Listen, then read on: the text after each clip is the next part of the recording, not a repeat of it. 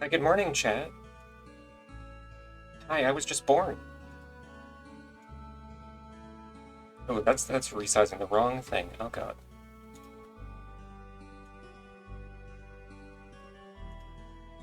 Wow, I'm old now. Also, I'm realizing that I did the thing again where I hit the start streaming button before I have to put my estrogen on.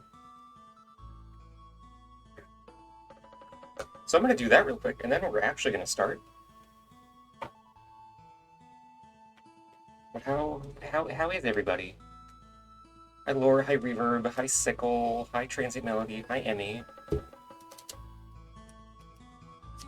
Wow, everybody's here.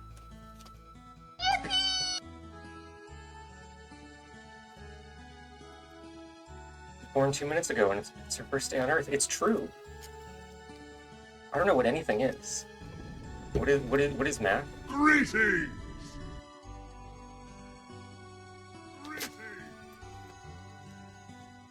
The tedium of putting patches on is genuinely almost enough to make me get over my fear of needles. This shit is annoying.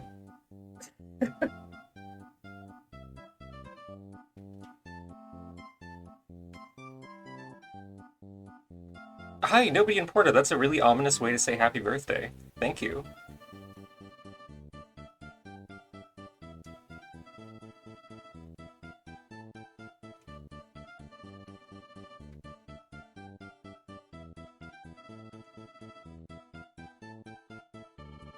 Patch number 1 applied. Maybe? Yeah. Hi, Legendary Fiend.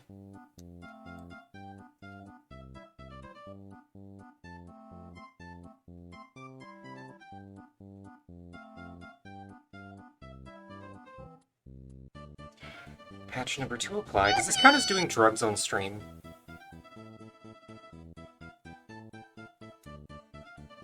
Is Twitch gonna explode me?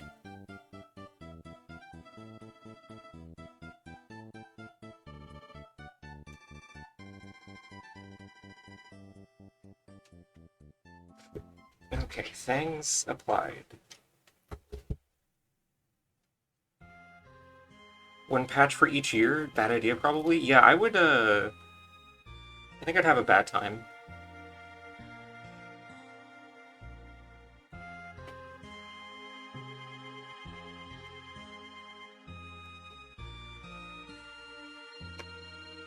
My endocrine system would be like, hey, feed me, please.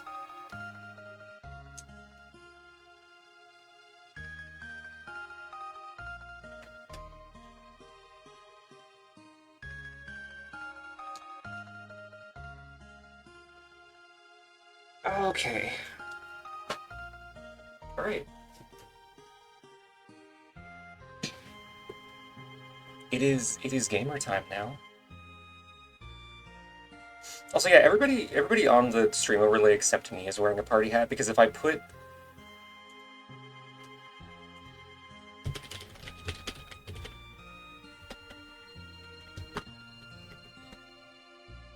If I put that part... I can't rescale layers in Honk. So the party hat is like the size of my body.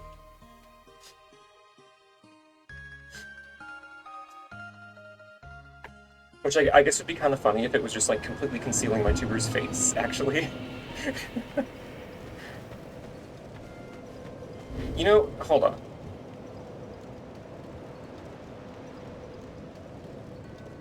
I've talked myself into it.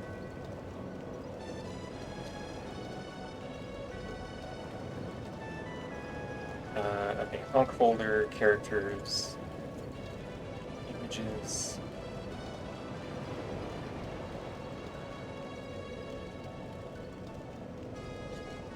Also, yeah, Fishotic, it seems like people are... Oh god. Oops. People are incapable of having measured opinions about Dark Souls 2. Like...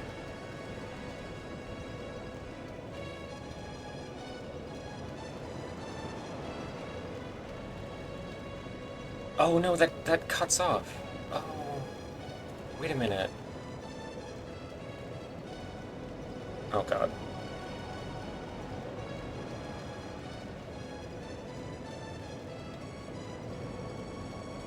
Yeah, see, this is the fucking problem. And now I can't select the layer? Oh my god. No, you know what? Bit cancelled. Oh my god. I need to find a better PNG tuber software. I need to just fucking finish my new 3D tuber.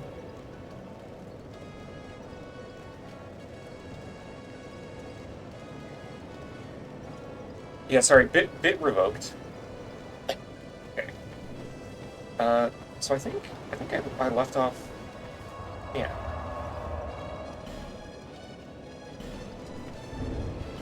Did I forget to do anything?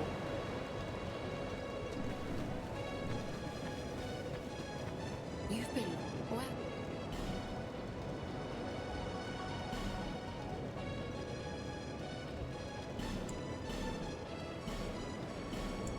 I'm just gonna buy all of her shit. I don't remember what shop inventories actually carry over to New Game Plus. Uh,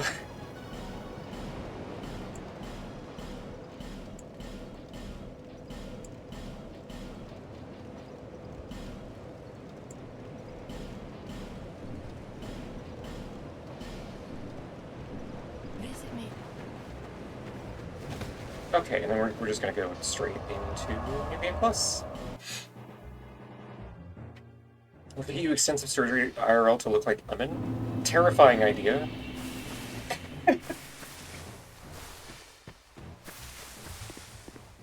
Also, yeah, I mean, that's kind of where I stand. Like, I appreciate that Dark Souls 2 tries to actually be a sequel. Uh, in a meaningful narrative and mechanical way. It has problems. But it's not, like, literally the worst game ever, like a lot of people seem to think it is. Oh my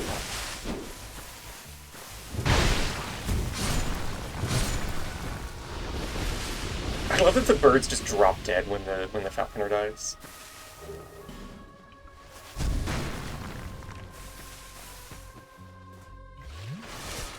But like right off the bat there, there's unique New Game Plus stuff. Aside from just better rings. Which immediately, like...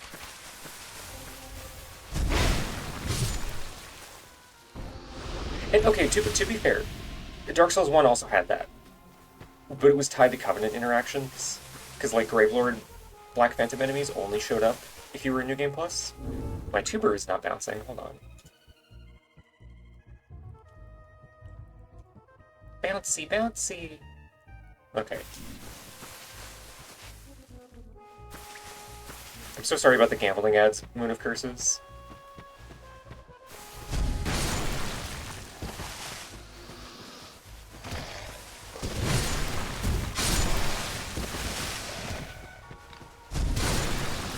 Yeah, I wasn't bouncing because I put on the furry TF estrogen just now, and it made me like 50 pounds fatter in boob and ass weight, obviously. What was my build? Right, I think I respec'd at the end of the last playthrough to be like quality pyromancer.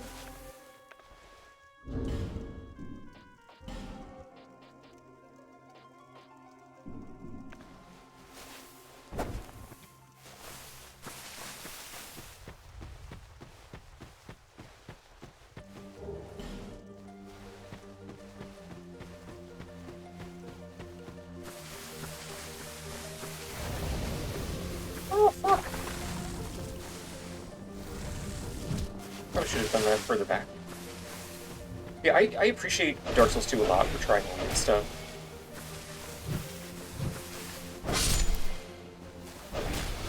Even with the flaws that it has, it is still my favorite of the 3 Dark Souls games.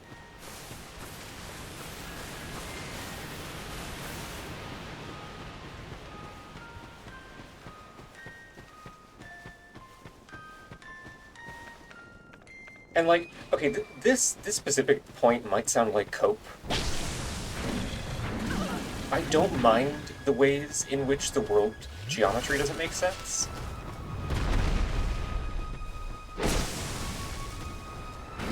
Because you literally... The opening cutscene of the game literally has you going into like a fucking scary magic hole. Like, you did not physically travel to a contiguous, like, real space.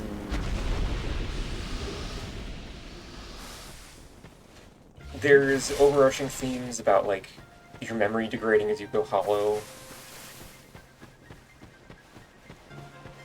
And, like, later we get the context that the world is actually physically shifting around because of the cycle of the flame.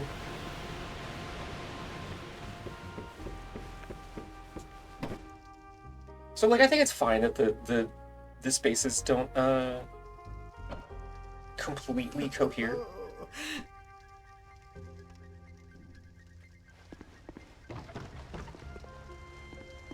This is fair. My dear, deal, and Oh right, I have to kill the other ogres to get the spoon. And yeah, I don't think we're going to get a Dark Souls 4. I hope we get something that's closer in spirit than Elden Ring was.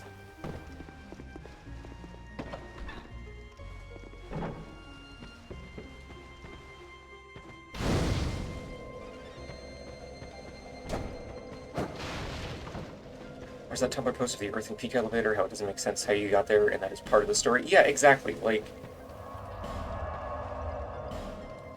I think it's perfectly coherent.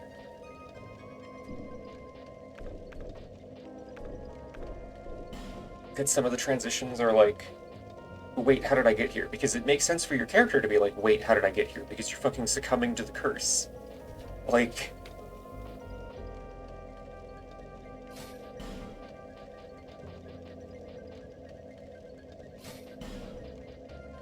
It is diegetic confusion, I think.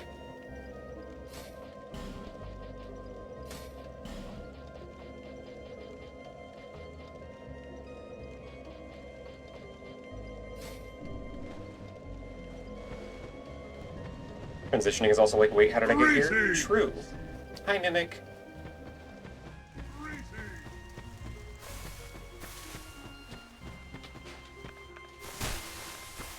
Hey, don't fucking fire your crossbow at me. Get down from there, actually?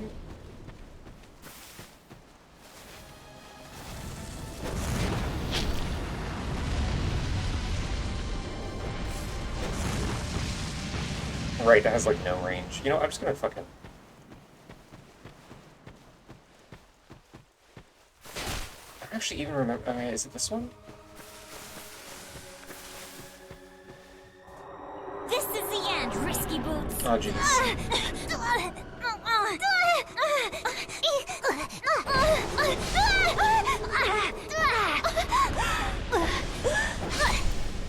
The birthday Risky Boots, yay! Is this? This is nothing.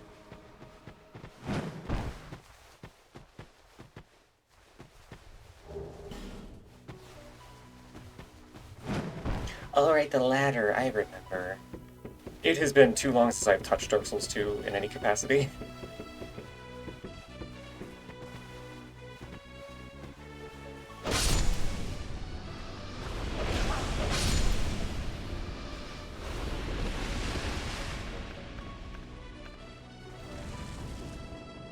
I don't want anything else here, I just want to kill this chump.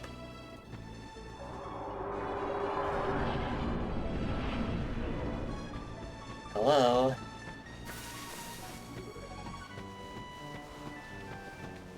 Why did you turn away from me? Did they program in host 2 gives up after being invaded behavior?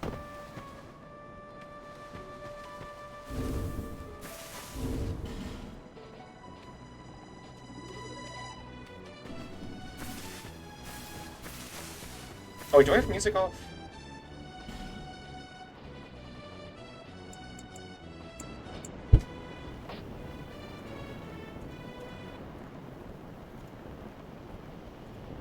Because I do want to hear the Majula theme.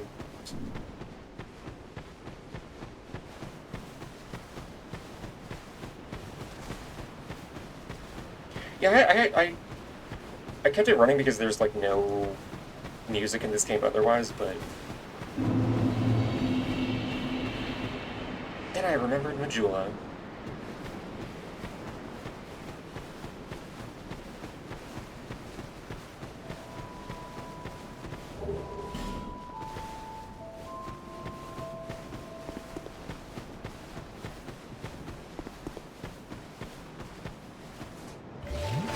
Also, I don't know how popular this take is, but I do think Majula is the best of the hub areas in any of these games.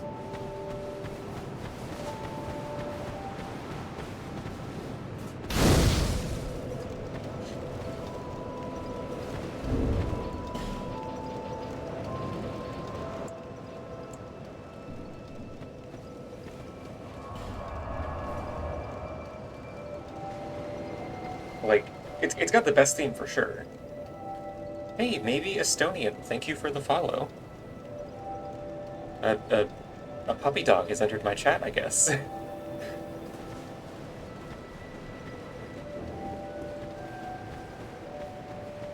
Mo, thank you. Hi. I will remain.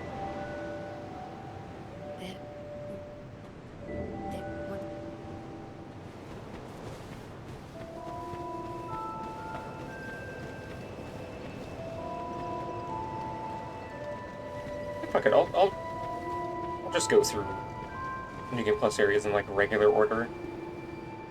Whoa! Holy shit! Hey, Sickle, hi. Hey, thank you for the 10 gift subs. Hello? Wow. It's a birthday miracle. I super appreciate that, thank you. Now, do I have any Lloyd's talismans?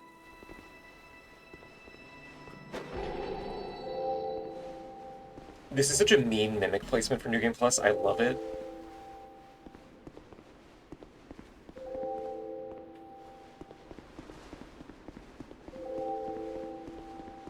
Like, just in case you missed the memo, you know, in the starting area, like, hey, things are going to be noticeably different. Fuck you. Get Vord.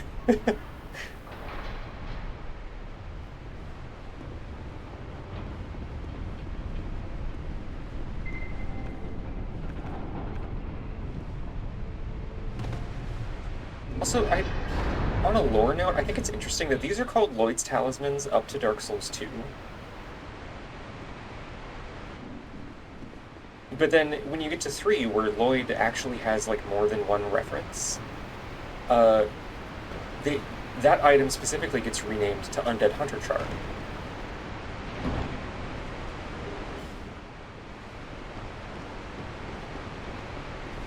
Although I think the flavor text still mentions Lloyd, it's just like a weird change.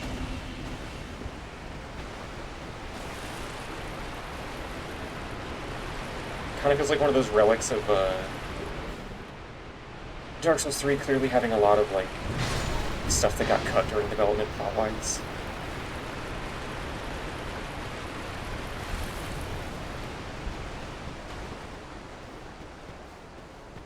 Like everything surrounding the Deep basically getting no attention.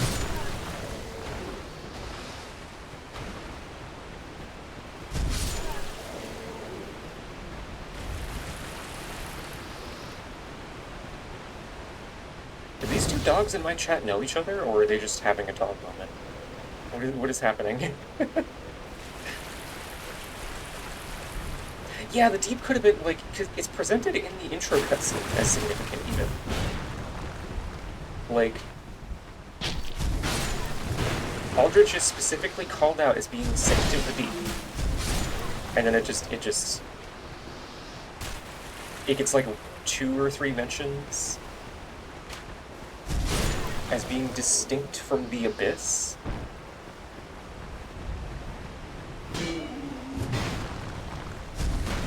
Oh, right.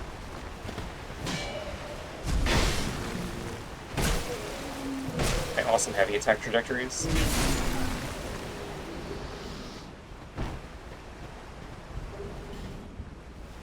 Also, the whole thing about,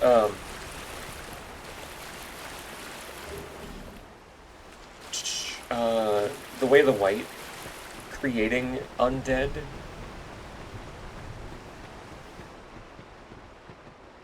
Whoa, hey, maybe Estonian, thank you for the gift sub to Space Junko.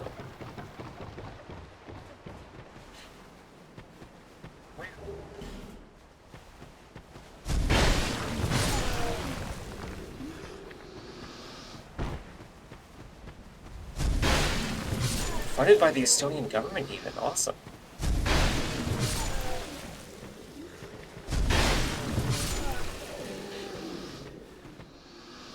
Hang on, what, you gotta elaborate on that one? Yeah, so you know outside the Cathedral of the Deep, there's the infinite respawning hollows, and like the maggots and whatnot?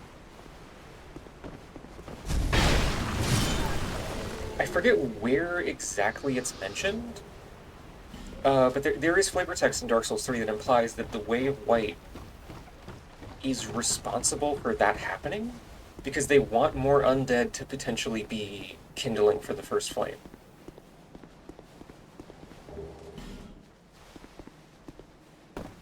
Because the Cathedral of the Deep used to be a Way of the White Cathedral. Like, that much I'm pretty sure is explicit. Hey, Kira will fix it. Thank you for the follow. But then, I think Aldrich used to be a Way of the White gamer before he started, eating children.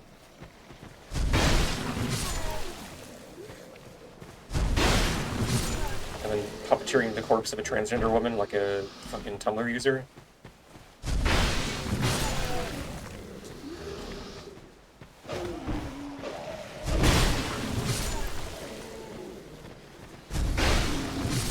But it's one of those things that gets very little attention in Dark Souls 3, specifically.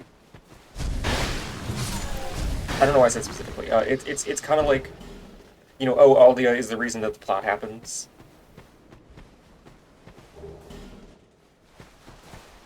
It's like, okay, yeah, we're gonna mention that in the description of Soul Street and nowhere else. Even though that's kind of really important information.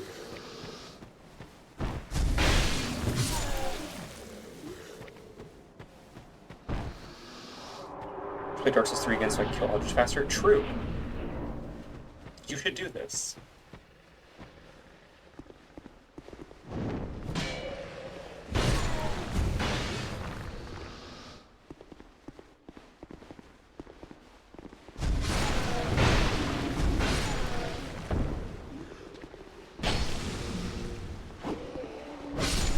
Kiss Easy the first time, we'll Kiss Easy again. See, when I initially, my first couple playthroughs of Dark Souls 3, I struggled with Aldrich a lot. Like, more so than any other boss.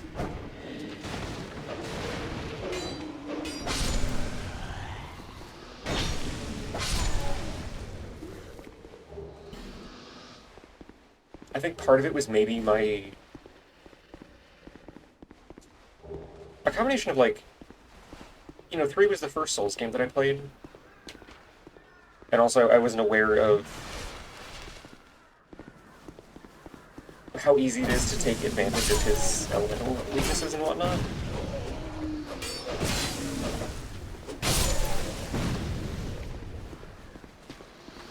And the fucking Arrow Storm attack. That honestly still kind of trips me up.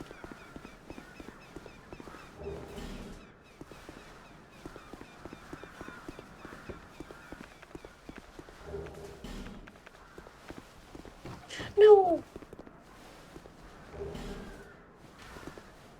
Oh yeah, you can get away with pure physical for sure on every boss, but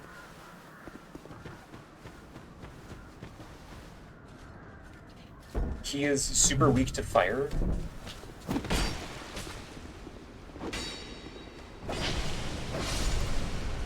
I don't know if the fire resist or the fire weakness stacks with the extra damage he takes if you hit Gwendolyn's body.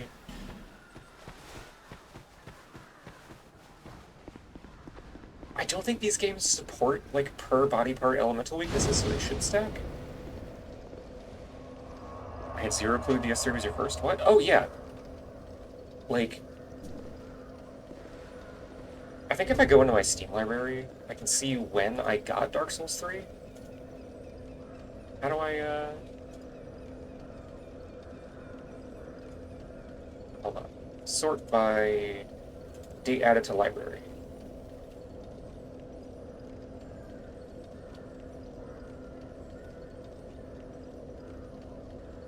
Oh, cool. It doesn't actually show me when I got it, though.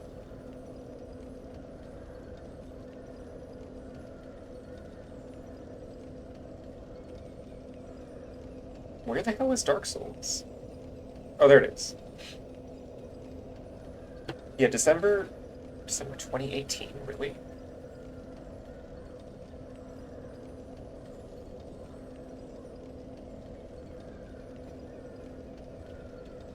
Oh, right, that's when I got it on Steam specifically for the DLC. Right.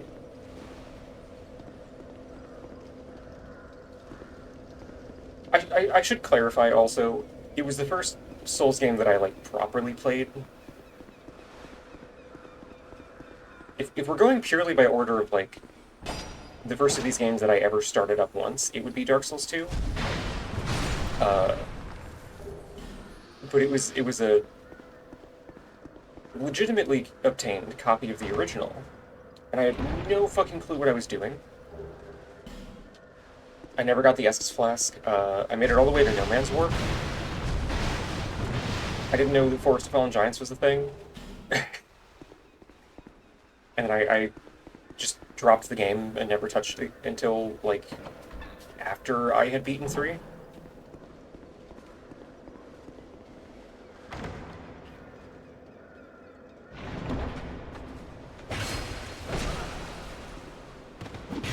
Yeah. Like, I had probably the worst possible first experience with the series. What the hell? Whoa! Aleski, hi, thank you for the 5 gift subs. Wow. It's a birthday miracle. Again. This is the end, Risky Boots. Golly, thanks. It's my Mabel stream impression. Do I have firebombs on me? I have black firebombs. This is the end, Risky Boots. Oh.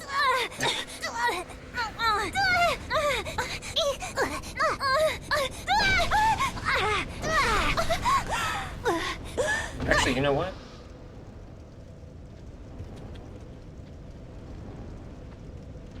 Aleski, you get the shout out as well.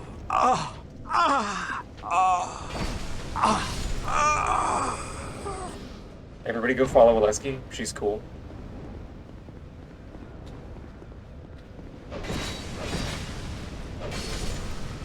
She has peak suboptimal gameplay on Twitch.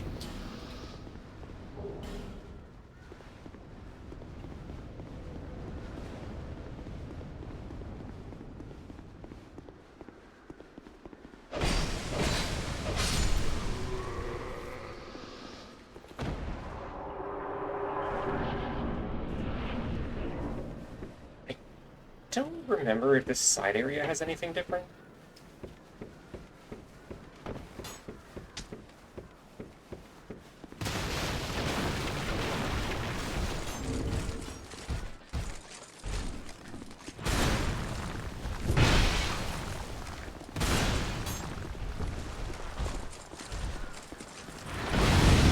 YouTube poop ass game. Oh, you have iframes during that.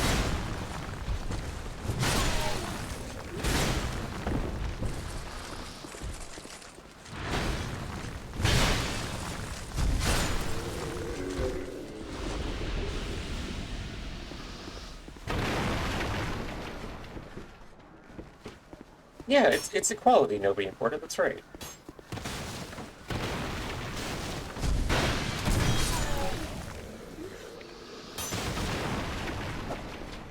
Did I? I guess that works. What you mean that doesn't works? How does that not count as fire damage for the gunpowder?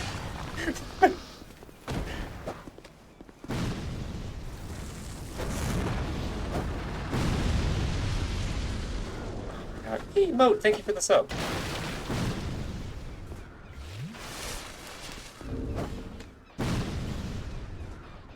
Well, I guess I'm using the one firebomb that I got.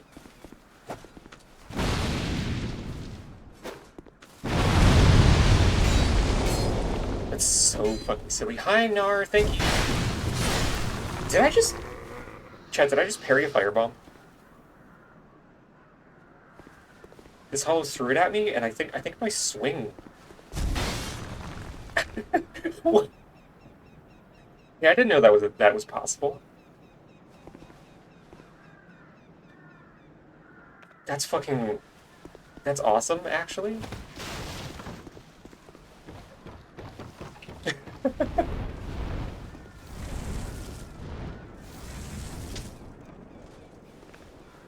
my god, Nar, hey, thank you for the sub. I thought you would have known. It's probably one of those things that I knew and forgot. Oop, that's not very time. I have to remember how to play the video game.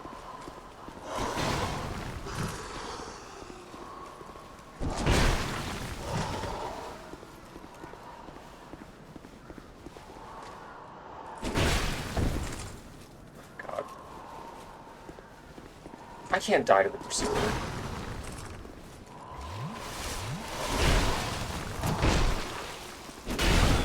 Hey, you can't strafe that.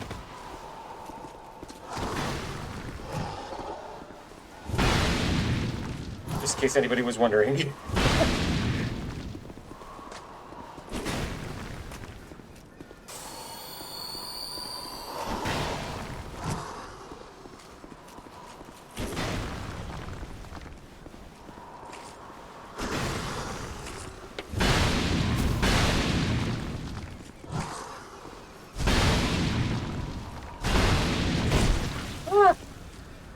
Treating me like a corn dog and impaling me.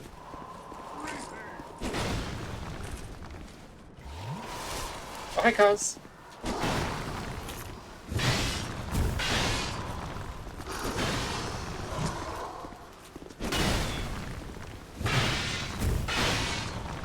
Oh, my stamina.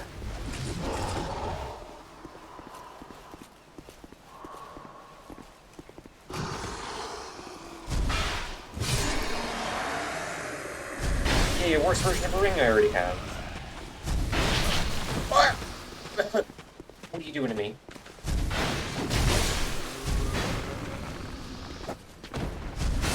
Jesus.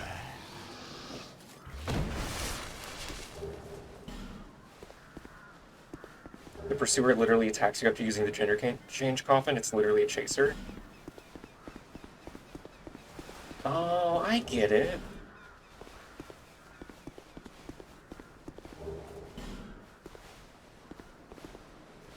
I mean, to be fair, it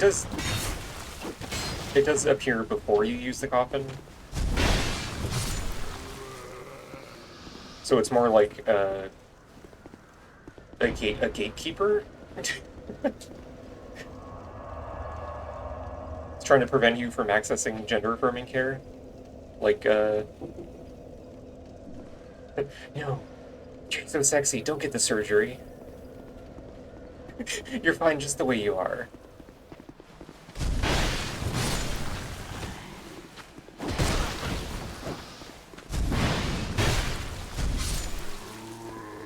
Do I have a soul vessel on me, actually?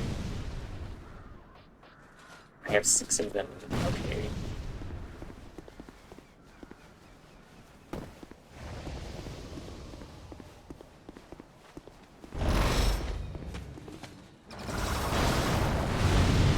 It's the one time this guy ever survives being shot. Oh, hello. Oh, right! Oh, right! Oh, right! Hey, wait, hold on. Hang on, hold on. Hang on.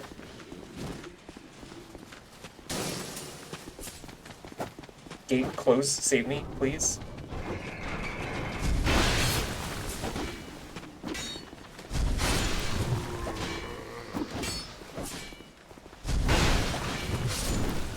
That was almost really bad.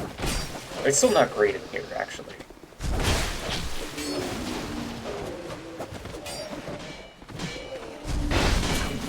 Oh my god, the reach on that. Help me.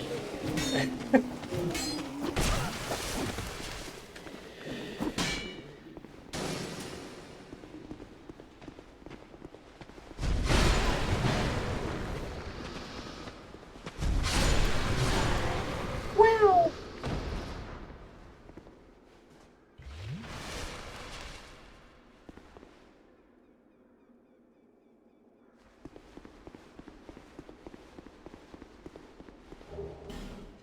That would have been a really embarrassing spot to die, actually.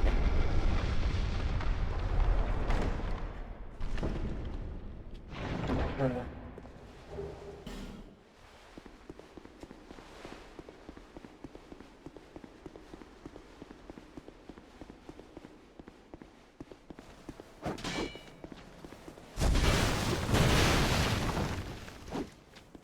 uh,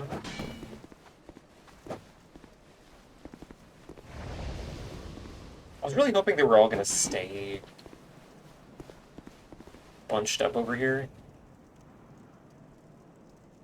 So that I could just, like, sling a toxic mist down there. Why do I have a ping?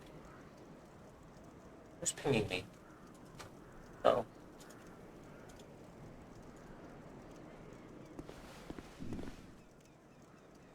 Hey, Pate. Thank you for your help here. Well, I see you managed to escape. Might be- with-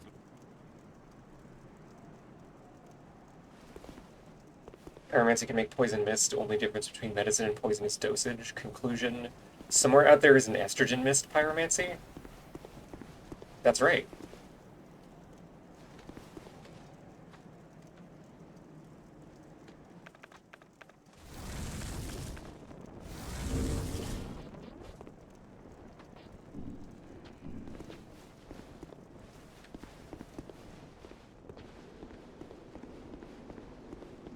And clear out the fucking clown car room.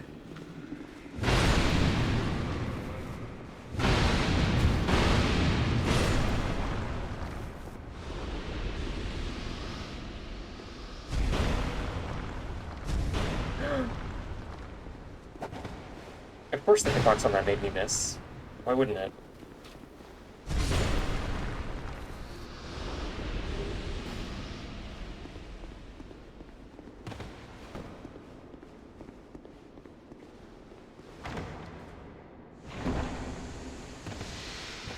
Oh yeah, you know what I could be wearing?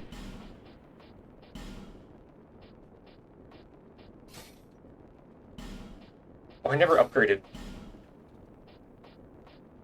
Oh, I never got the gloves either. Oh.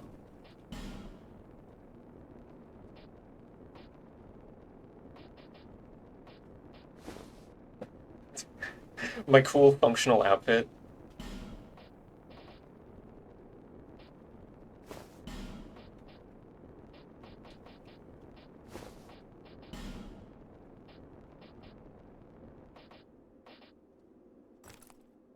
Rah.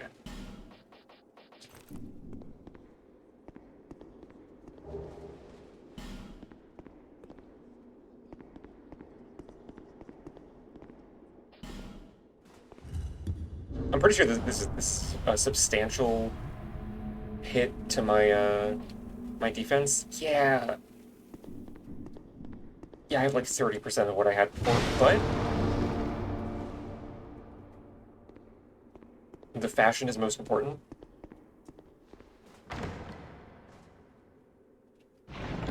Any nudity at all does hurt you in this one, doesn't it? You're thinking of Dark Souls 3.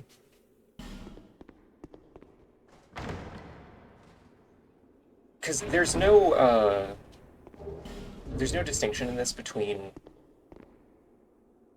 percentage-based defense and flat defense in Dark Souls 2. And flat defense is what you took a penalty to in Dark Souls 3 for having an empty inventory slot.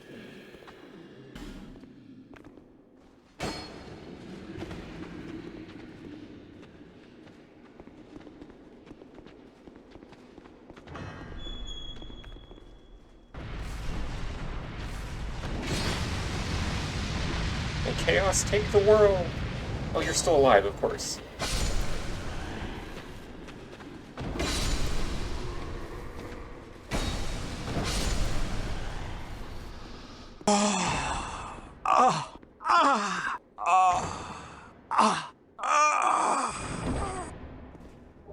Also, yeah, Seal Kadoom, I feel like invoking some kind of clerical tale about Guinevere's enormous bazongas would probably count as a feminizing spell.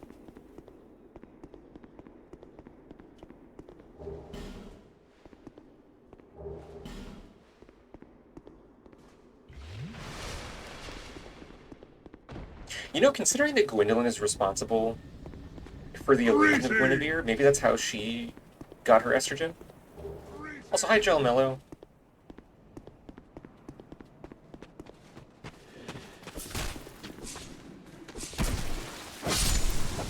Yeah, sure, I'll face tank the spear.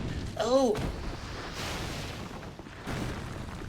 Right, I forgot there were Black Phantoms still over here. That's fine. Hello.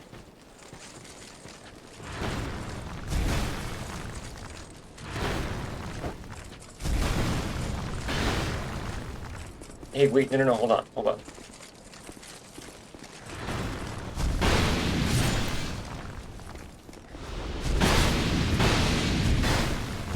Haha, the Murakumo stunlock is real.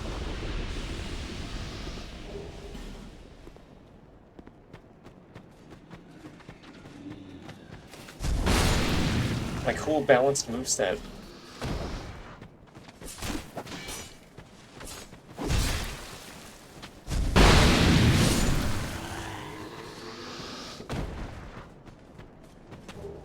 What's the sorcery and hex dark pyro miracle sorcery version of the spell?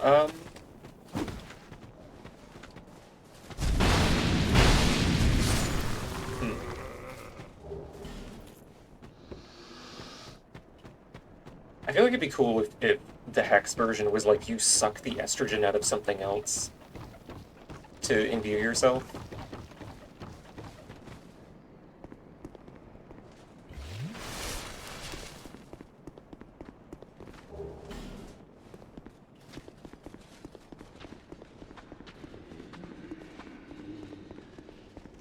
Hex is filling your breasts with ghosts. Oh, like that one Pokemon character that everybody jacks off to on Twitter. No, I fucked it up! Oh my god! No.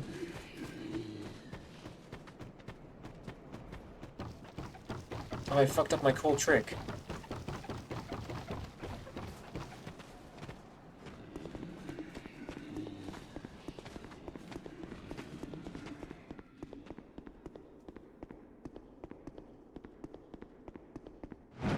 Yeah, I think having high attunement and high intelligence is what gets you the boobs in this world. Magic is stored in the breasts, obviously.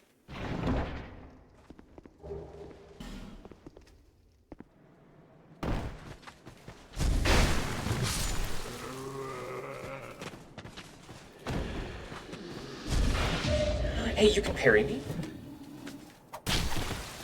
I actually didn't know that was a thing.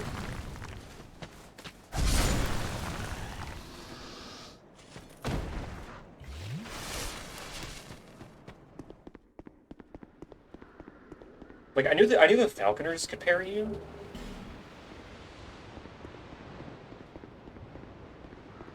Huh. Okay, how do I fucking... How do I parry? I need to remember how to parry. Do the poke again.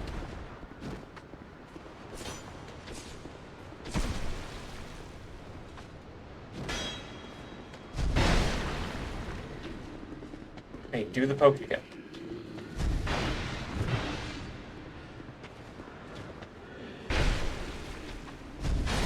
Whatever.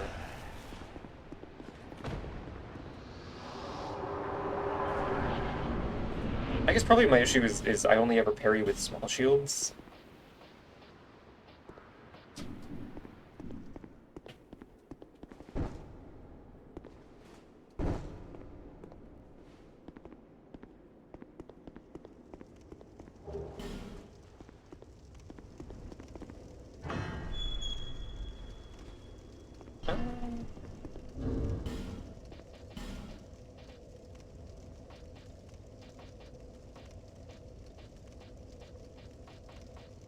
I have such a weird assortment of things that I actually kept in my inventory. What?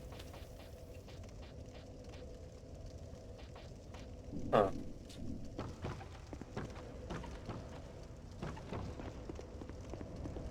Moxie, thank you. Hi.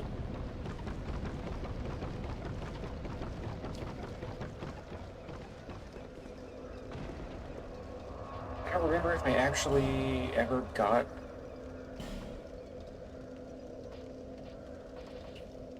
both copies of Pate's Spear? Yeah, okay.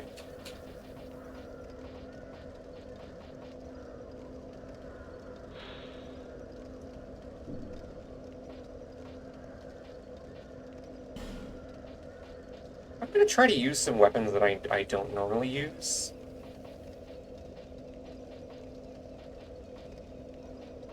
Um...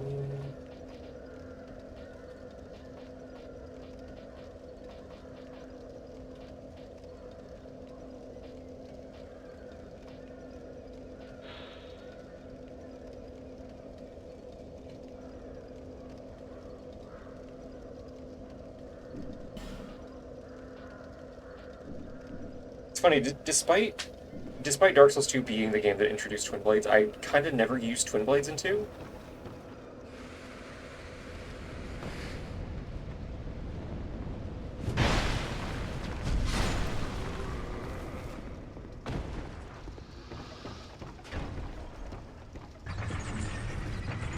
A Rick Fairy who encouraged you to spec into magic.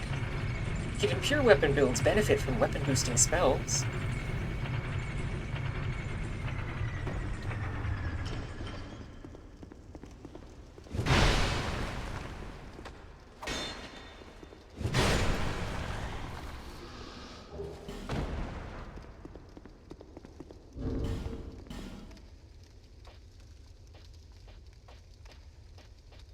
Why do I have a bleed Lamberge? Oh, right. I had red eye orbs on my quick bar, so I think I was doing invasions? Maybe?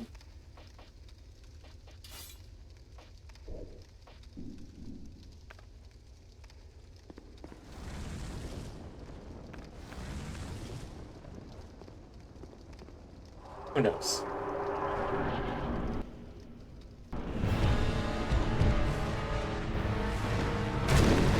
May chaos take the world.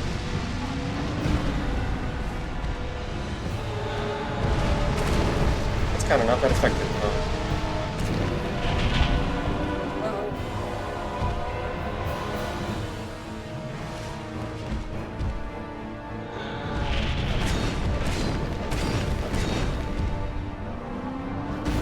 Oh.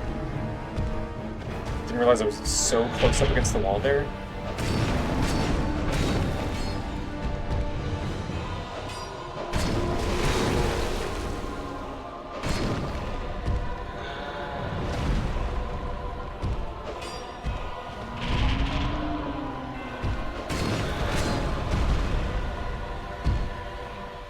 And now he is poisoned forever.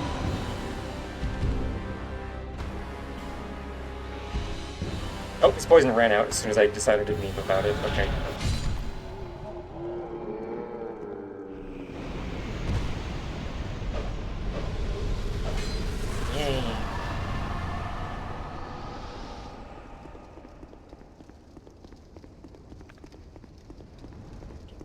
Yeah, like I never use curved swords. I never use twin blades in this. Thrusting swords are just boring, so I don't think I'm gonna bother with any of those. I could do a funny dual paint spear build.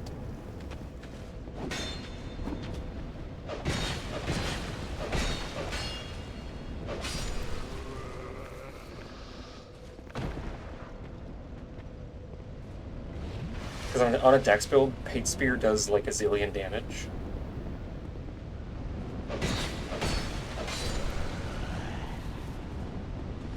I should actually drink my beverage.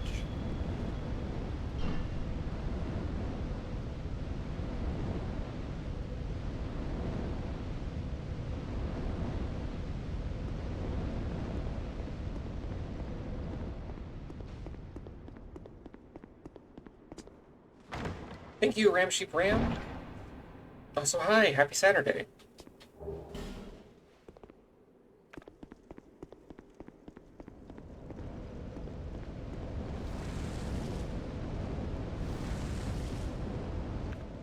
Time to bully my favorite night enemy. What? I take it back, actually. Um...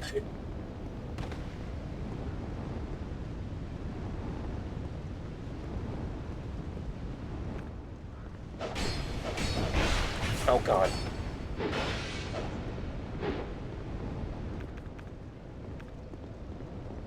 Hey, Smoothie, thank you for the follow.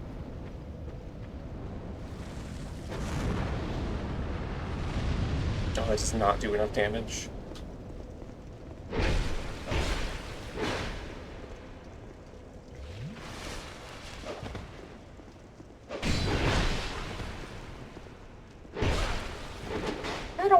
How do I parry, chat? Did I just fucking bounce off or something? Okay. Oh my god. Okay, Murakumo, help me.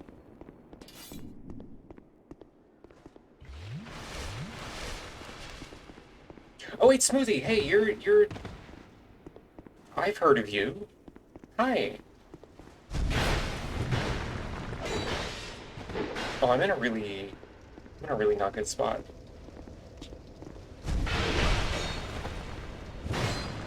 What?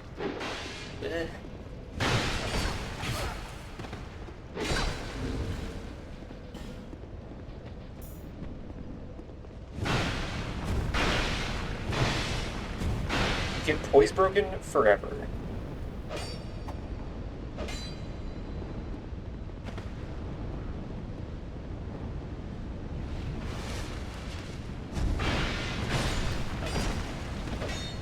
I forgot how much fucking health these guys have.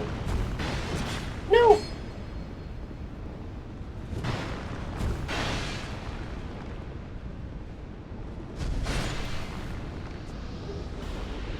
You are famous, it's true. Oh my god, wait, hey, why did you squish my son? Silkadoom. How could you do this?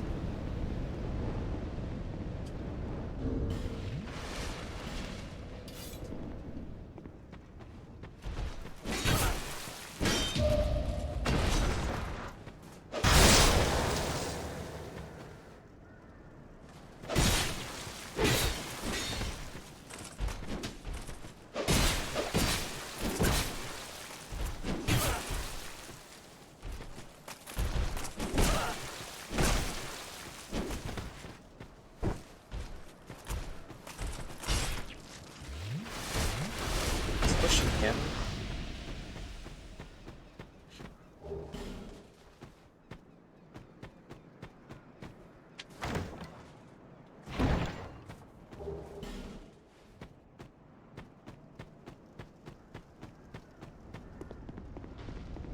I am a little bit tempted to maybe respec and do like a pure intelligence build or like an int dex build.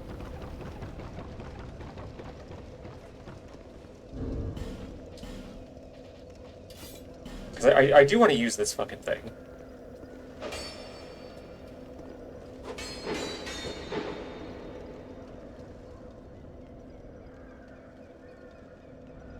It looks too cool to not use. Also, this should be a trick weapon that turns into a bow.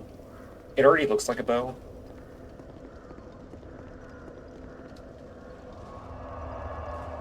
Oh shit. Chat, I'll be right back.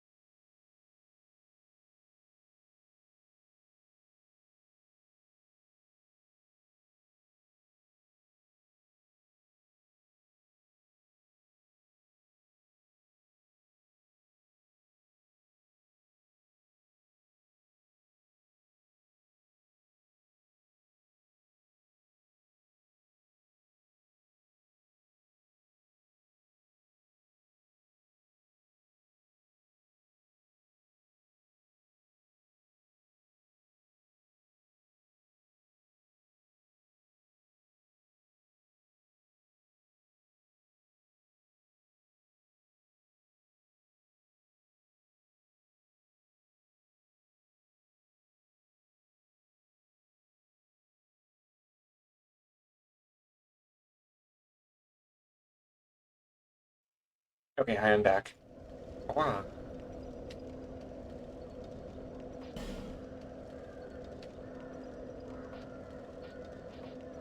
Yeah, because I feel like I kind of always do either pyromancy or hexing.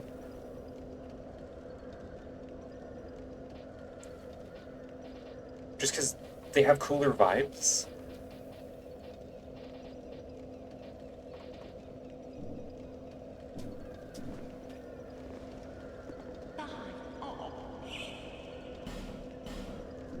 But I think for the sake of, this being a fun New Game Plus stream,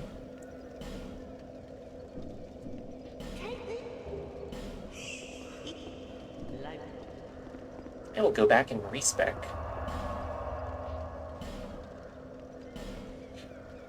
I ironically did 99 into one of my playthroughs. Oh my god. Where do you work out? The library.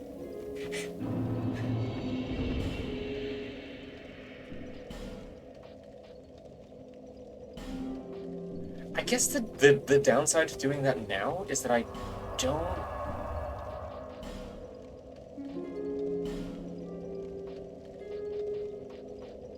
I don't really have any weapon that's already upgraded that does good int scaling.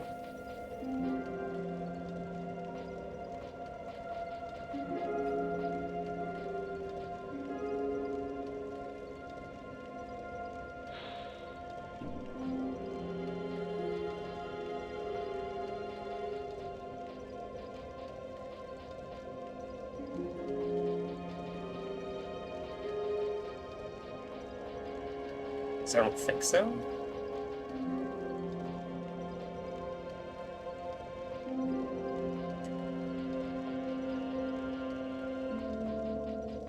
Yeah, I've got fuck all that's upgraded.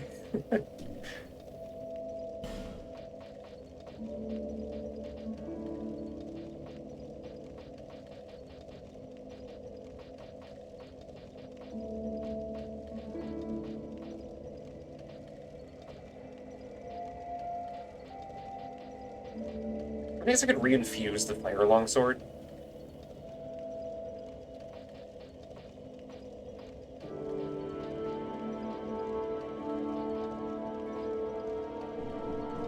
Archdrake Mace doesn't have innate anything, does it? Okay.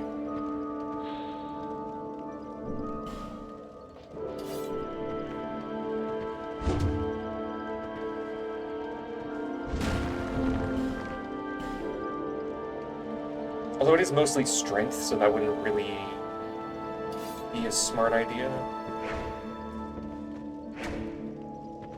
Well, wait, how much,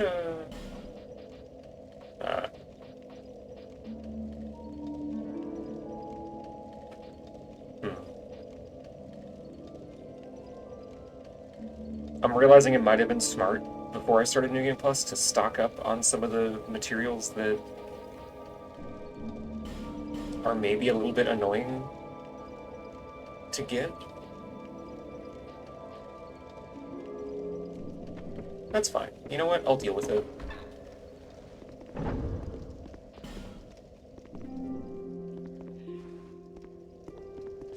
Do you?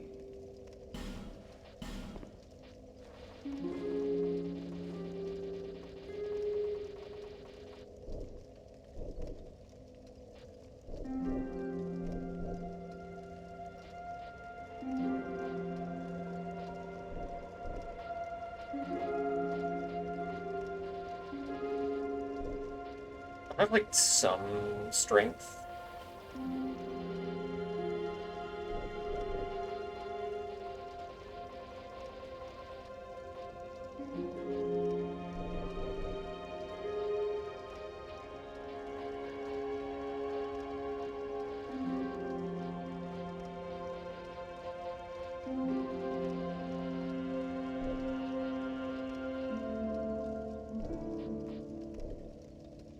Uh,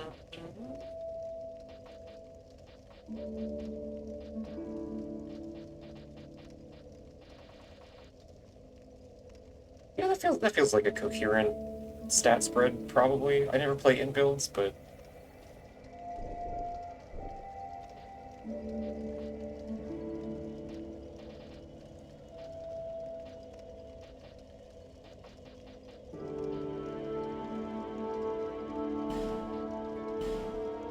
Now, image.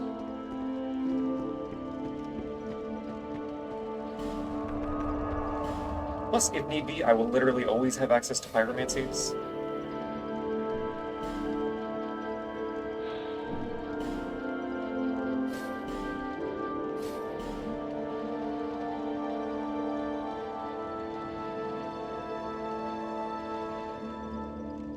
Focus Souls needs 60 intelligence. That's the beam, isn't it? Yeah. Who gives a shit, actually?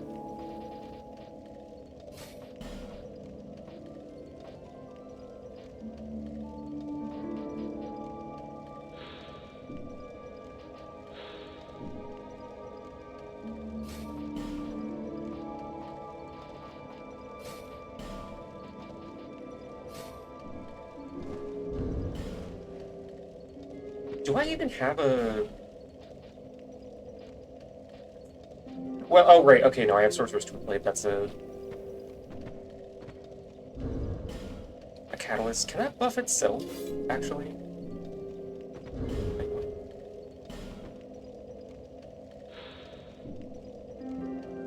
Why does it have a...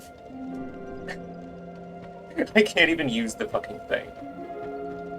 Because I'm short 2 faith for some reason.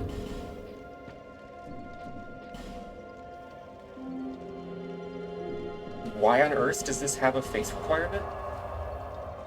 Why does the sorcery weapon have a... What do you mean? It should have a faith requirement of 0, I think.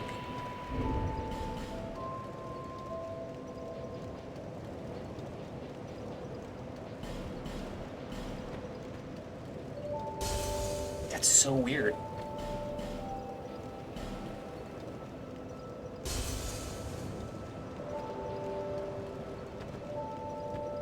Forgot I had all these fucking tokens of spite from invasions. Here to see, however faint.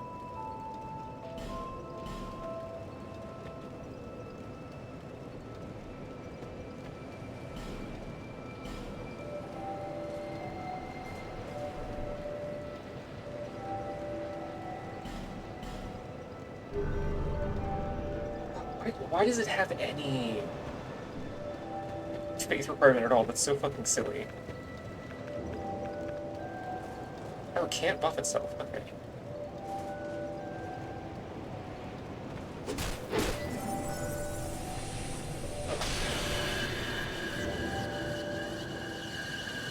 That feels like an egregiously long cast speed, actually.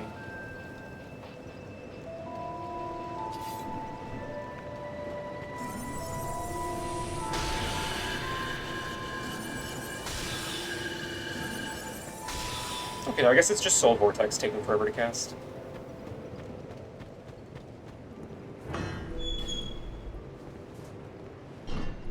Attunement and adaptability both increase your agility mode, which does govern cast speed.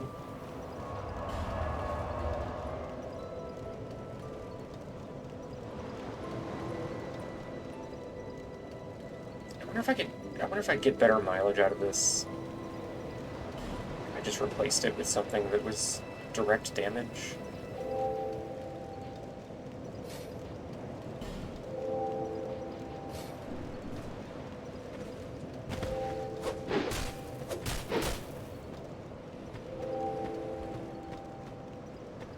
Okay, so what do I need to upgrade this? You, the name, and you, and that, not, not a...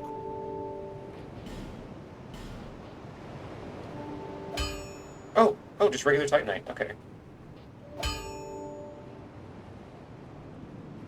Wow.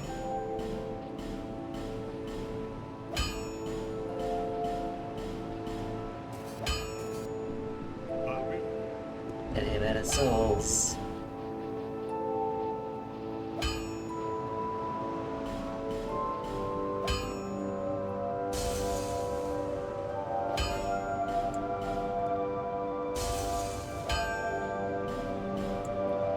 This game does have a lot of little things to remember, but I kind of like that about it.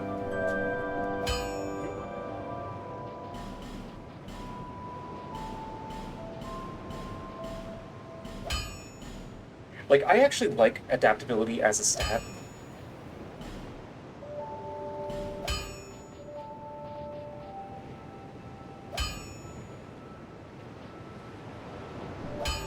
I'll be around.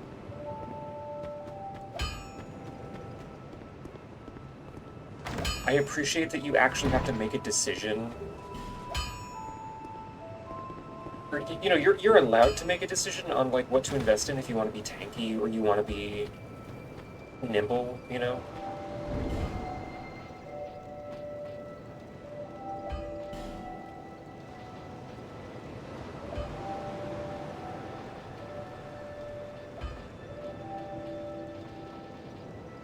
I really wish I could sort any of this by how upgraded it is.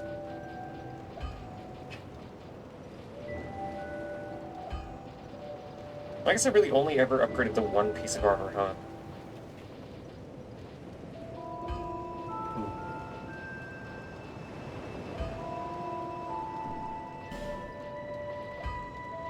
Or one piece in each slot, I guess.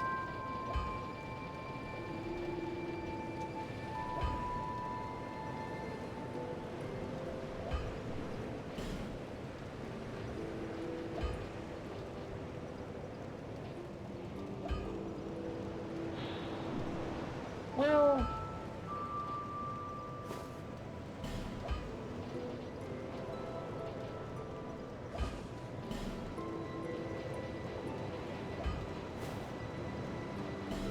I don't actually remember where you get the Black Witch hat, now that I'm thinking about it.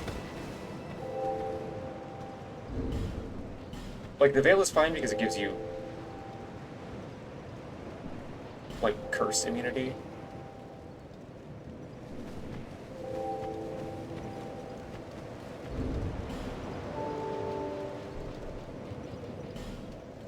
Okay, so I need...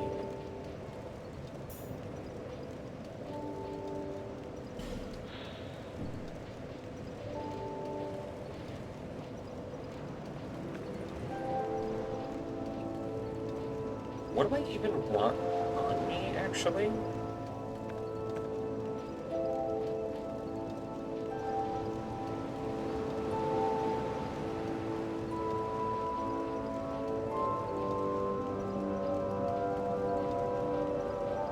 Gain surprises.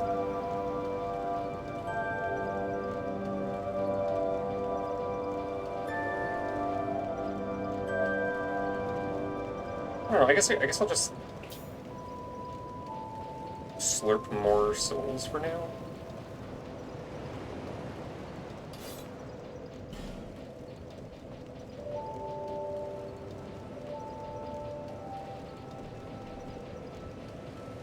I'll upgrade this later when I can dump souls into McDuff for free upgrade materials. Voila.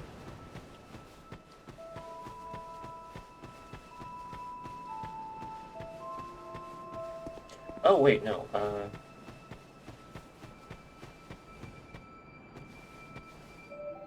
I might as well go to Heights Tower first. I need to do something other than just stand around a Majula, I think.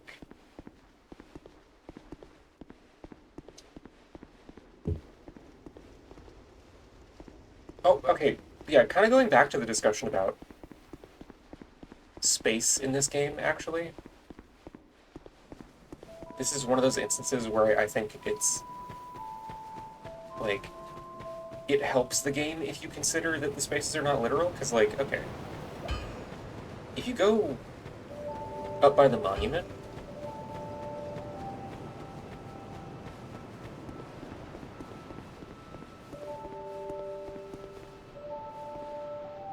Heights Tower Flame is, like, pretty far away.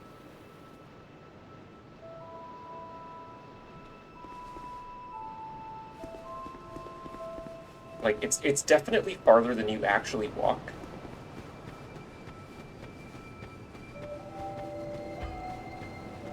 Which could just be, you know, oops, we fucked up the skybox a little bit.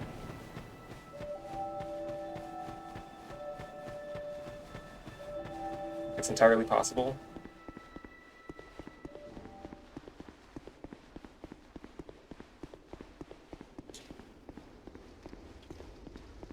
But I think... Because this is really just like three little hallways, most of which you're going down, you're not even traveling horizontally.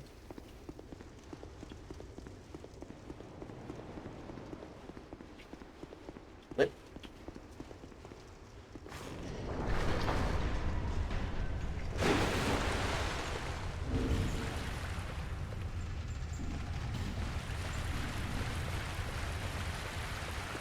And now you're already here.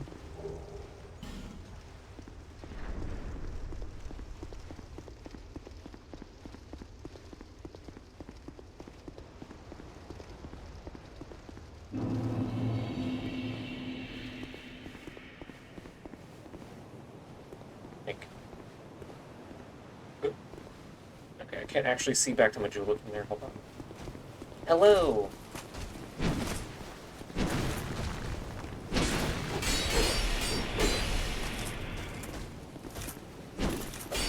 I'm in a bad spot.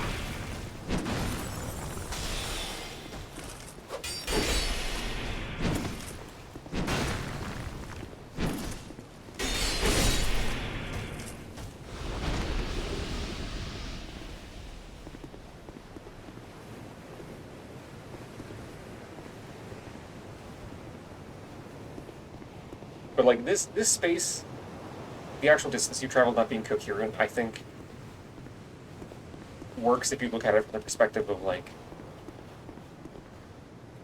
the character is not even completely sure of how far they've traveled. And also this structure not making any sense. Uh for how we actually got up here.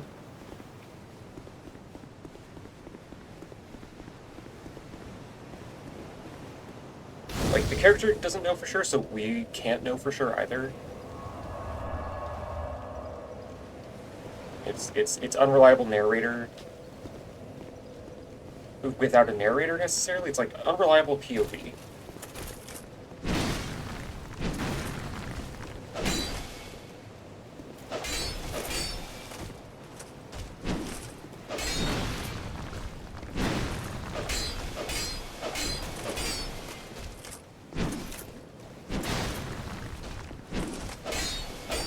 Yeah, it's like the Earth and Peak elevator, exactly. Like,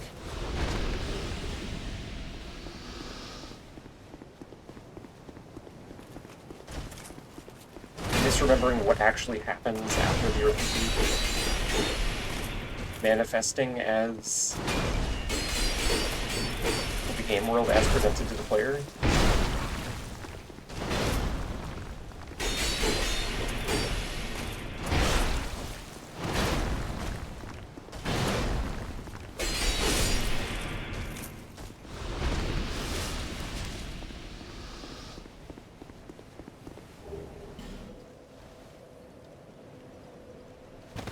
How was I...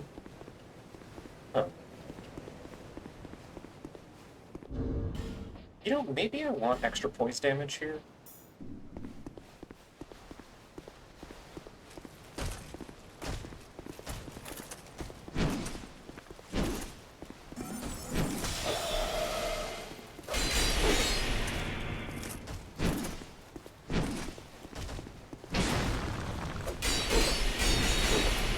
No, this already is doing enough to actually make a difference. I'm not going to poise break these things before I kill them.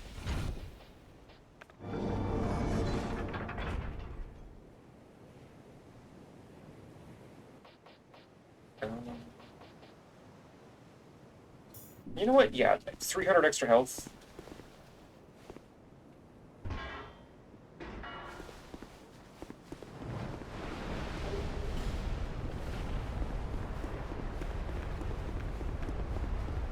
Oh, I should have...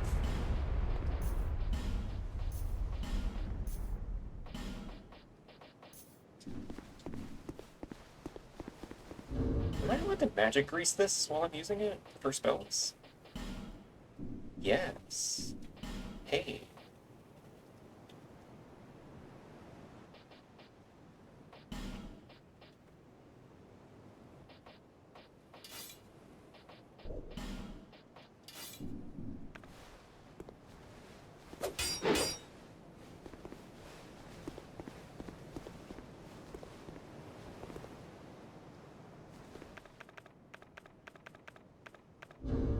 I didn't actually put the ooze on my hotbar.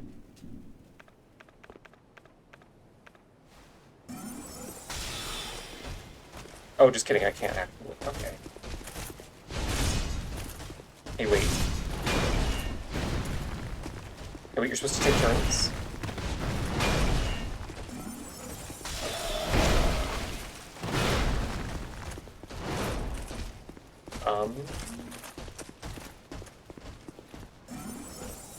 Hey, do you care about urine? No?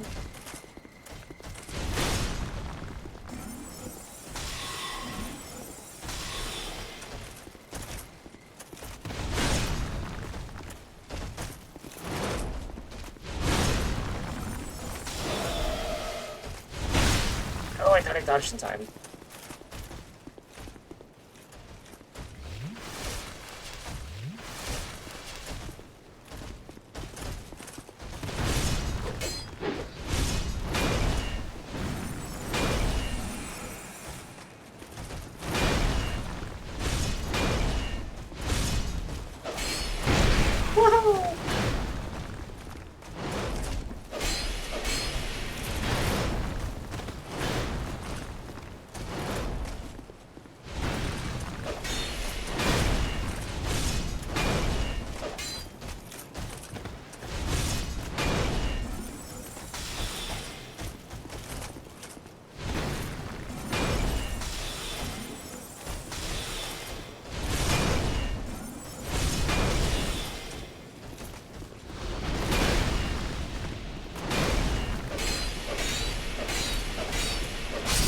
Fighting the two sword and shield guys at the same time is fine. Fighting those two at once? Hey, speaking of...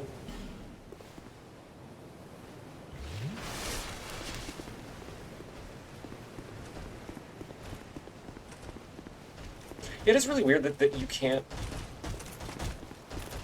You're not allowed to buff anything with innate damage. Innate elemental damage, I mean, in later games. With a couple exceptions.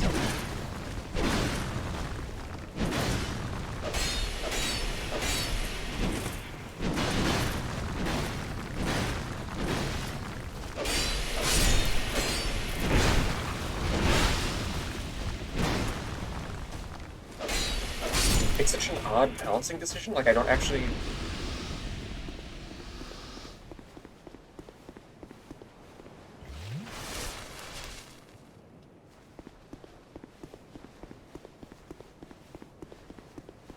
Like, it feels weird to give, like, okay, like, Elden Ring has Scholar's Armament and Magic Infusion.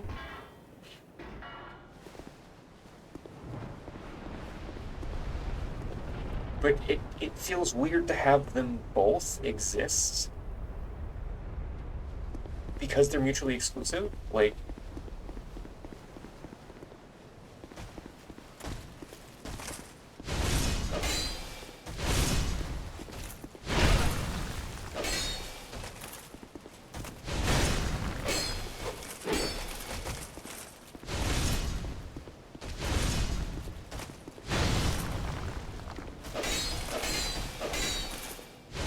you know, like not being able to use Scholar's Armament on the Carrion Knight Sword when that feels like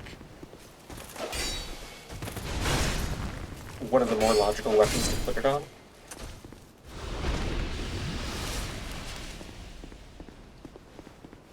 I'm pretty sure there's a red phantom that spawns over here as soon as you walk up in New Game Plus. No?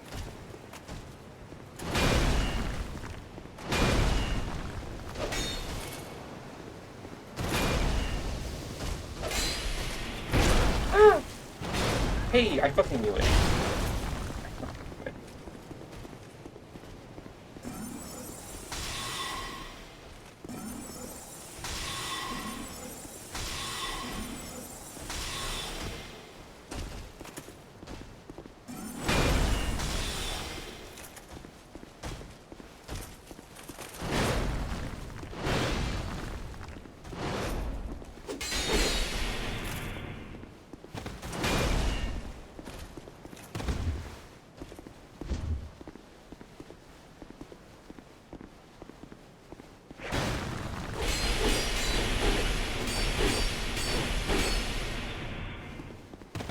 Superdo, I think you're thinking of infusing catalysts with, you know, the different elemental stones. I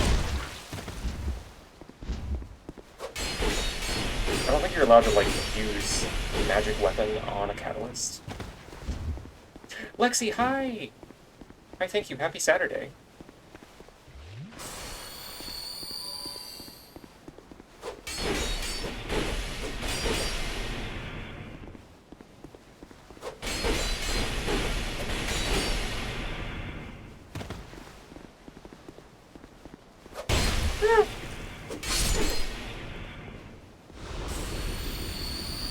You can if it's a weapon catalyst? Oh, right, yeah, like Blue Flame.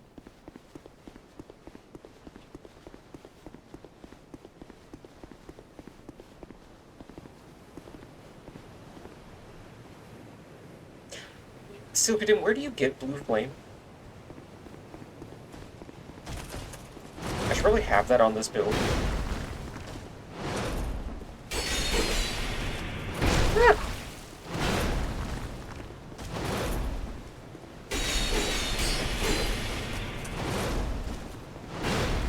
Lydia Sorcerers in the Catacombs? Oh my god. Well, that's a little bit out of the way right now, isn't it?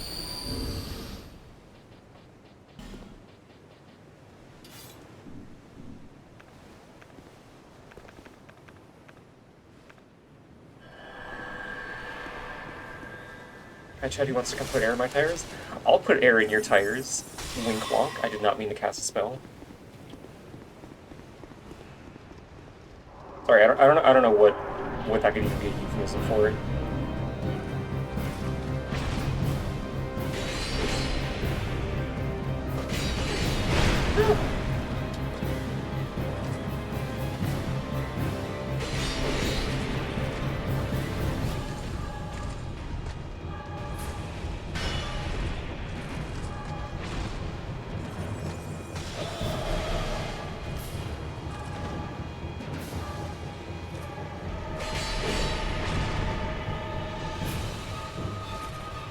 Your tire's psychic.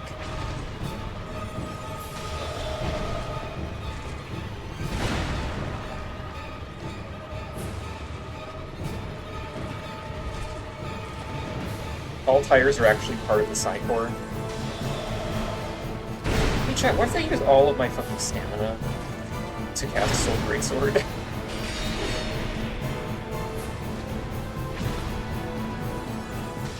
It's kind of insane.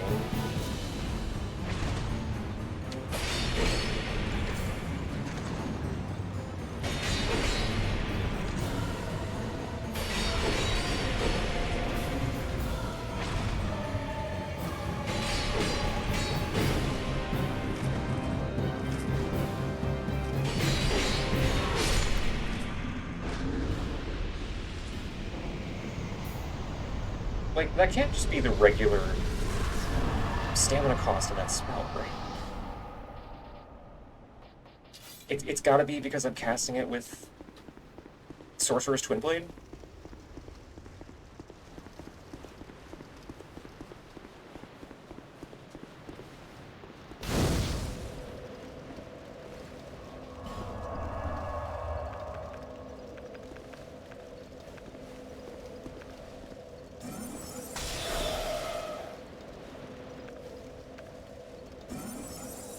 God.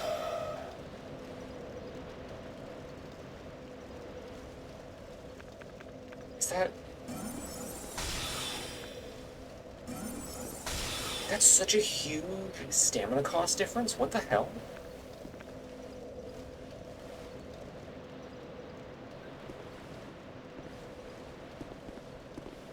Oh, I think I've made a mistake.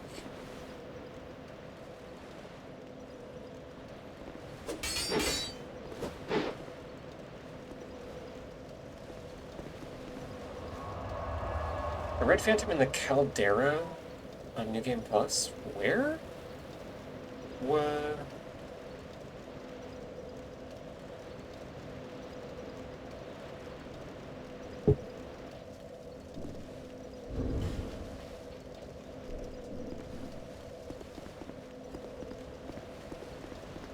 Are you from these The parts? Caldera. Am I having a brain moment? I have come to. I can see that, but the cop. I don't actually know immediately what area you're talking about. No need. The god. Just that. The. What? Sometime. And be.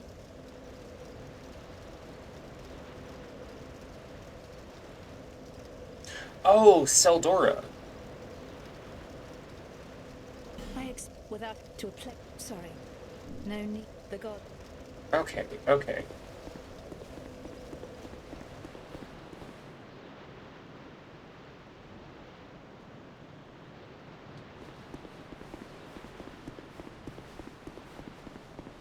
So the UI did not improve too far from 1 to 2? I mean, I definitely think it improved a little bit. This menu is much better than a vertically scrolling list that shows you like 3 items at a time.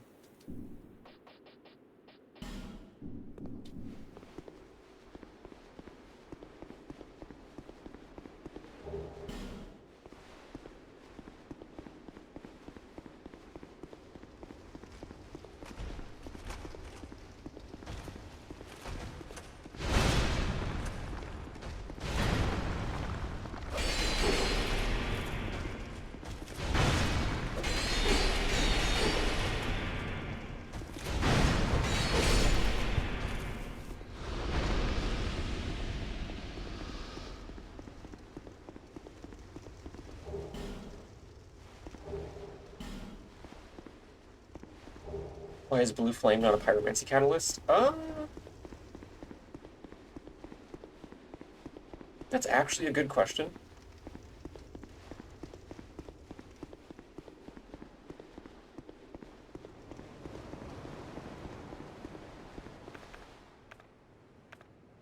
Do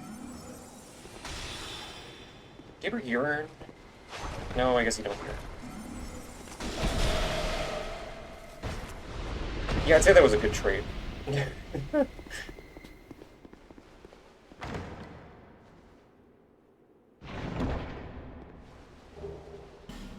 It's the old spell slot system. I love spell slots so much. I made a discovery the last time I streamed Elden Ring modding stuff. Spell slots technically work in Elden Ring. Instead of having spells cost FP. The only downside is that this little bit of UI that shows you how many casts you have left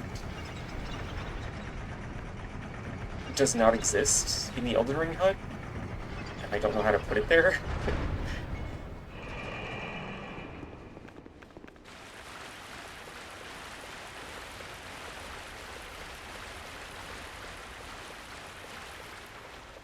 What? Excuse me? Camera, I locked on this way, and it made me lock onto that fucking thing.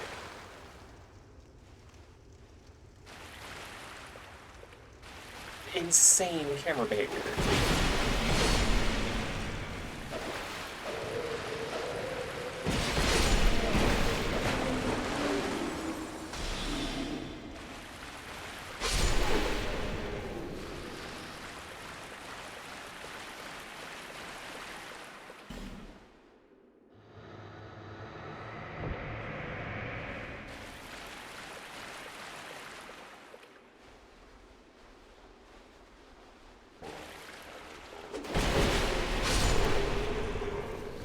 Yeah, I think if I could figure out how to modify the HUD to show that.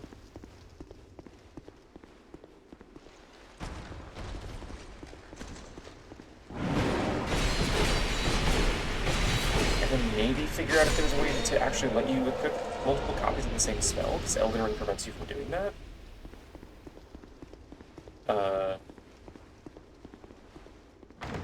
I could potentially bring back spell slots.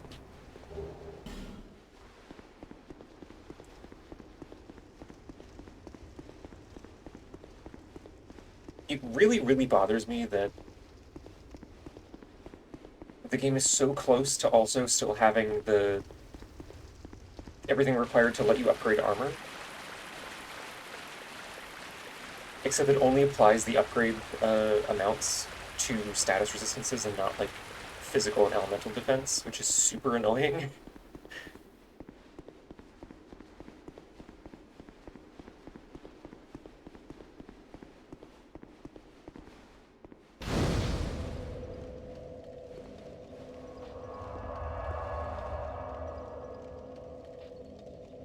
If I use Cheat Engine to just get like a Pyroflame and shit, could I still play DS2 online?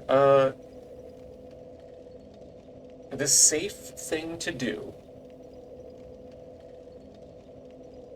would be to launch the game in offline mode. Do whatever you're doing to get your build set up. And then like without closing Cheat Engine afterwards, travel to a different area so the game autosaves. And then force quit the game, and then close Cheat Engine, and then reload the game and log in.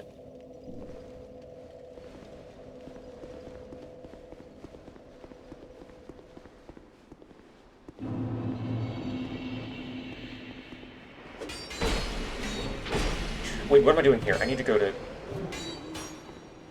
back to Forest of Falling Giants. Because I have to unlock McDuff.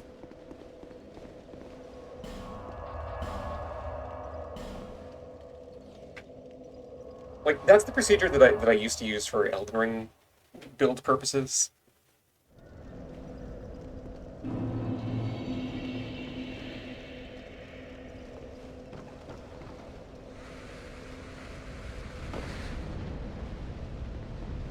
Also, Poppy, all the Dark Souls games do actually have real anti-cheat now.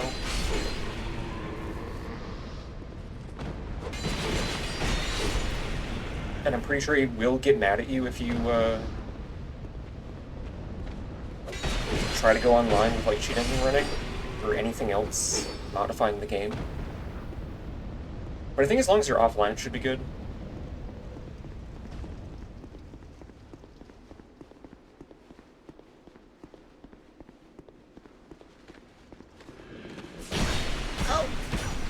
Oh my god. Wait. Mean to me.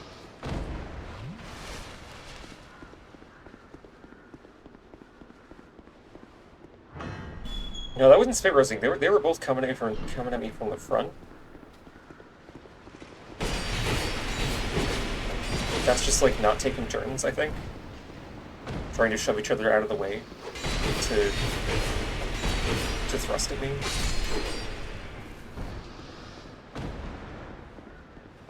Like a bunch of perverts.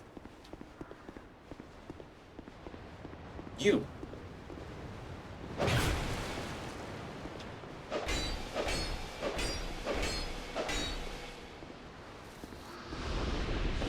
And poisoned. I definitely pressed the dodge button. Fuck off.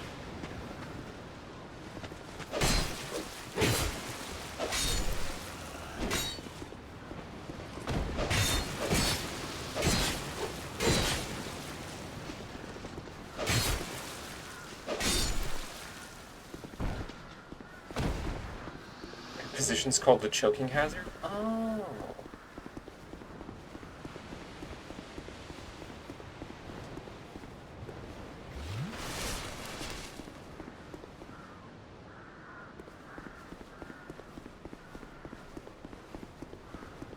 I wonder, can I get one of these guys to follow me? I want to show off something kind of cool.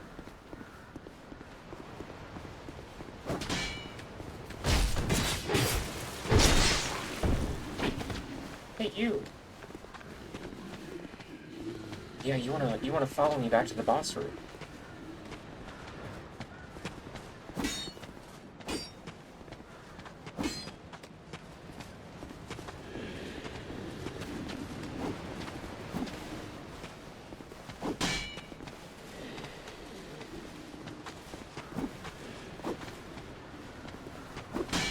Come on. Come on. I believe in you. You can do it.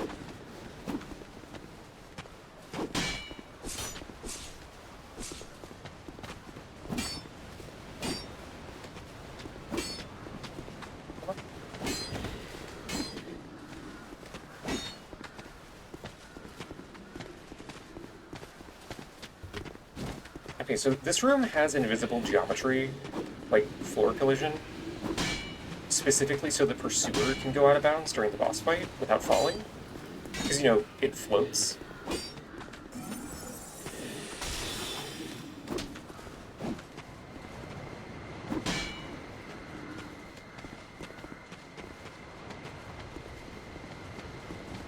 But it works for all enemies. If I can get them to cooperate.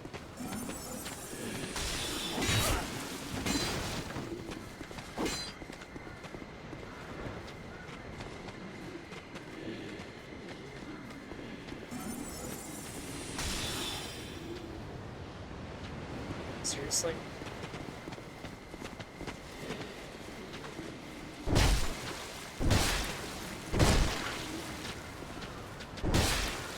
Yeah, they're look like they can just kind of hang out over here.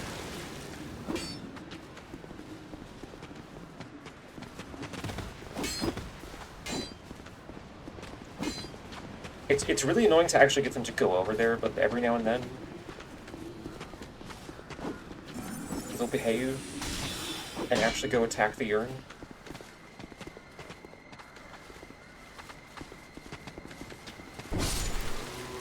Or I'll just fucking kill it with the shield.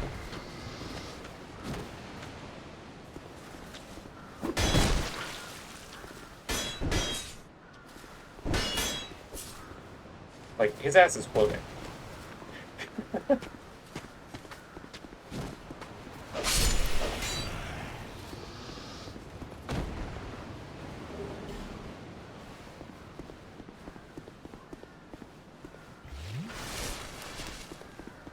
That's where that platform is in the memory. No, that's right here. Like, this is where you fight the Giant Lord.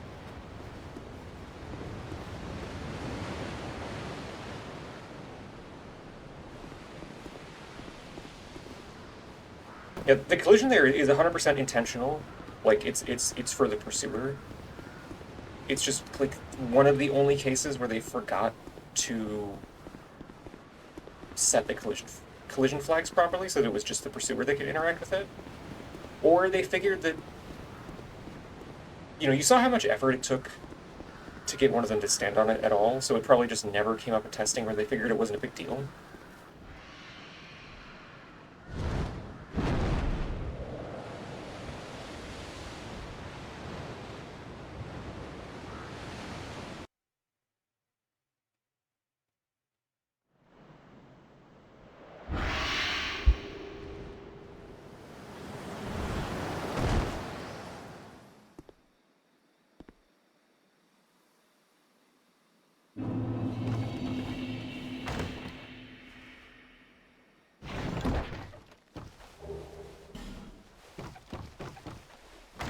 Uh-huh.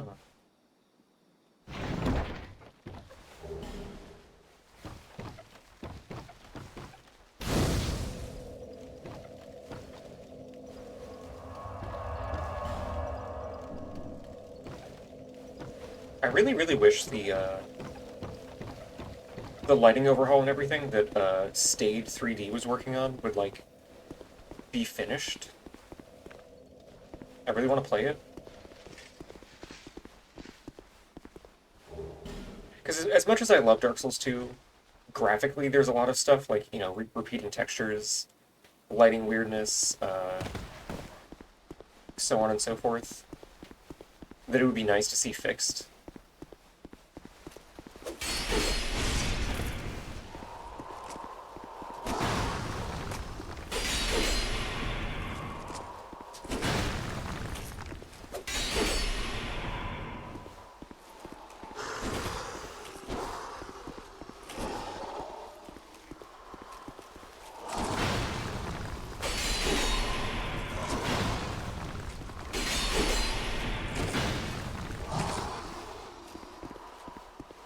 This dog has been sogged.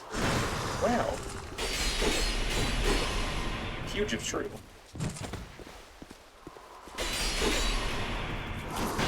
The puppy sog.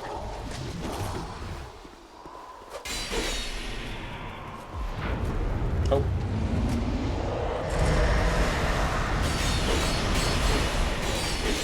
Haha, thank you for letting me get a shit ton of free damage in on you.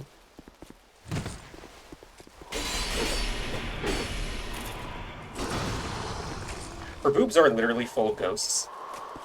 It's hard to tell, but if you look at her armor, the front of her chest plate literally has, like, hollow faces bursting out of it.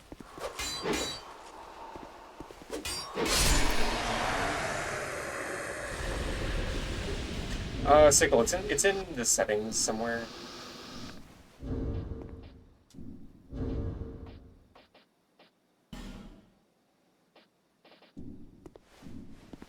Like, it's in the settings menu that you can get to from the main menu.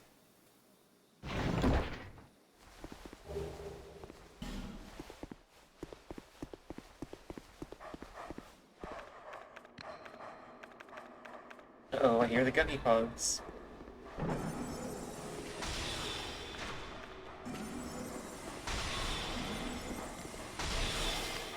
Oh, I'm sorry, the dogs don't care about urine? What do you mean? What do you mean you survived Soul Bracer?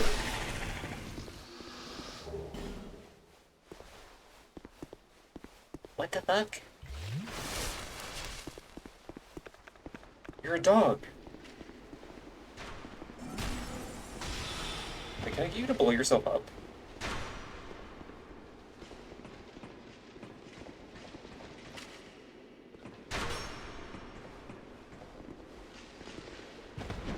Yeah.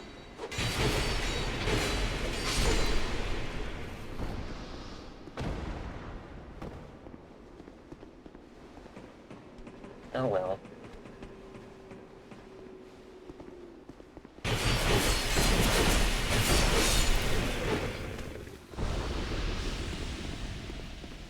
You need to cast Yin for dogs? Oh, right, of course.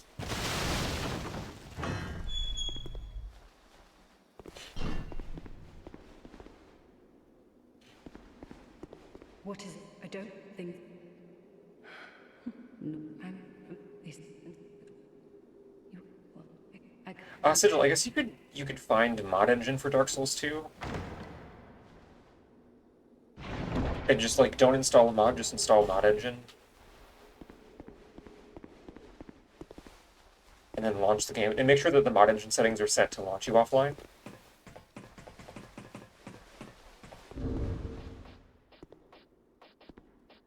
And then, you know, do whatever.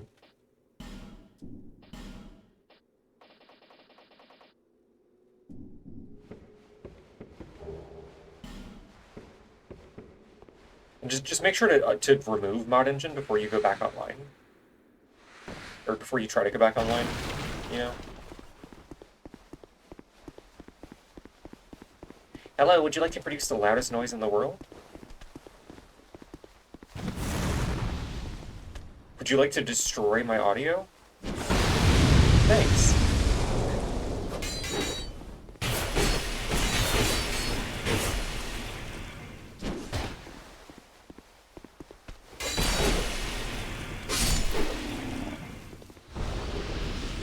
Oh, hey.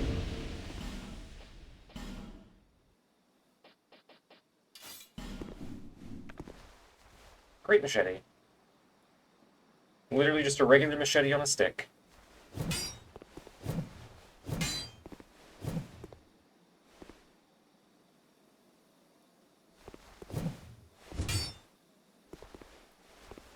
And, okay, this has heavy attacks that don't suck.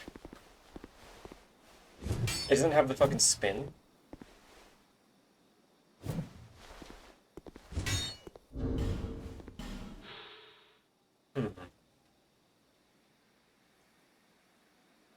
Oh, it has like no durability though. Well, what a shame.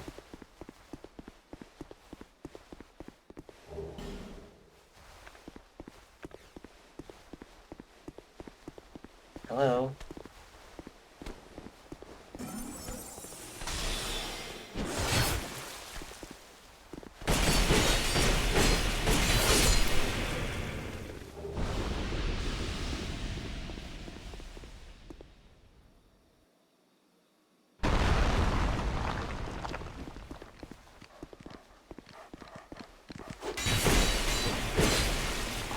Oh, you're still in Come on.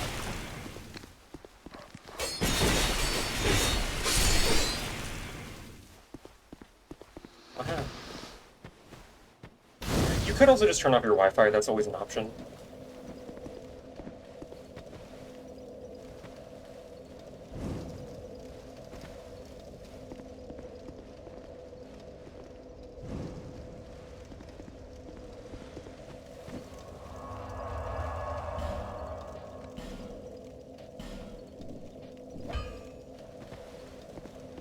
Hello? Hello, Victor.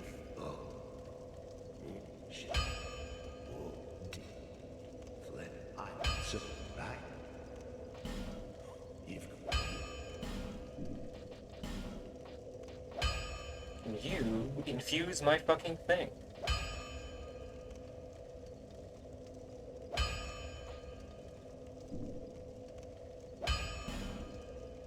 Okay, so it gives me slightly... That is the one thing that I don't like about Dark Souls 2's UI.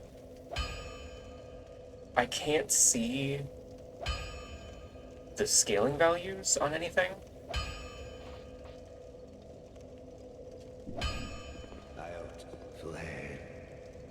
When you're in this menu?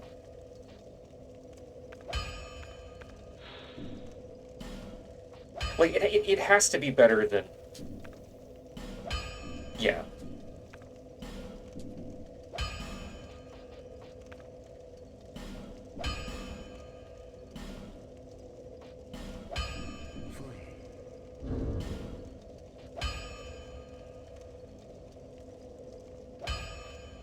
Okay. Aaron, hi, thank you. Happy Saturday.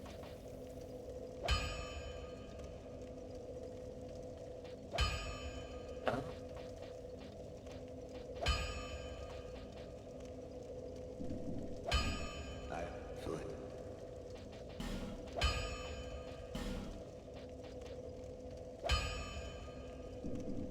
Right, I have to equip it so I can intuit the actual damage increase.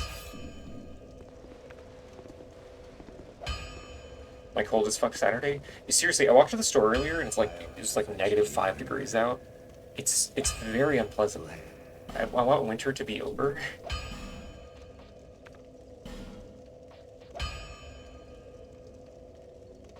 Oh, that's actually worse?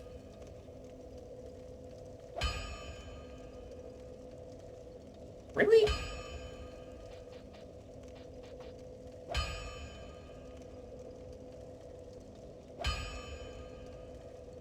Hmm. That's kind of disappointing.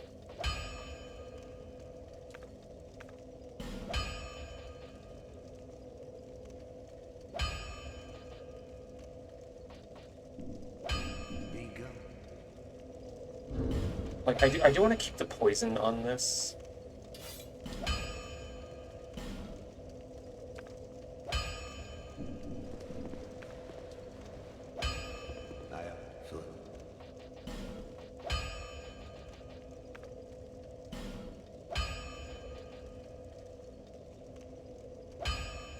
Huh. Yeah, I guess this... What the fuck?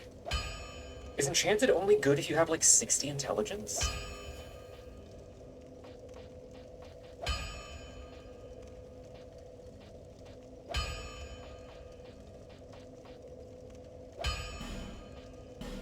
Whatever, I'll have a magic Murukuma, because why not?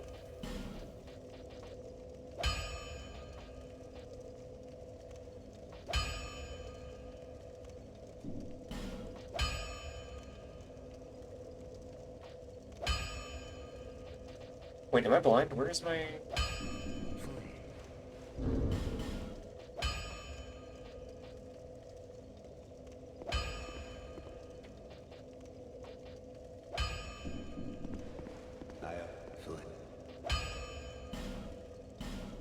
Oh, it's right here. Okay.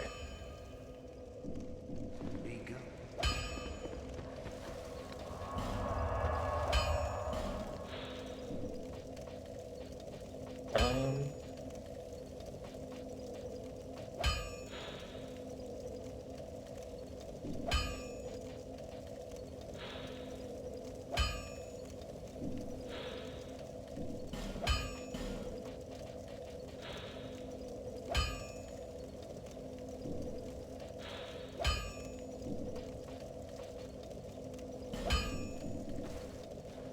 Maple, what are your top 3 FromSoft shields? Ooh. Hmm.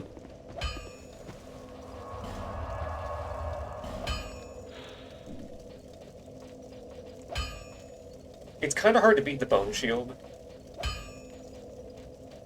I'm partial to Pate's Shield.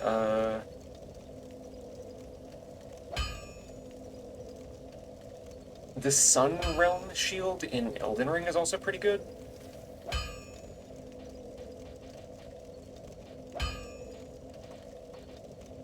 Mirror Shield, of course, because I love Lucatiel. Pig Shield is good. Like, it's hard to pick just 3. There's a lot of good shield designs, especially in 2.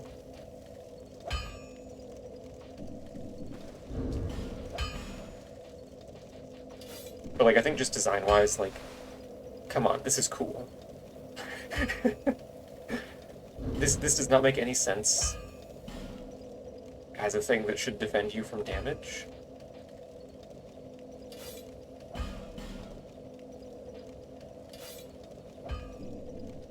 But it's bone. Right, I was gonna look at sorcery catalysts. Oh, I should have given myself more intelligence when I respect, huh?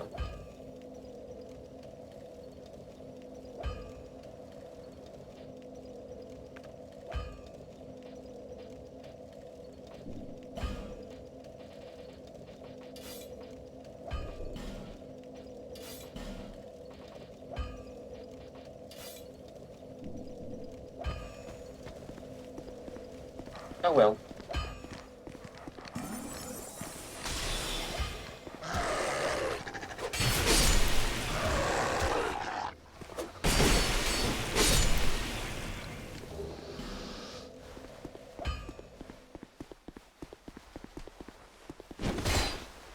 I'm kind of hard pressed to think of a cool shield from Dark Souls 3 that doesn't come from Dark Souls 2.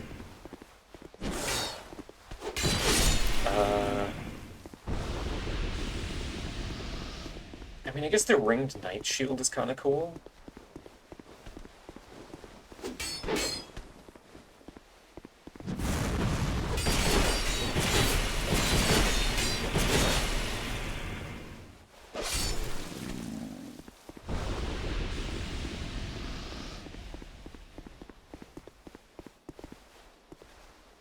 But I think if I had to limit myself to just 3, it would be...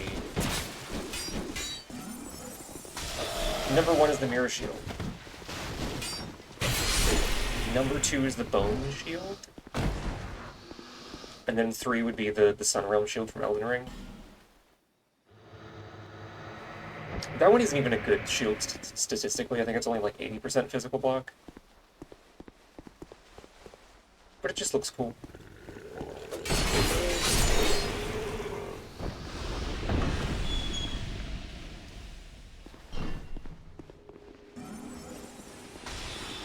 Hey, attack that thing.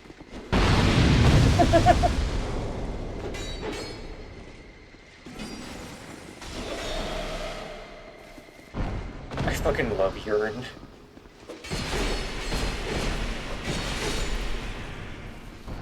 Me when I'm reading Yuri. Oh, you have more poise than I can break with this. Ah! At least you're poisoned.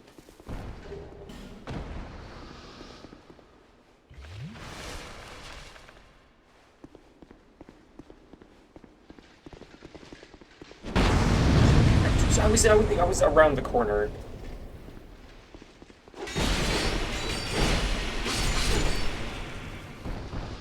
Rude ass collision detection.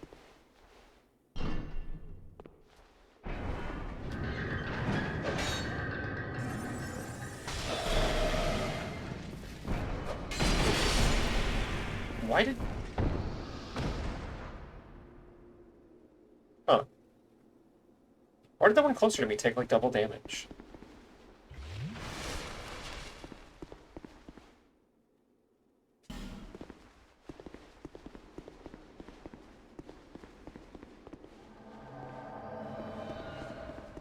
I'm a little disappointed that I haven't been invaded yet.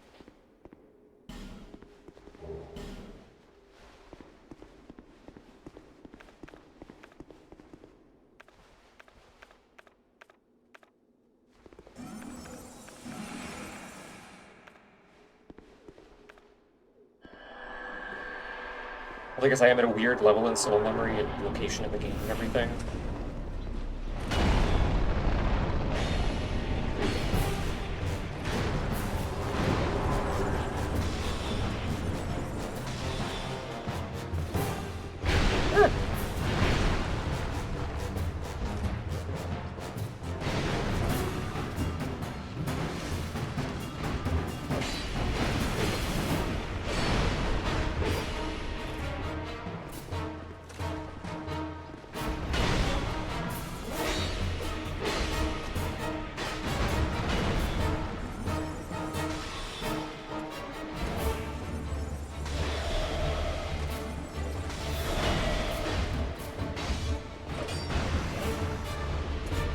Okay, girl, you gotta heal yourself? No?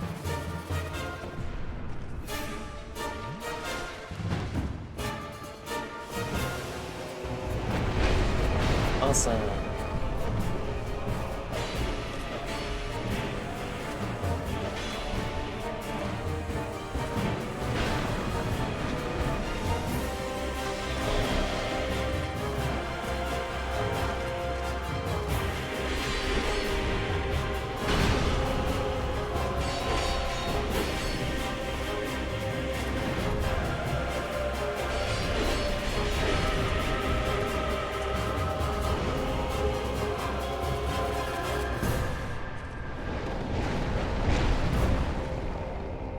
That really feels like an attack that would make sense to, like, sprint away from.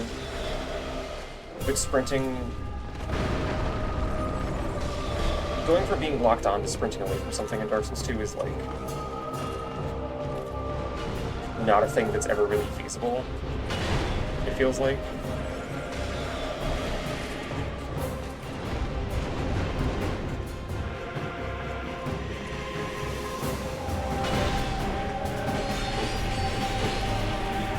That's kind of just that, hey, do you have enough adaptability to dodge this attack properly?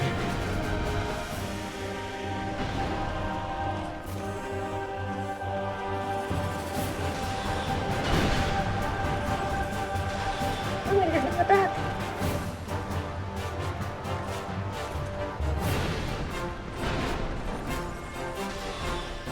Oh my god.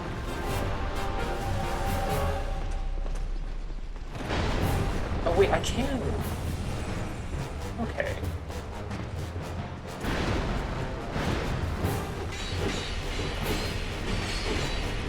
Yes, get completely shredded.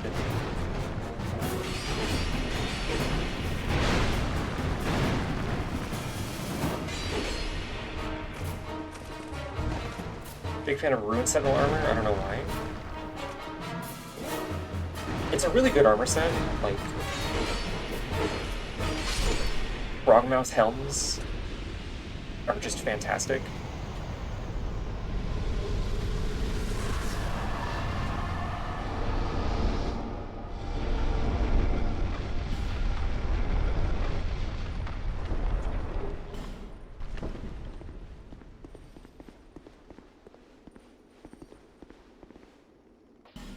It really bugs me that the knight helmets in Elden Ring are not rigged properly. Because they're the same kind of, like, frogmouth helm.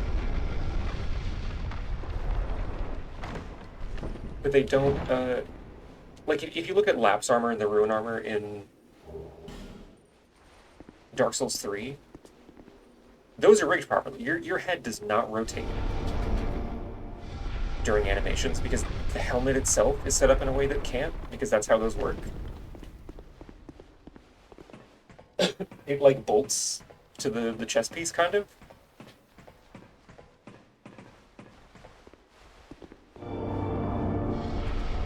Because it exists so you don't get your neck broken when you're like jousting.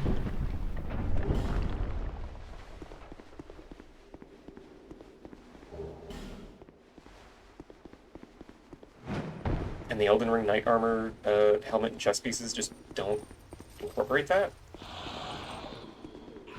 And it makes it look weird.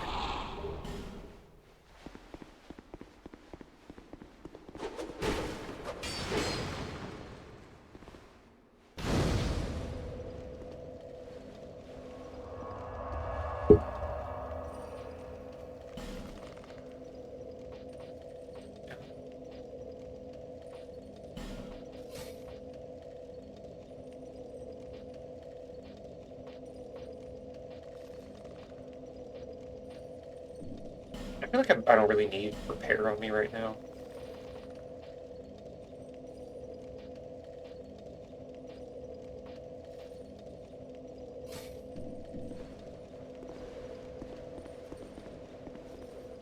Ah, you should go level up, actually. I need to have all of the intelligence.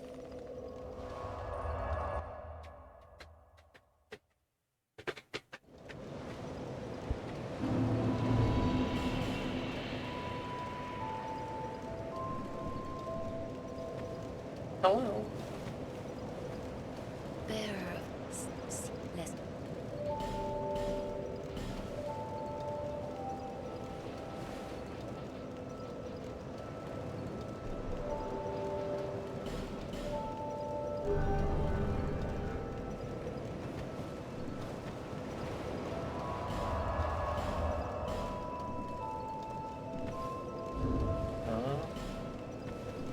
I really don't have enough like soul items to actually get a level.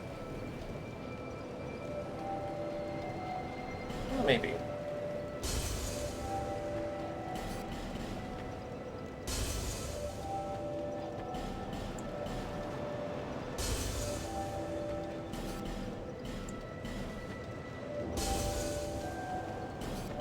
Plus, the closer I get, or the sooner I get to the maximum soul memory like matchmaking tier, the more likely I am to actually start seeing multiplayer activity again.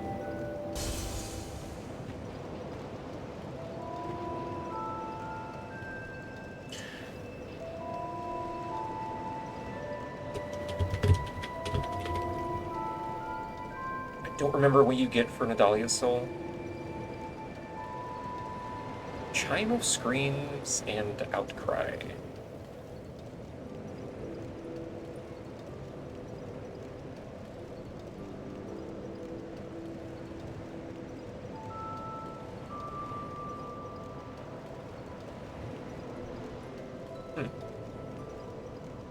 Uh,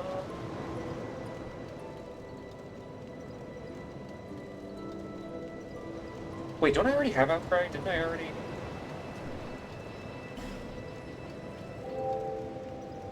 No. Okay. Well, you know what? I'm not doing Pyromancy right now anyways. I will eventually get back to Sir Elan. Your, Fume Knight.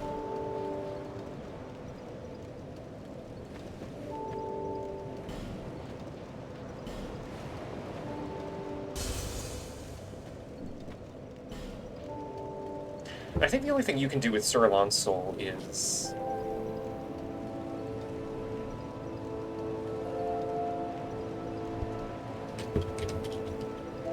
you just get his sword, right? Yeah, Bewitched Elan's sword. I don't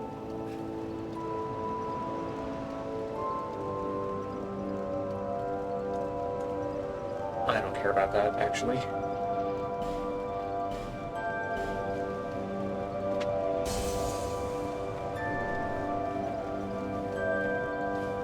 Oh, wow. Bearer of the seedless.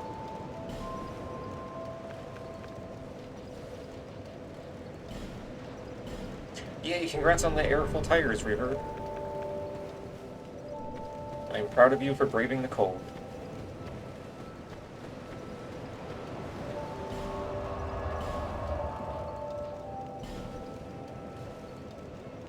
Using fiend powers to warm reverb. Wow.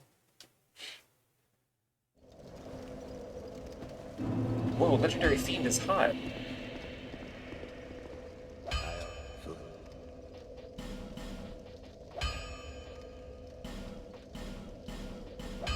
Oh, I need one more chunk.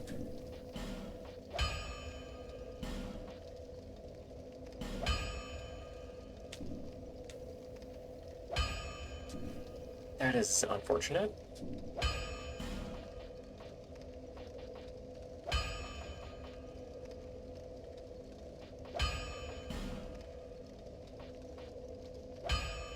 I mean, I might as well infuse this now while I'm here.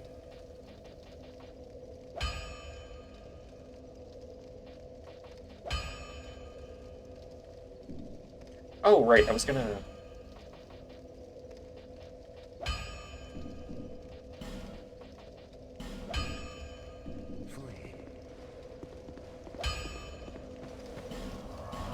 Haha, I love to run around between bonfires and do chores. Sniles.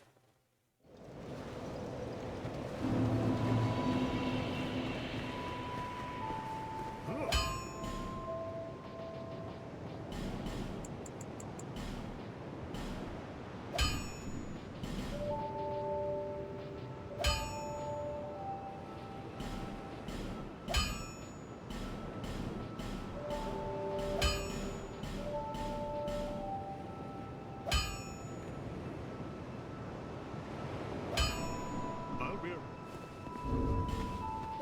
Okay, because I'm not using this for blocking, I might as well have something that I can...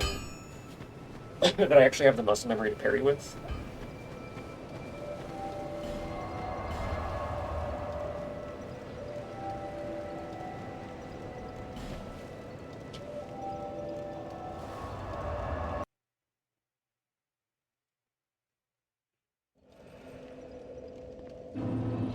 Did I just hear a summon sign?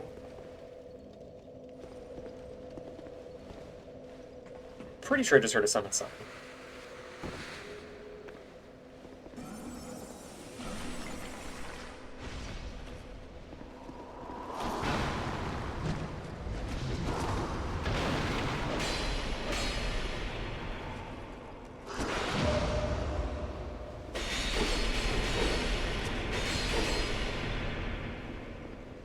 Oh, what's all that tasty magic damage?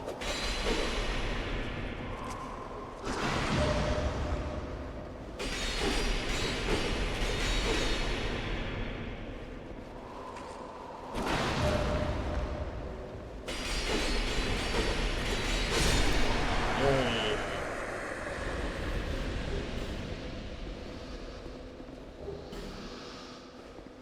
Fantasy Darth Maul.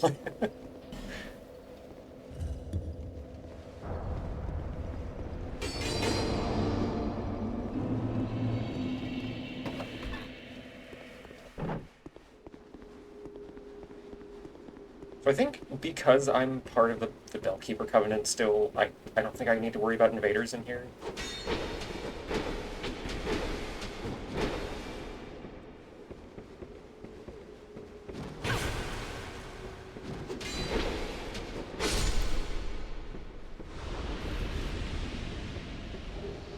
I think that's how that works. Like, I still have to worry about regular, like, red invaders.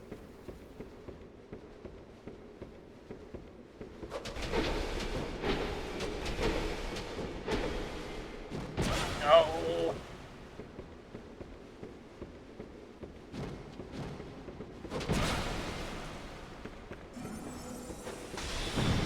Oh my god!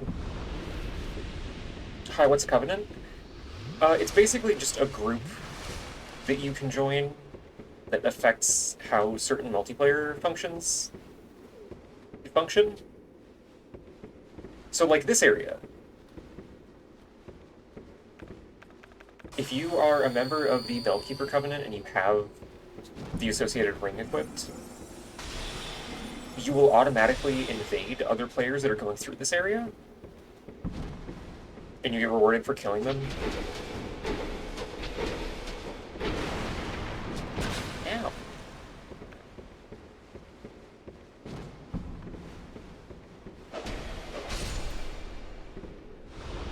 There's also like just a regular invader covenant that rewards you for just invading wherever to kill people. Eh.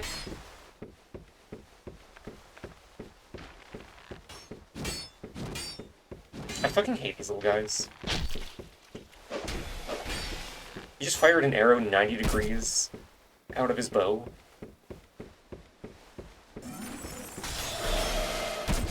Oh my god.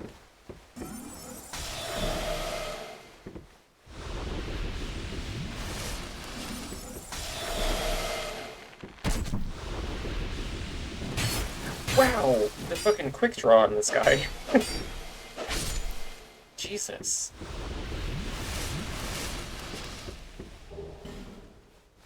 We do like invading other players. That's right, Reaver. That's absolutely right.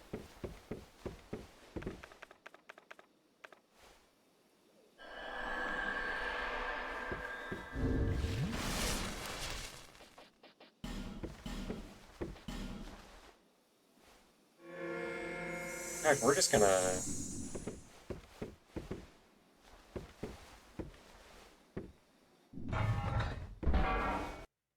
We're gonna do that right now. 'Cause fuck it.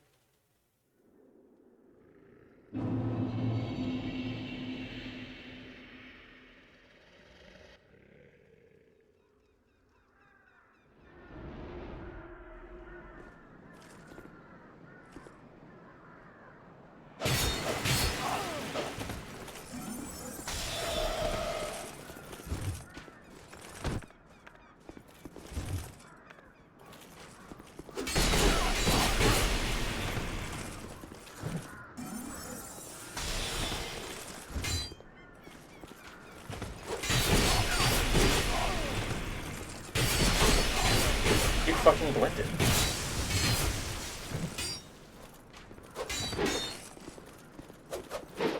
Oh my god, the range on that is so...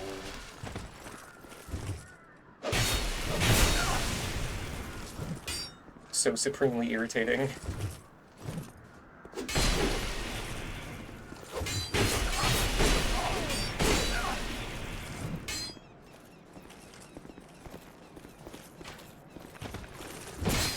What?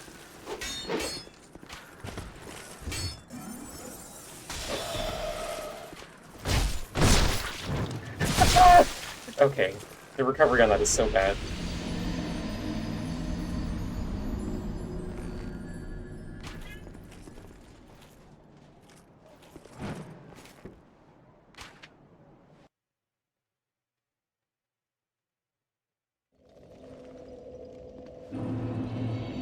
Oh well.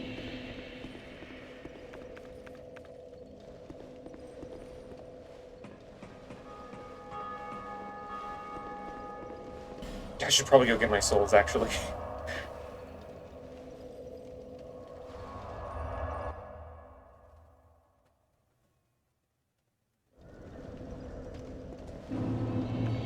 I think I probably could have... It's still just slow as hell, oh my god.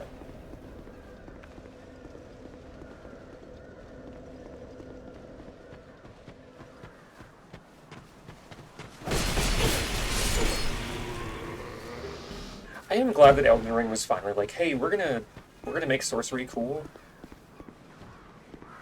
in a way that doesn't impede you from actually using it.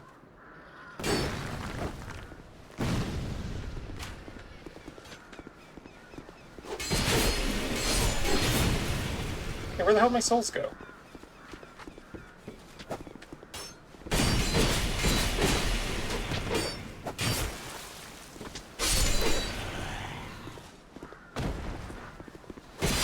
Oh my god, did they drop... Oh.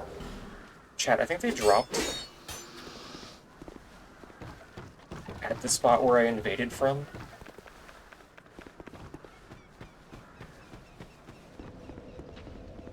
which means they're all the way back up in the bell tower.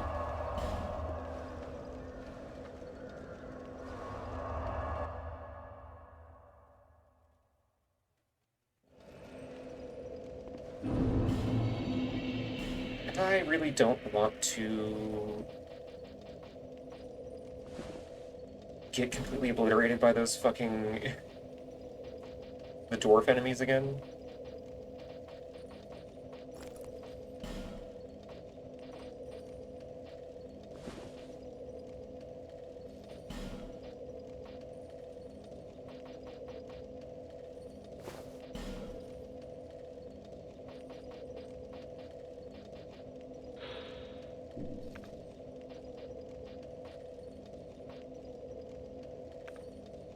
Oh, right, this increases intelligence.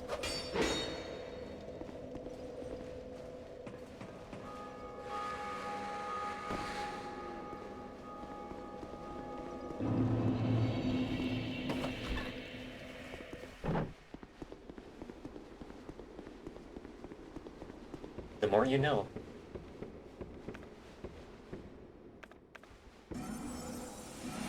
No, no.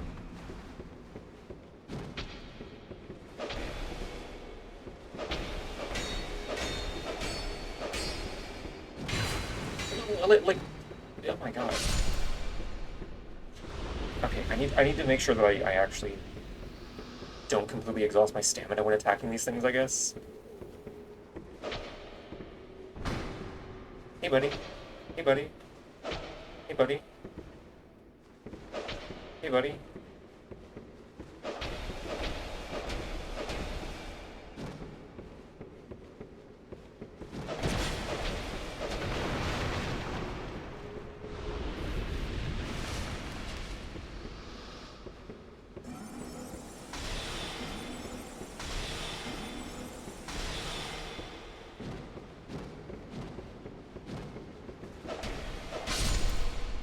It feels really unnecessary that they also get dark pine resin buffs on top of, like,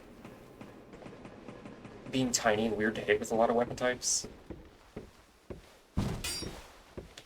And fucking comboing you.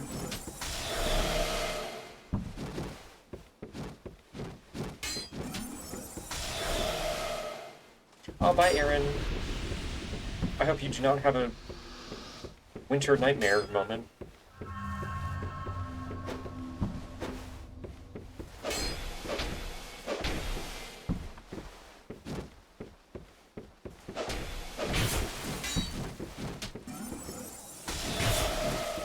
Oh, cool, that counted as a cast?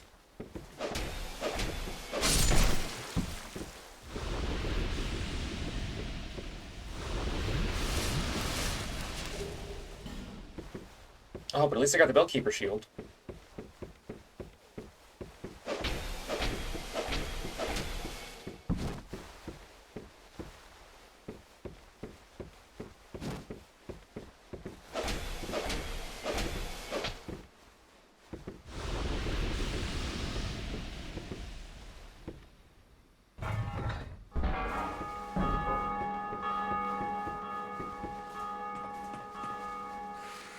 Fiend, can you use your Fiend powers to, like, warm my feet?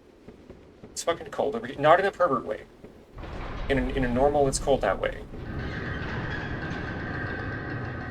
Actually, I'm gonna retract that request entirely.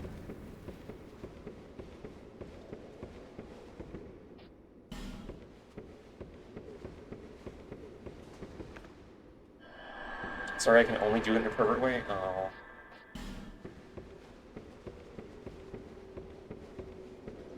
Sickle, welcome back.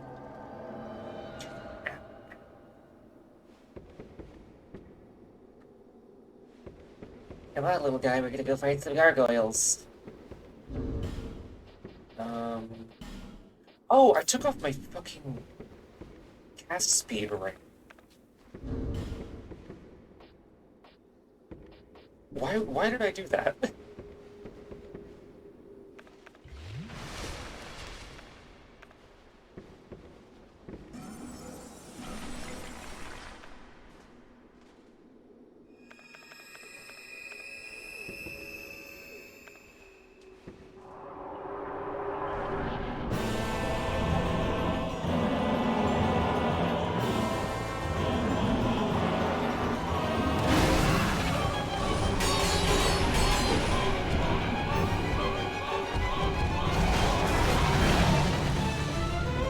buddy.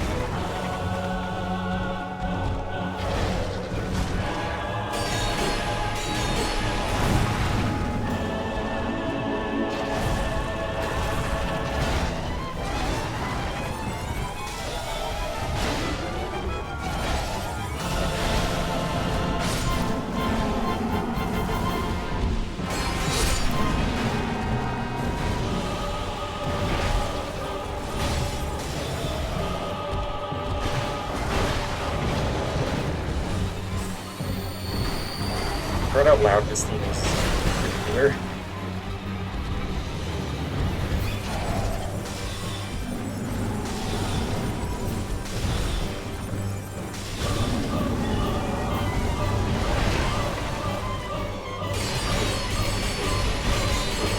Oh, there's still got more left.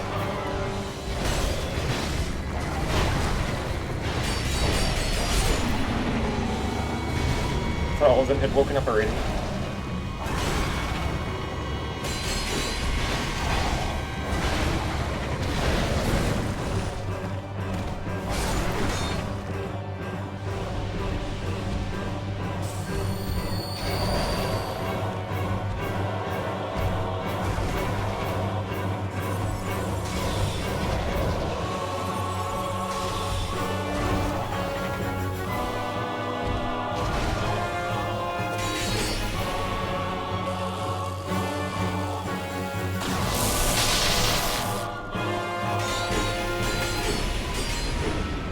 That really feels like an attack they should do more often. Just because, like, you barely ever see them do the lightning thing. Oh my god.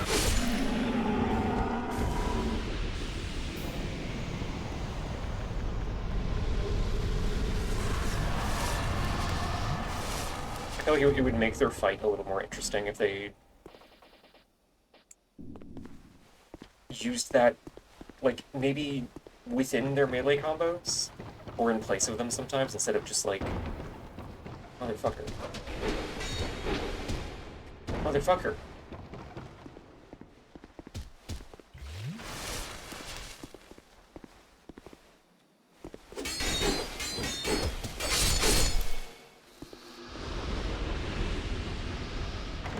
Mean dogs.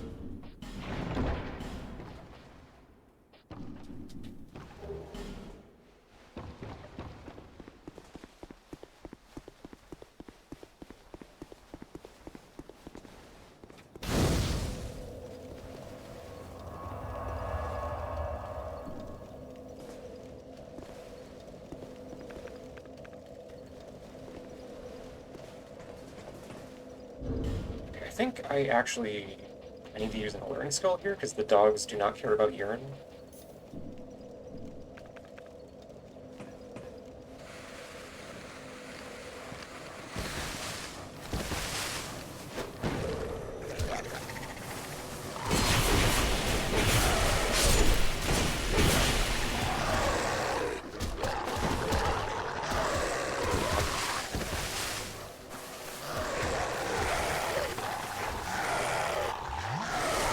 They also don't seem to really care that much about the alluring skull.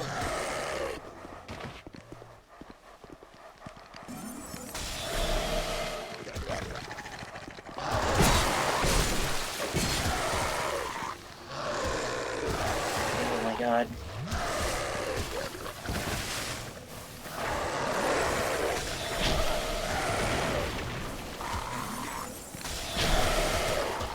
It would be so cool if I could ever cast that stupid Soul Greatsword spell without getting staggered out of it.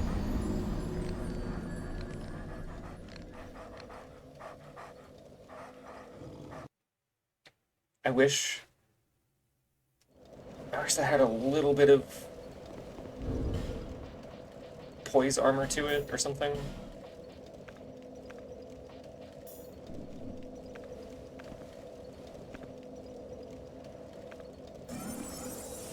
I wish poise behaved in a sensible way in this game, actually.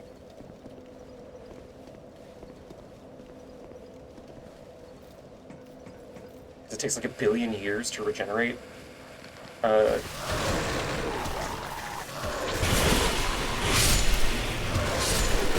for some reason.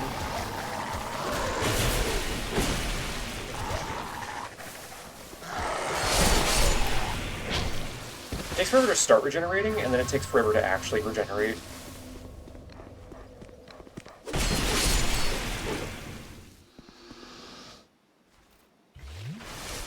I don't know why they changed it so heavily from Dark Souls 1. Like, that's one of those things where it's like, okay, they should have just made it like Dark Souls 1 instead of the way they changed it.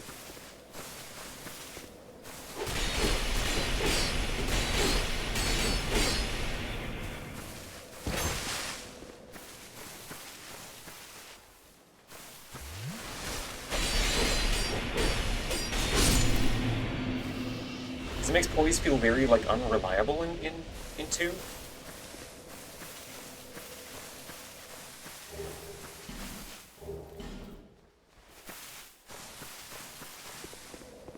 You can be waiting, like, 20 seconds for your poise to refill.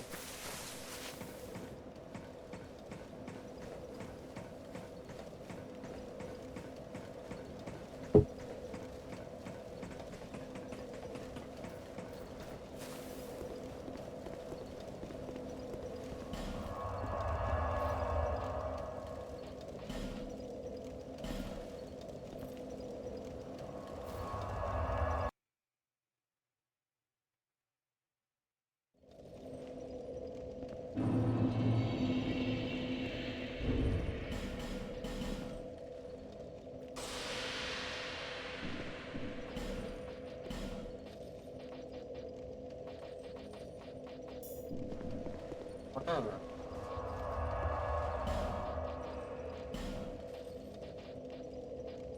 I think I might be better off replacing this with something. I don't know what. I don't really need repair.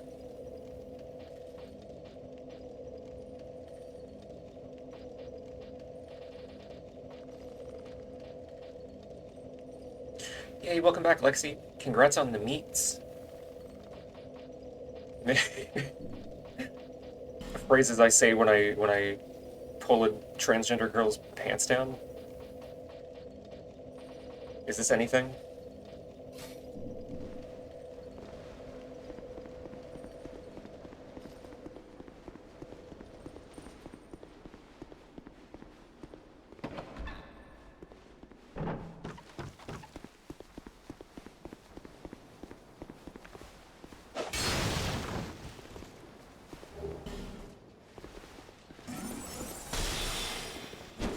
Oh, right, you have voice.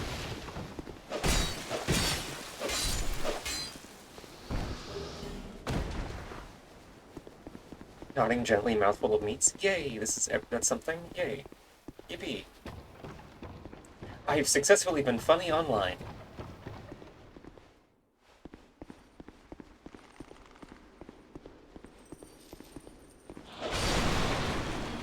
I knew my grandma was wrong.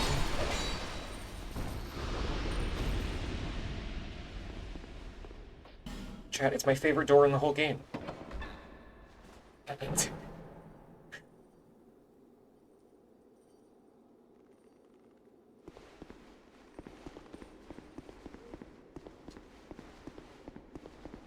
So fucking mad that they keep putting the flamberge in these games and making them atrocious to acquire. See, that's the cool thing about Dark Souls 2. You can just rotate the rotunda in Majula and go grab this, like, immediately.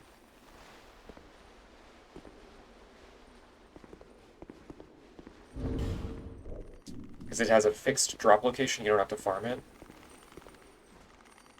And I think I want to say there's also one that you can buy from an NPC.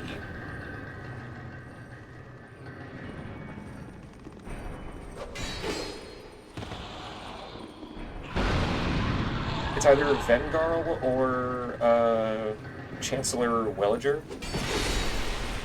Welliger? Villager? The fucking ghost guy in Drangleic Castle.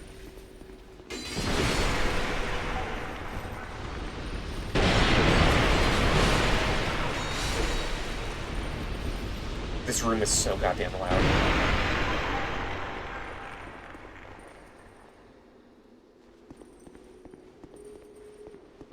We run and explode.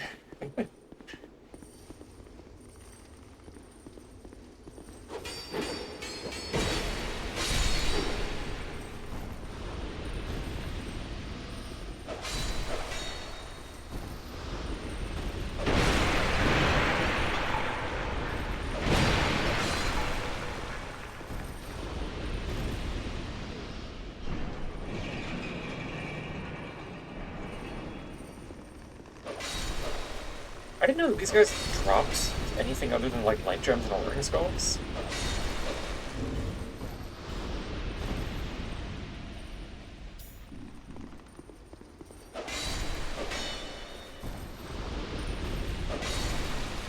They drop dusty ass. Oh, I don't have a branch. Chancellor Welliger is not in Huntsman's Copse. That is incorrect.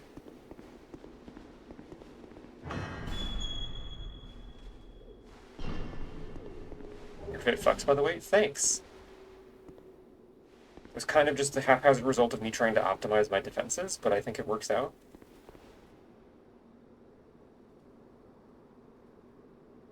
My character looks so tired.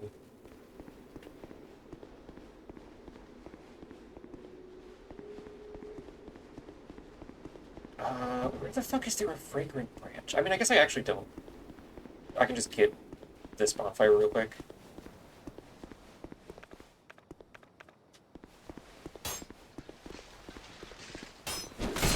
Oh, I really thought I spaced that. Okay. Can you die from poison? Become a part of soil? Thank you.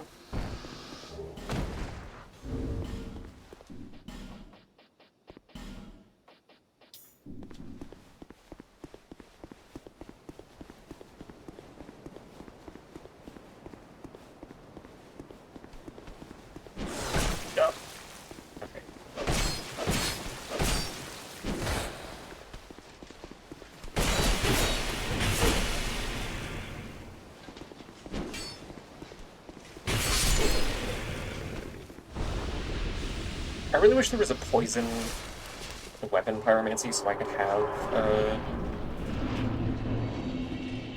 this dealing poison damage, or poison buildup.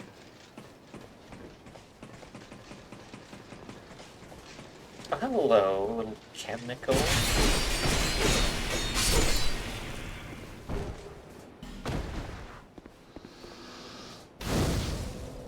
Okay, so we're lighting that.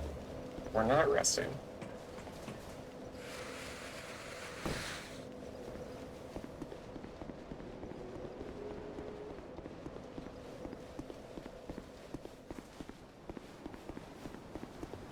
I gotta go find the pursuer.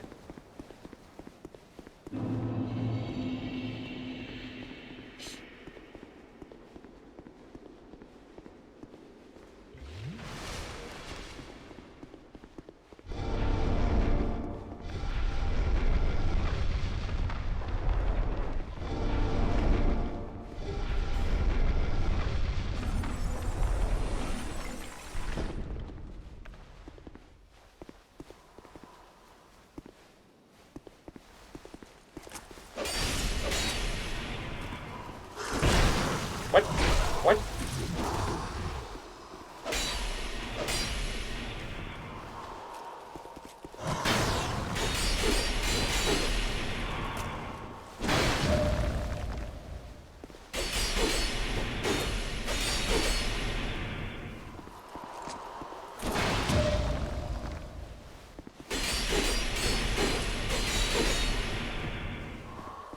Yeah, it is very easy to miss the gargoyles, the set piece where they fly by.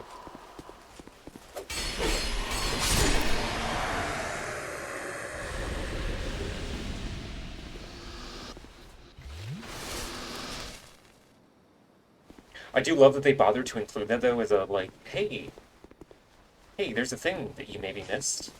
Wonder where it is.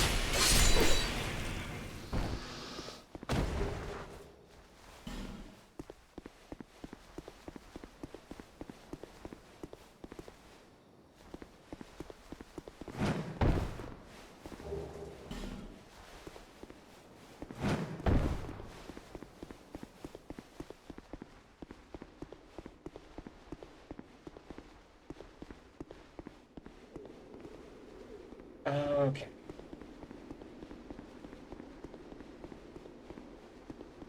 Time to go fight the Lost Sinner and deal with the most annoying path between the bonfire and the boss that this game has.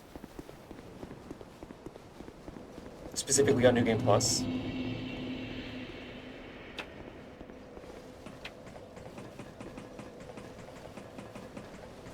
You know, actually, I'm gonna go level up first.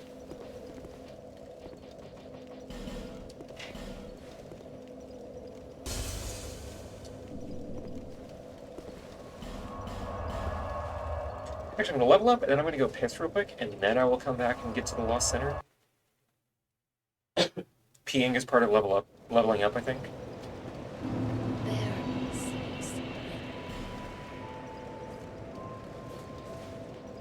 Oh, I have 3 whole levels.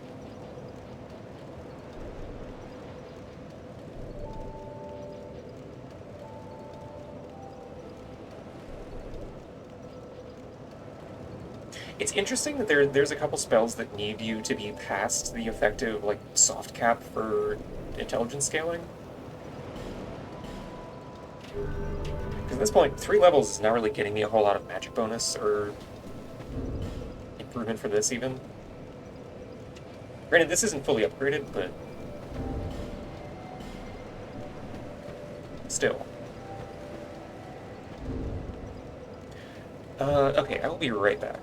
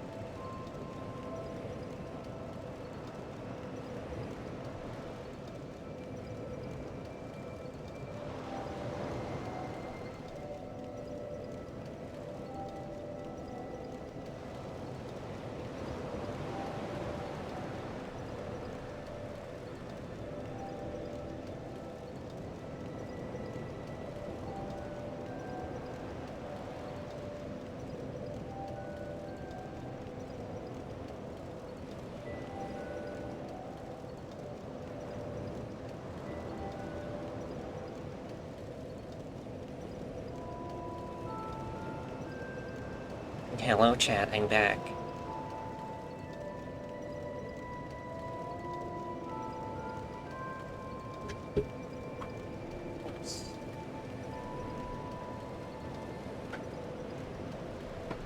Okay.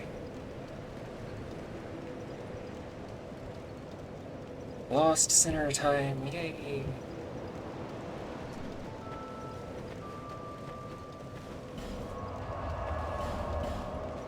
It's going to be -8 degrees on Wednesday. Oh, that's terrible. I'm so sorry.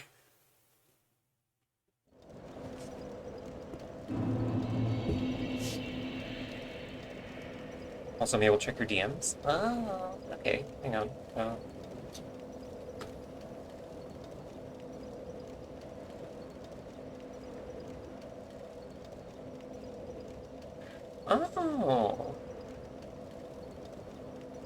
Alright, you know what?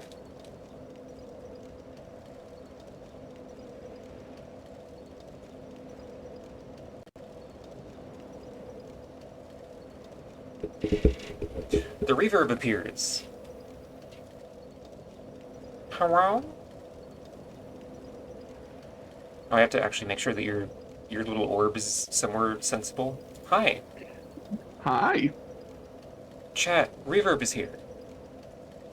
Let me check that it's using the correct microphone. You sound normal to me. Yes. Okay, cool. It is using the right mic. Cool. And now you can see a And now very I can... crusty screen share. I get to watch advanced Mabel vision. You're a whole 5 seconds ahead of the rest of chat now. Whoa. But no, yeah, I was just like, I should see if friend Mabel wants somebody to hang out. That was very nice of you. I get to hang out with my cool friend Reverb on my birthday. While I get my ass beat in the sewers in just a minute. Nah, you got it. One try.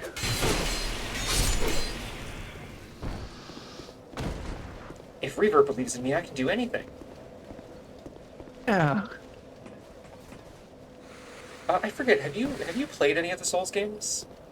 I have played Elden Ring, and like, now to me it was the first hour of Dark Souls, but I'm sure to an experienced person it would be, you know, like the first 15 minutes. I got locked. A dragon showed up on a bridge, and that was about where I stopped. That's completely understandable as a place to get stuck. I don't even think I got stuck. I just, my attention got drawn elsewhere, and I just didn't feel an impetus to pick it back up. But I did complete Elden Ring. Yay. I went with Ronnie, because of course I did. Yeah, I think Ronnie's ending is like, if you go by the achievement statistics on Steam, it's the most common ending that people get. I think it's partially because it's the easiest one to walk into. There's no, like, Yeah. obscure setup required. Yeah, you don't have to do all the weird quest shit with Fia, or engage with Dung Eater at all, or figure out what the fuck is up with Gold Mask. You just... And the whole game kind of steers you to Carrion Manor anyways. Like, you find Blythe, big, hot, fuckable wolfman, and he's like, hey, go talk to EG, and you talk to EG, and then he's right next to Carrion Manor. It feels like a much more... Oh, God. Oh, I hate this thing. Can I lock it? Alright, Twitch, you've provided a fascinating new problem. How do I watch Mabel's stream and also see Twitch chat? That does significantly less than just using my staff.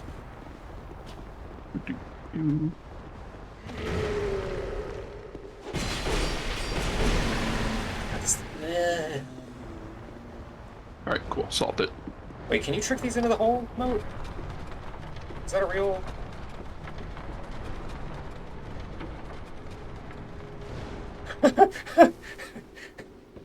Wow, it just like eagerly leapt in, huh?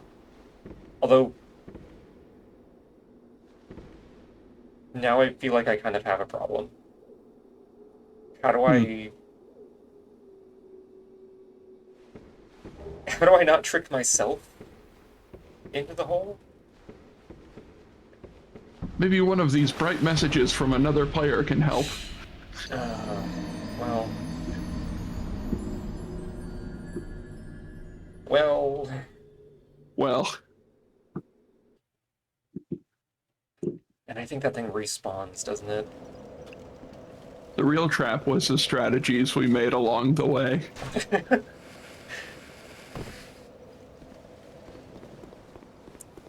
At least the elevator's already up, I could just scamper back down immediately.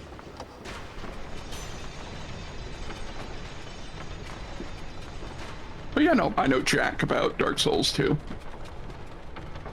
I think... Oh, my souls are up here, okay. I'm inclined to be like, oh, you should definitely play it if you're gonna play any of them. But I also, like, I recognize that it's kind of... God damn it. It's a little bit unapproachable in some regards. Like...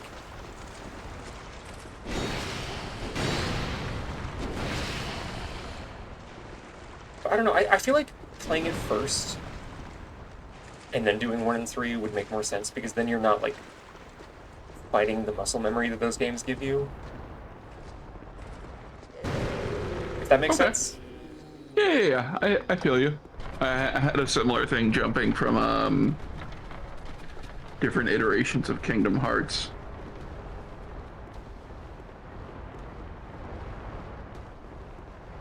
I think that's also part of why people find Sekiro so hard. It's like, oh, it's a FromSoft game. I'm gonna play this like Dark Souls. And then people play like Dark Souls and get their asses kicked. God forbid a company do something a little different.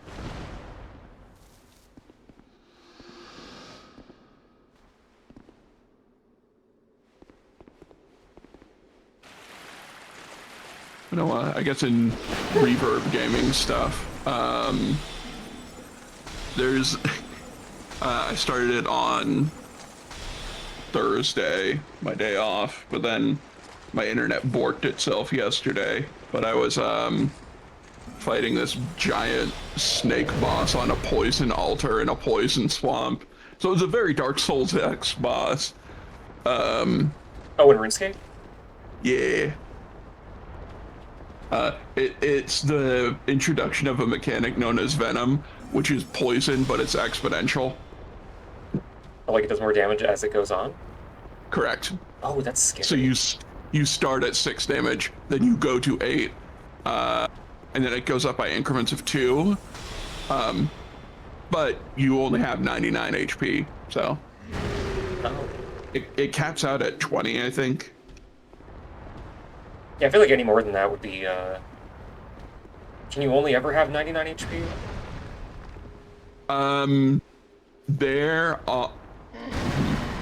I can think of one item. There may be some other ones that I'm forgetting off the top of my head. There are some ways to overheal to, I think, like 116 HP. But the actual... what I have access to, because my account's complete... Is this interesting? I realize this has nothing to do with Dark Souls. You are literally fine. Please continue, like... Okay. Forgive me, chat. Never apologize for anything. I play an account called Iron Man Mode, which is essentially enforced DIY. You can't trade with other players for like anything. So supplies, gear, all that kind of stuff. And so what I have to do is there's various tiers of wielding. There's various tiers of anti-poisons, up to and including like anti-venom. But what I do for my cheapo strat is I buy a bunch of the lowest tier of anti-poison from an NPC, and then you just chug it once to go from venom to poison, and then it'll like re-envenom you immediately, but it resets that exponent counter. Oh, okay, that's kind of fun. So you can make the trade-off between like going out of your way, going out of your way to get anti-venom, or just kind of mitigating it. Correct. That's cool. I could get rid of it entirely for honestly more work than I need to do, or you know, just use some cheap stuff. The boss itself is designed as, it's like I think I average around 2 minutes a kill, which is about one rotation of the boss. But it has, you know, I, in theory, could stream doing a kill of this in the Maple Gauss Discord server, which everyone should go join right now. That's true, there's lemons in there. I could do that later. There are lemons in there, very good lemons. Lore just made a new lemon that I love yesterday. Today. Yesterday. I was asleep. Yeah, that's how time works. Yeah. Oh my God, what is happening to my throat? Look, I work till 1 a.m. regularly. It's not tomorrow until I've woken up. But one of the 3 unique drops from the snake boss is you get a thing called the Serpentine Helm, which has 2 effects. One, it makes you immune to venom and poison. Yeah. And then 2, any... Oh, hold on a sec, let me look. This is an aside. The wiki for old school RuneScape, and even modern RuneScape, is the best wiki of anything I've ever seen, and it's so good that it's ruined me for every other gaming wiki. Yeah, I took a glance at it the last time you and I talked about RuneScape, and it's alarming how bad it makes every other game wiki look. Well, because I go and look on, like, Fextra Life, because I'm trying to see, learn something about Dark Souls, and it takes, like, 45 seconds to load. And that's after they got rid of the, effectively built-in view botting for their Twitch channel. Because it used to be every single page loaded a Fextra Life streamer Twitch page as an embed. Oh, Jesus. And then Twitch killed the ability for those views to count, so they got rid of it. But the website still sucks. And now they just plug their YouTube channel and everything. Gotcha. But yeah, the Serpentine Helm has 2 effects. When charged and equipped, it grants immunity, but does not cure existing venom or poison effects. Okay, so you can just hot swap to it. No, it'd be too good. It's preventative, but not reactive. I like that. Yeah. Well, because it makes investing in it more worthwhile. Because it gives, what does it have? I think it has a melee state. Yeah. Yeah, it has a strength boost, so your melee max hit is a bit higher. But there are, like, better melee headgears out there. So, you know, trade off safety for power. I like that. And then Sorry, go ahead. Oh, no, you're totally fine. Again, it came onto your stream unprompted. But then the other passive effect is, you have a chance to inflict venom for every successful hit you do, provided the enemy is not immune. Only works on NPCs, not other players. Oh, I really like that. I kind of wish that kind of thing was more common with Rings and Armor in, like, the Souls games. So many passive effects are just, like, You resist this damage. You deal more damage with this. Like, Yeah. Elden Ring is especially bad about that because it lets you equip both tiers of like spell boosting ring for a given spell Ooh. type, and it just becomes like, well, why wouldn't I use this? Yeah. Yeah, there's lots of chat, I guess, to explain myself. I like old school RuneScape a lot. It's well, not my favorite game, but it's one of my favorite games. But they have a ton of like neat effects and power balancing for a very healthy ecosystem. So there's tons of like mindful passive effects. For example, one of the raids drops a set of mage armor that's super good.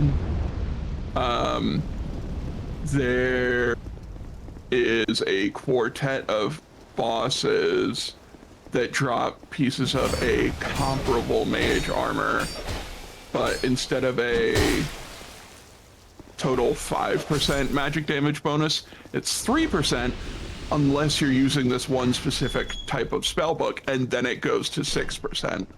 So it's like specialized for the task. So it doesn't like devalue the older set from existing. You get a little extra oomph if you decide to like specialize. Neat. Yeah. Did I just immediately get another ping as soon as I closed Discord? Who? Oh.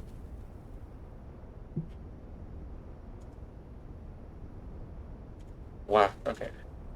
Is it Freya? She did message me, and then as soon as I minimized Discord, I got a ping from Demily's server about something. Oh.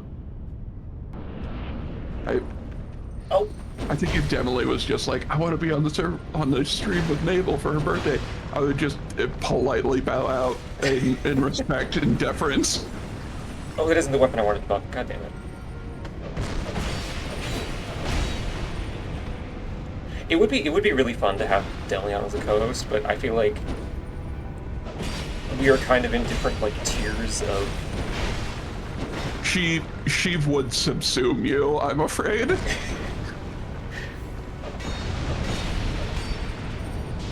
We'll get you there through our power.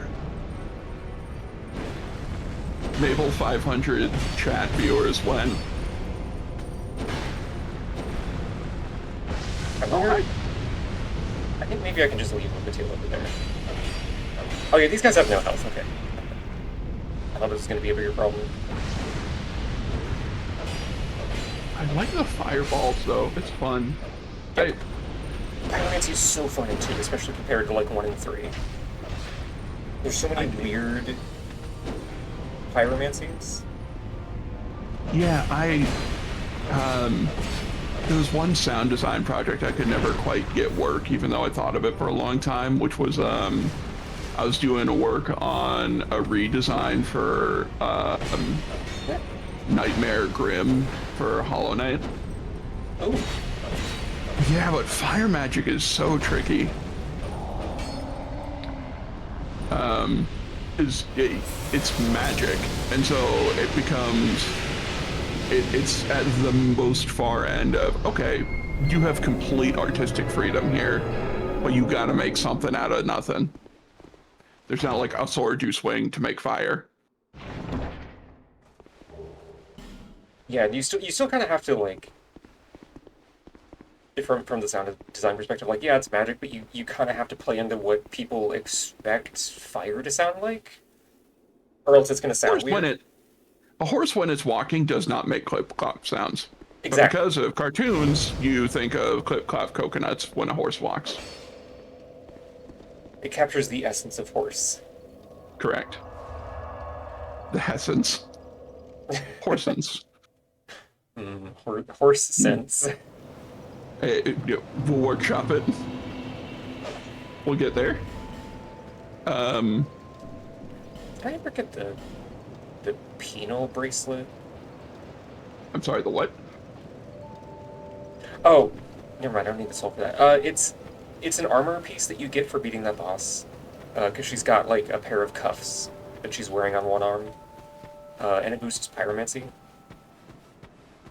Penal is in justice system. Got it. Yeah, not like penis cups. No, I know. I was literally just thinking, like, what a descriptor. Oh, right, he's not gonna have it unless I... Okay, it's fine. Yeah, you beat the last sinner, or the lost sinner, and you get her, her chastity cage. Oh.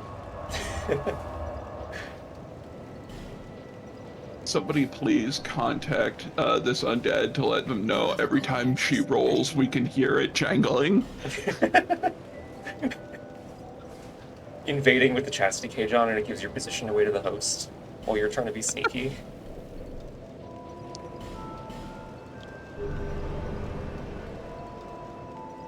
Host goes for a low sweep, suddenly parried, and there was like, what? Her power!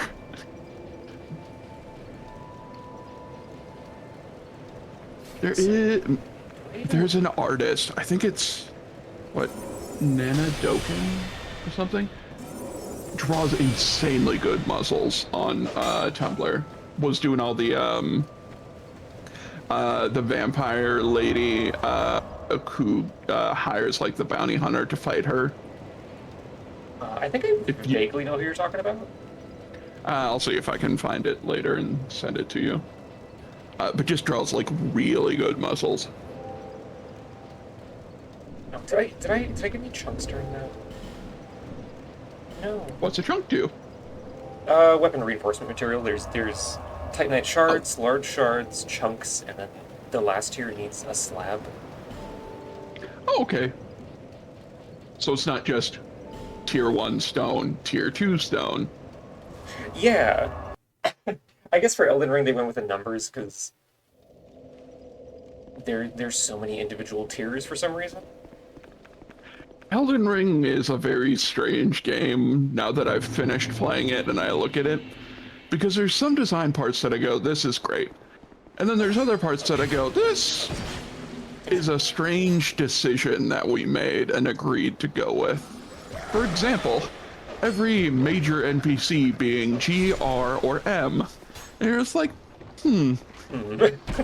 This makes it a little hard to remember which particular god R I'm talking about. Is it Godfrey, Godric, Godwin? Godfrey? Now see, I don't know if you've made that one up or if it's real. No, unfortunately, there is actually a Godfrey. One of the Everjail bosses. Of course. Oh right, the mirror match that's just let's reuse this boss again. Yeah, because they were allergic to not reusing content for some reason. I loved Astel, Natural Born of the Void. The coolest fucking boss. Because you see it when you're doing Ronnie's stuff. Yeah. And, like, the second that boss showed up on screen, I had some cool moments in that game. That was the moment in the game I was losing my mind and taking screenshots and going, this is the coolest guy I've ever seen. And then there's just other ones just around hanging out. And I'm just like, why? Yeah, I think it's fine that the ones that hang from the ceiling are there, but the fact that the whole boss is reused entirely in just a random cave is like, what are we doing here? Yeah. The ones that hang from the ceiling are neat, because they're just like, oh, this is an area hazard. Yeah. Plus it's really satisfying to bonk them in the head and just instantly poise break them. I never learned poise breaking. I'll be honest, I heard the drum, I saw the giant glowing weak spot, and I just couldn't figure out what button I was ever supposed to hit at what time to get the big stab. So here's how I beat the entirety of Elden Ring. I approach, I take a little slash, I go away. That's it. And it's why Antspur Rapier was my champion. I will admit, on my first playthrough, I did wind up relying a lot on the Antspur as well. That and the Scorpion Sting Dagger, which also does Scarlet Rot. Oh, I didn't know that. Yeah, I think my progression was Uchigatana with poison, Antspur Rapier with poison, and then the Black Flame Greatsword. Because Godslayer that's him Greatsword? Or the one you get from Uh, Malekith? yes, the one you get from Malika. The one that literally uses Black Flame as its special. Okay. Because just hitting that wind up on Melania and getting that 10% chunk immediately felt so good. Melania is such a weird fight to me. Like, if you could, because okay, off stream I had been doing a excuse me, I've been doing a sword and straight sword and medium shield only run, and it's pretty much fine up until you get to Melania, and then it's like, oh, they did not. It feels like they expect you to cheese her. Because trying to do it legit with, like, you know, no spells or anything, nothing, like, no fancy bullshit, it's just impossible unless you're just completely no-hitting the fight. Because you always wind up losing a bunch of the progress you made to Waterfowl Dance. Oh yeah, for sure. So if you're not just completely locking her down with, like, a big weapon or doing spell stuff or using summons, it's just, it's a terrible fight. The more madness I discover. Yeah. The only exception to that, I think, is fighting her with a light greatsword. Not without traces of what could have caused That actually such makes the fight fun. devastation. This is. Big swords are fun. I have no idea. There is my with two And look at things. you. I was raped. Life was. I had swift, and then I came here. Have you heard of the undead? An undead rat. Finally, he turns, and a hollow can never be human again. One can skirt this wicked fate only with the help of the souls found here. So isn't Dark Souls 2 like the one? Dark Souls 2 is like a proper actual sequel, right? I can only hope Or am I thinking of 3? that they No, are. 2. Well, I guess it depends. Like, I would say that What a 2 great answer. is more of a sequel to 1 in the sense that, like, it continues the story. It doesn't just tell it again. If that makes sense. Yeah. Whereas 3 is basically the plot of 1 again with different set dressing. Yeah. I like when a game like actually goes like, how did the world change based off of the circumstances set up in the previous one. Yeah. Fallout could really learn from that.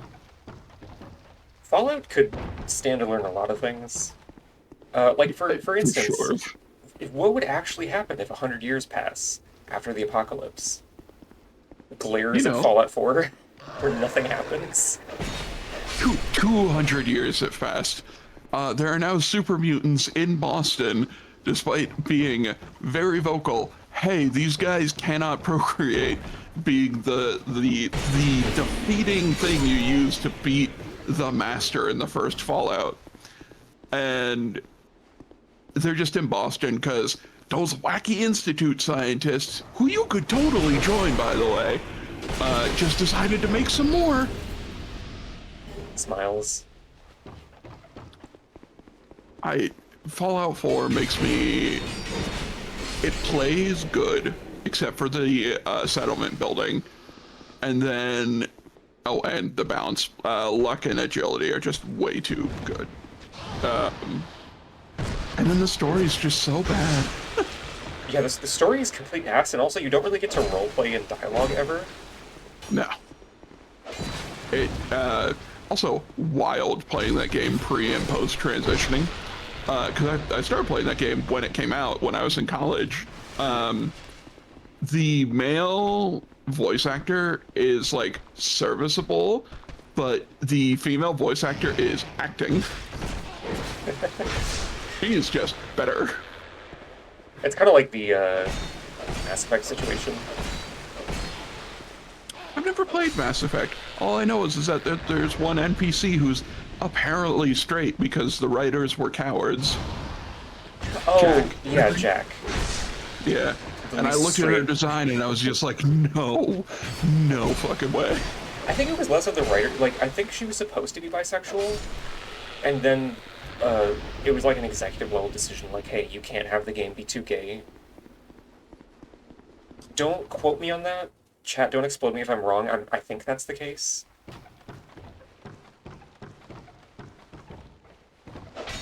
I'm pretty sure that was the case with 2, because there's like... There's dialogue in the game that exists for, like... gay romance options that just never triggers. But people have modded it back in, I'm pretty sure. Well, like, they actually recorded the dialogue lines. Yeah, and then the studio was like, Oh. Nope. But the files are still in there. Okay. I'm surprised those didn't get cut.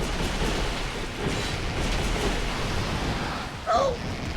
Yeah, it was probably like a load-bearing coconut type of situation where removing everything would have been more effort than they had time for. Yeah. Oh yeah, I mean, that's how Dogmeat was in 4. Dogmeat was originally programmed to be able to just be your companion the entire time in Fallout 4. Oh. See, I didn't actually know that wasn't the case because I never bothered to play all of Fallout 4. Yeah, it's why every companion has recorded voice lines for when Dogmeat is injured, and when you heal Dogmeat, every companion has some reaction to it. Oh. What the hell? Yeah, they just chose not to do it for some reason.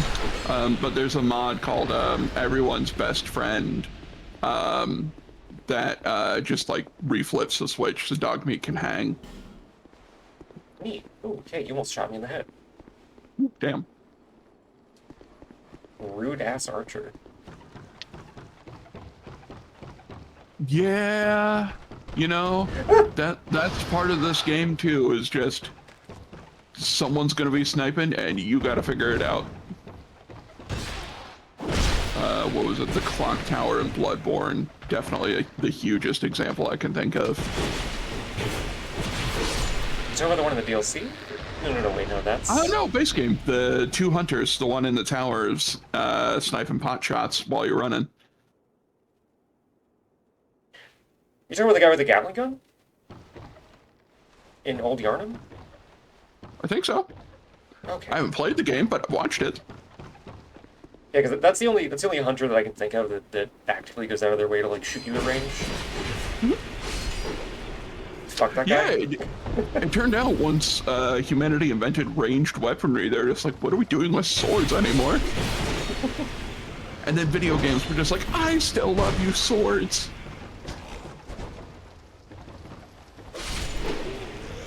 It's hard to beat the cool factor of a sword. Oh, sure. What is it? That one Tumblr post is just like, obviously, I think monarchy is bad. And there's a whole host of problems with organized religion. And it's like, yeah, of course. But who doesn't love it when the king claims the sacred sword to lead their army in battle? And it's like, yeah, because it's cool. Oh. That hitbox should not have hit me, actually. I'm in a bad spot. I'm in a bad spot. This What am I just doing? looks like a bad time. Please tell me you're vulnerable to Yuri. Please tell me I can recommend Yuri manga to you. Me? Yeah. Hit me. What you got? Wait, no.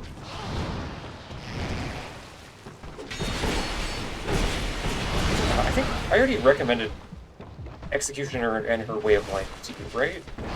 No. Oh, that one's pretty good. So it's technically an isekai, Okay. but the framing is a little bit different. Like, the story doesn't start like, oh, here's a normal character, and then they get hit by a bus, and then, they're in the fantasy world, and the isekai aspect is never relevant again. Ooh, I just dodge when I press the button. It starts out from the perspective of somebody that's already in, like, the other world, air quotes. Okay. That's more interesting. And the isekai aspect actually stays relevant past, the first episode. Instead Like of just other people are getting isekai'd, or... Yeah. Oh. Now that is interesting. Like one of the main characters is also from like the normal world. But that continues to be relevant in kind of an interesting way that I don't want to spoil. Okay. I'll check it out if I can find it. The Executioner and Her Way of Life. Yeah. There's also an anime. Okay. Where did my... Oh, there it is. Hi, Fiend. It's Reverb. Fiend, hello, welcome back. This was the best that my art could do. I like your little orb, honestly. Thank you. I was just like, okay, I'll draw a radio tower eye. Who are you? Or not eye. I'll draw a radio tower antenna inside of a broken astronaut suit. And then I started making like the radio tower. And I was just like, oh god, I have to add a torso to this too. And I was just like, no, a little probe eye. Yeah, we'll just do that. It reminds me of like a Destiny Ghost design almost. Yeah, I could see it. Yeah. Yeah.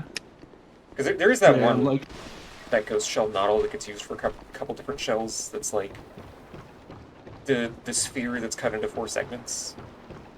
yeah.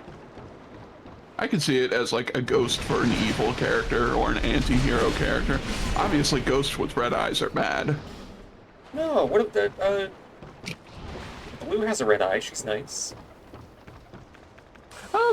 Blue does have a red eye. I really hate that we haven't, the only ghost shells that we can use that have red eyes are like stupid, cheesy looking toy garbage, like... Oh yeah, no, they're like almost entirely just like, oh, you like Star Wars, right? Yeah, there's the Star Wars one that has a red eye, there's one that's like Mad Max looking. It's got like little tires and spikes on it. There's like why can't we have a Gambit themed red-eyed ghost shell? Like, come on. God, I pray and hope against hope that Marathon does well. I need Bungie to start getting cash money again. Yeah, I guess that would be like, part of me is like, I hate the concept of Marathon, the new one, relative to like what the old Marathon complete games were. departure. But I also understand that it would be better if it actually did do Financially. well. Yeah. Yeah. Sure. It's that logic of what we can't just do campaigns anymore. They're not cost effective. Multiplayer battle arena now. Did you see that apparently that Highguard game wants like kernel level access and changing your BIOS and whatnot for you to play it? Oh yeah, Secure Boot. It's super cool. Battlefield does that too. Yeah. I hate it. And then it doesn't even work as anti-cheat. No. It's But invasive of for no course, reason. everyone will totally install it because we all want to be a high warden? I'm trying to remember, what the fuck even is Highguard? It sounds familiar. Is that the one where it's like... It's the game that they had an opening at the Game Awards that I didn't watch. And Jeff Keighley went, I just like this game. And so he just gave them the spot for free. And it's a hero shooter medieval, I think? Medieval hero shooter? Oh yeah, it's one where you're like breaking into a base, right? Like there's destructible terrain stuff. Here's the thing, I don't know because they haven't put out any marketing material. God. And the game comes out in 2 days. Oh! I thought it was a little Yes. bit further out. No. So there was the Steam achievements are out, and people have been trying to reverse engineer what they think the game is about from the Steam achievements. One of which is you can spend these reward points in a shop, and if you spend enough in a shop, you get an achievement for it. So that's something. But there was somebody was doing a like spoof because Highguard didn't have a Blue Sky account, and so they were just fake posting as play Highguard on Blue Sky, but they got taken down the other day. Oh, Not that's that Highguard has done any marketing since. Look at you. What are you fucking doing? We're going to the boss room. Ignore this guy. Oh, NPCs never do what you want them to do, Mabel. That's gaming. She's so eager to kill. Which, I guess it's fine. Women can do anything. Women can't do anything.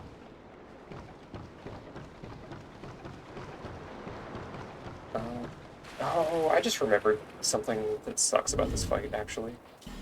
Oh. Do I want to be surprised or do I want to ask? Is it one of those wear this specific item or you're fucked fights? No, it's just on New Game Plus, a lot of bosses have extra enemies. Oh. This is one of those cases, but also look at how big this boss arena is. Tiny arena. And the longer you take, the deeper the water gets, and it slows you down progressively. Okay, but that is cool design, though. At least. I respect it. Hey, I got the dagger drop. It's rude, but I respect what it's doing.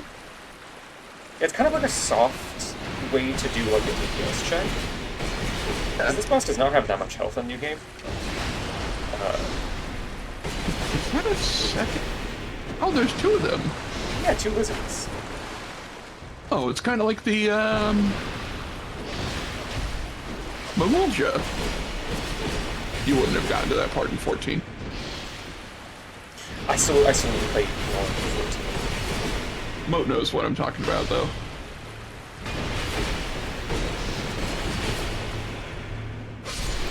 It's just very hard to get my brain into a mindset where it's like, okay, I can run around and press the number keys for 2 hours.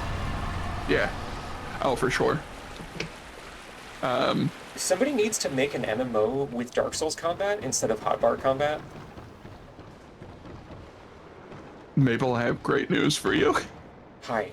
Hello. Hey. Have you heard of this game called Old School RuneScape? No, Old School RuneScape does not have Dark Souls combat. Flings you. It does not have hotbar combat, which is half the difference. And That okay, true, but like no, I see your get point. you. You're looking for an action, not a click. Yeah, like I think that's part of why basically every MMO that I've tried has not clicked with my brain because I want to feel like I'm completely in control of my actions as a game character. Define. Like, yeah, I guess because that doesn't actually do a great job of explaining what I mean. Like, the act of clicking a button to use a skill, it feels kind of disconnected from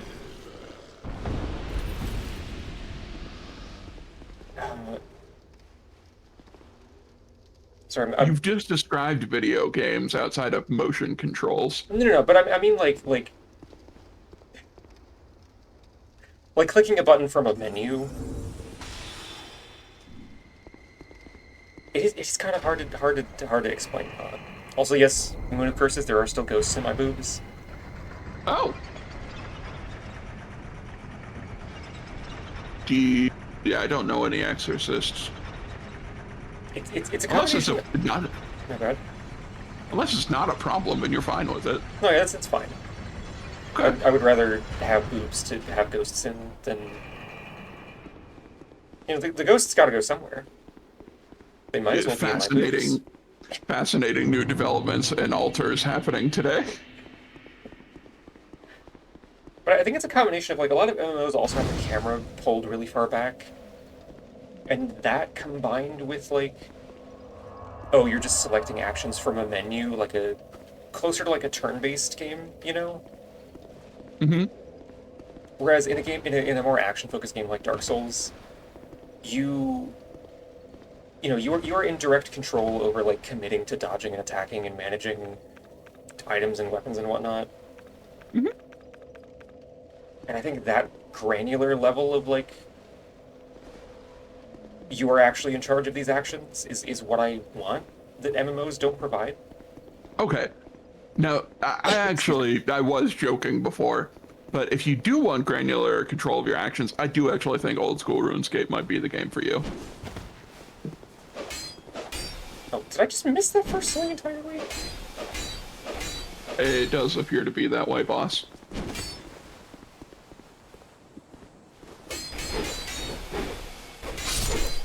My awesome curved sword hitbox that's 1 apple long. Oh wow, what a cool and ominous bridge up there. I sure hope you don't have to fight something hard on it. That's actually where I was earlier. That's, the bonfire before the Lost Sinner up there. Gotcha. Would you believe that I get lost easily when I'm driving? Every time I go somewhere, my dad just asks, "How did you get there?" I'm a professional truck driver for a living. And, I just go, "Well, Dad, I work in a library. I put the thing into Google Maps, and then I drove there." Well, you see, I got in the car, and then I was there. Some podcasts happened that I won't endorse because they aren't paying Mabel Gauss, and I'm not shilling for free.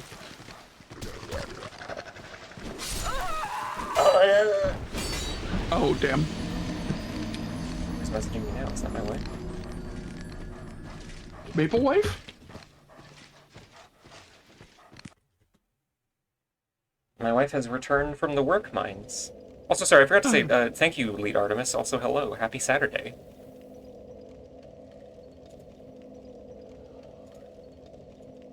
Is it okay that I'm here, or should I bow out so Freya can take over? No, you're fine. I'm not gonna suck her into the stream immediately after she gets off work. Yeah, that's fair. Thank you, Mimic. A convenient chest to place items in. Thank goodness. I've been meaning to store my valuables somewhere. Be sure to lean into the chest as far as possible to really make sure that your items are secure. You gotta, like, see that they're properly in the correct corners. You don't want them shuffling around. Exactly. My plan backfired. God, I do love Mabel noises. Mabel, the chest bit my hand! And the rest of me! Mimics are such fun design things for me. Kingdom Hearts Birth by Sleep has them. It's very funny when you've opened all the chests in an area, and so you just see these extremely conspicuous large chests right next to your 100% chest opened marker. And it's like, Oh my god. well, what could this be? They're always worth opening because they drop a crap ton of money. Okay. Even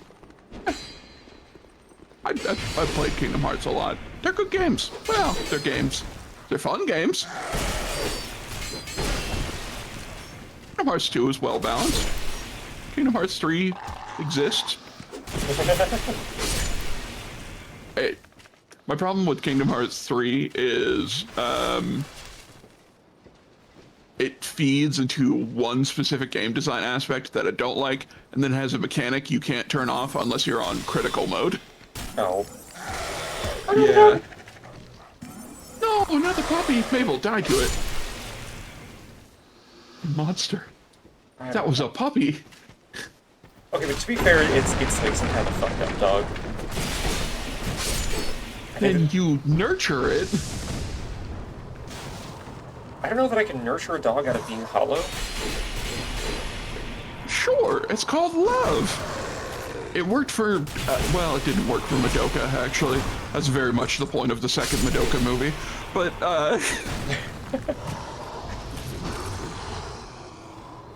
which, Walpurgis Night delayed again. Oh, that sucks. Yeah, it was supposed to be February, now it's... Just sometime in the future. You know, they're working on it.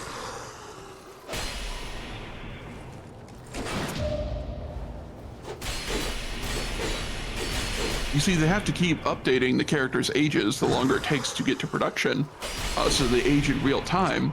So, you know, no good joke is coming out of this. Those girls are gonna be like 40. Sure. I mean, they were 12 in, like, what, 2008? They're about as old as you and me. I think I'm older than you. How old are you today, Mabel? Yeah, because I was 11 in 2008. I am 29 today. Okay, we are the same age. Wow. Oh, Neat. then I'll be older for a couple of months, and I'll just text you every morning and tell you what I did 3 months ago. Yeah? Yeah. I'll just go, Mabel, when I was your age, Oh, I get it. it was October. It's like that M. Bison speech from the Street Fighter movie. Where he's like, Yeah. when M. Bison came to your village, it was the most important day of your life. And For me, it was Tuesday. I gotta It actually was watch so that movie. good. That's a choice you could make. I'd recommend to do it with a friend. Oh, Or, for sure, you know, yeah. a wife. I wouldn't call it, cinema, but it's a film. I kind of love bad movies. Like, the Mortal Kombat movie from 95 is not a good film, but it's a fun film. Yeah. Look, I saw Over the Hedge. Haven't seen it in a couple decades, but Like nobody will argue that Hoodwinked was a good movie, but it doesn't have to be. Sometimes things can be bad and still fun. oh, Hoodwinked was a fun movie. Hoodwinked 2 was terrible and shouldn't have existed, but They made a sequel? they did. It's bad. Was it one of those direct-to-DVD sequels that, like, nobody ever watched? Yes, Okay. I think. Hold on a sec. Let me see if it got a theatrical release. I love movies that are born to go in the big bin of DVDs that they're selling for $5 each. This is shocking to say. Hoodwinked 2, Hood versus Evil. Oh my god. I know.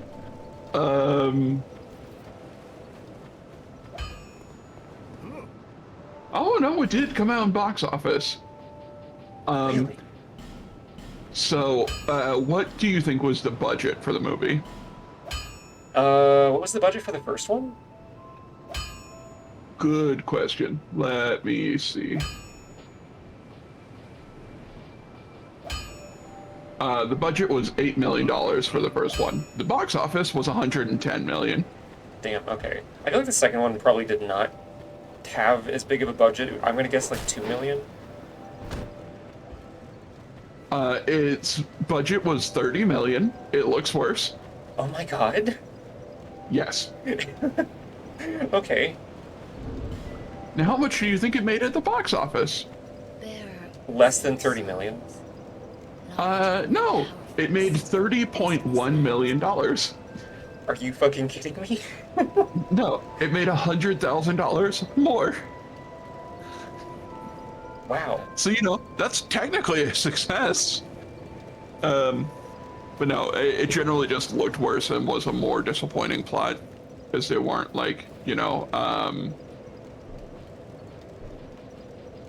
it didn't have the same magic of the first one. Many such cases with sequels. Yeah.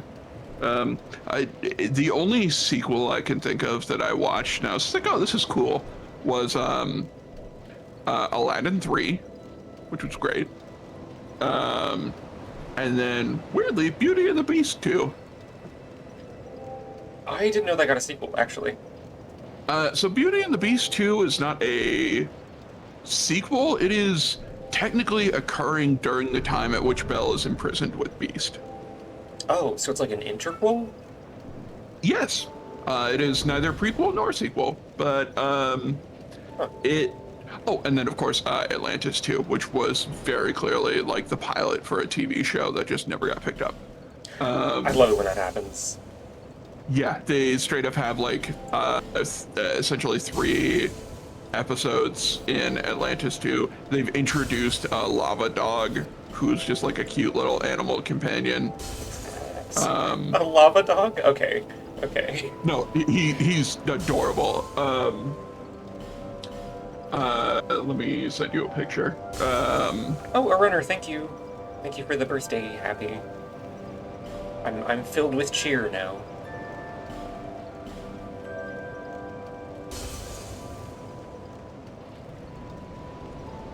Greetings! Rhea, my wife is in chat, and my wife is messaging me. A wife. Okay, here's what I'm gonna do. Okay. How do I do this? Hold on.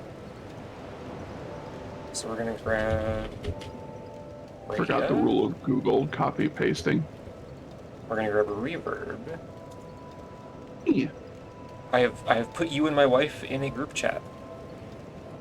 Ow. So I'm actually gonna move the call over there real quick. Because my wife wants to join. Yay.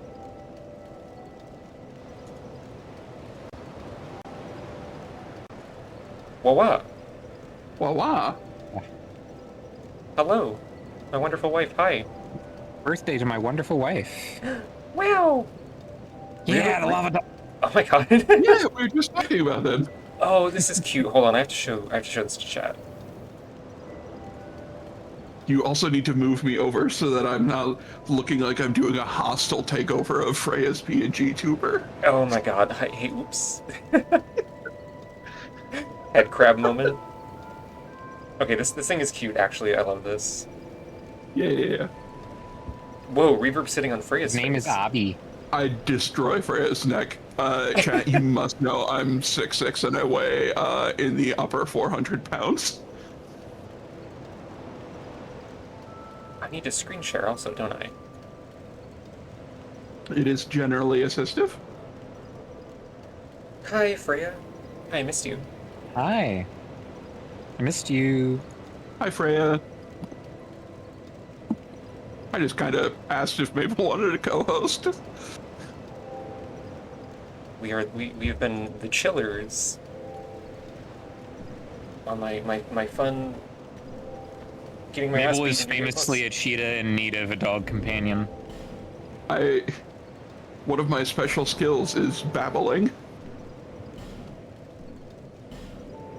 Oh god, what can I even do with the old witch soul? No, honestly, babbling on stream, like just talking about whatever is genuinely helpful Oh, sure. from the That's perspective why of my being the nickname in streamer. high school was White Noise. No, but God, if it was, that would have been... I don't know if it would have been cool, but it would have been something. It kind of sounds like the nickname that like a cyberpunk character would get. That's true. Also, a runner, I'm not doing a bow run, this is Twin Blade. It does look a lot like the Dragon Rider bow, though. Now that you mention it. See it being a bow sword if FromSoft was particularly coy. Yeah, like, it looks like it should be like a trick weapon that is also a bow, but alas. Just like the trick weapon that does that in Bloodborne. Yeah, Simon's Bowblade. Bearer of the sea, blessed. They were going to make a weapon like that in RuneScape, and then the mod who made that quest left and no one knew what to do with it. Oh. Yeah.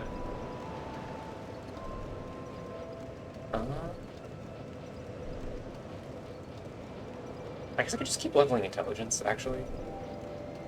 Bless Okay. you, Jelly Mellow. I absolutely do not have the skill. Every time I look at code, my vision starts swimming, which was why trying to make a game in Unity didn't work. Yeah, White Noise is a very Hackers 1995 character name. Also, huge fucking handshake emoji reverb. Programming is scary. It's kind of Yeah. why I use Blueprint in Unreal whenever I can. Because then at least it's not just a wall of text. For sure. Every time I open up Visual Studio, I just kind of look at my hands and I go, now these are recognizable characters. I recognize the alphabet is being used here. But to what ends? Oh no, I'm kind of the mindset that an actual programming language is easier to parse in my brain than blueprint spaghetti. The devious Someone must be able to make it work. Yeah, because there is the downside of visual scripting where like if beyond just making sure the code is structured well, you have to make sure that it's visually laid out well, which is tedious and stupid and annoying. And I wish there was some kind of automatic arrange everything in a line, which is cool because integrate more AI into Unreal. Got it. behavior trees already have that in Unreal. You can automatically arrange all the nodes so they don't overlap, and just Blueprint doesn't get that. It's so dumb. I've imagined This is a the giant oak statistically tree. average placement of all the modules in Blueprint. You said behavior tree, and I just imagined like a Winnie the Pooh art style oak tree with a mustache and a monocle who's there to teach me about manners. Oh my god. Yeah, that was funny. Thank you. It's my special skill where I have dumb thoughts and then have to say them out loud. Hey, you should be a streamer. That's 80% of the job. The entire job description, yeah. I thought about it. For some baffling reason, my internet connection just does not like me running OBS and streaming to Twitch. It's why whenever I stream, I just shack up in someone's Discord server. No. Yeah, I tried streaming Kingdom Hearts 2, but the connection just dropped. I could give it another go. I guess because the kind of bitrate that Twitch expects is a little more demanding than a Discord stream, and most people's internet packages don't actually have good upload speed. So that makes sense. Certainly not. I'm out here in the boonies of Ohio, so...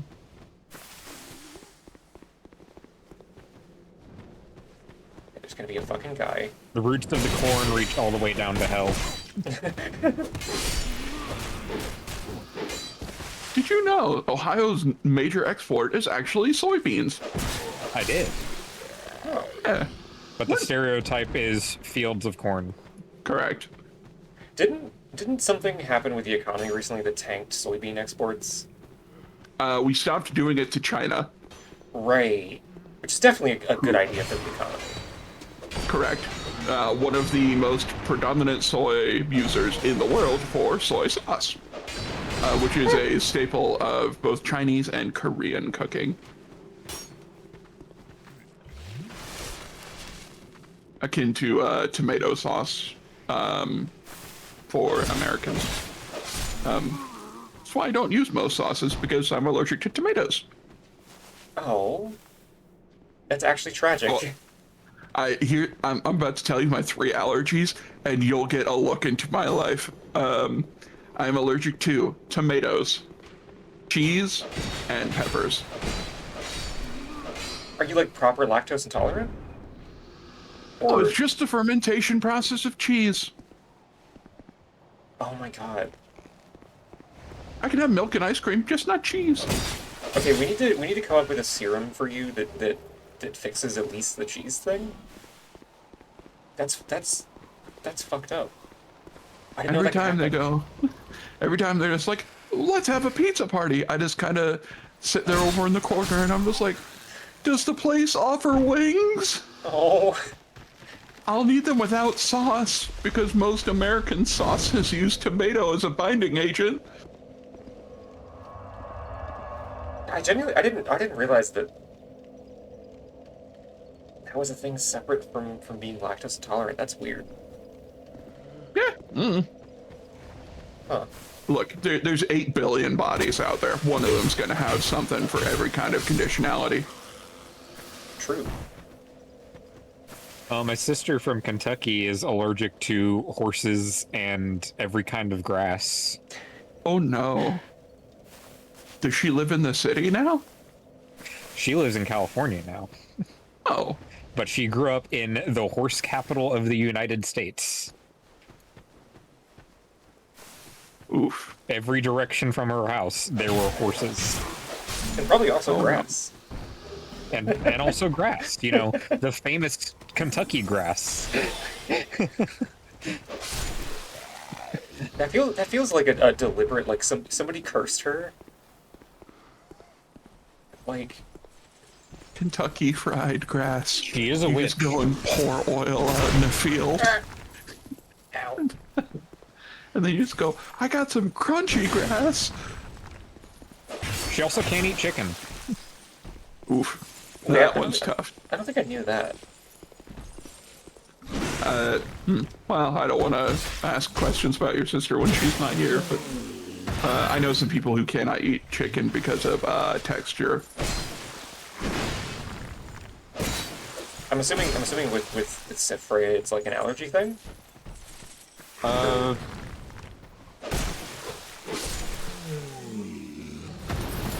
No, it was part of, I don't know, she just kind of, like, became intolerant to it, like Oh. it's a lactose intolerance, but to chicken. That Okay. are other bird meats affected? Like, can she eat turkey? Is that fine? I am not aware. Huh. I know there's, not obviously not on the same scale. I know there's a thing where after tick bites, you can become just allergic to meat, period. Oh my god. Yeah. Also, Yeah. look at this That's a motherfucker up consequence here. of Lyme disease. Wow. It's very pretty. He's waiting for me. I kind of, considering I'm a New Game Plus, I don't think I'm even gonna go to the Funny Horse Tornado Room. Just because there's What?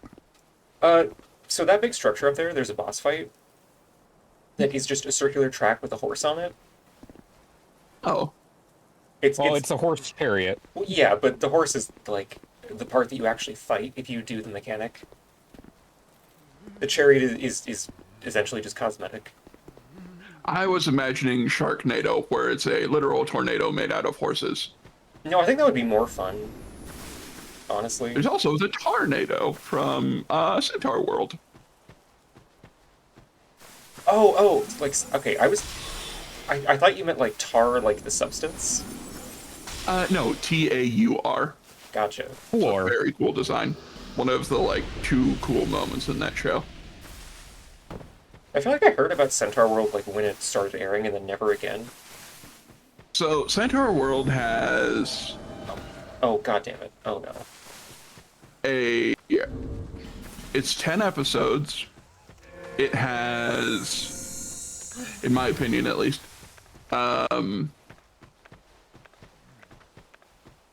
in your opinion, it has 10 episodes? 3.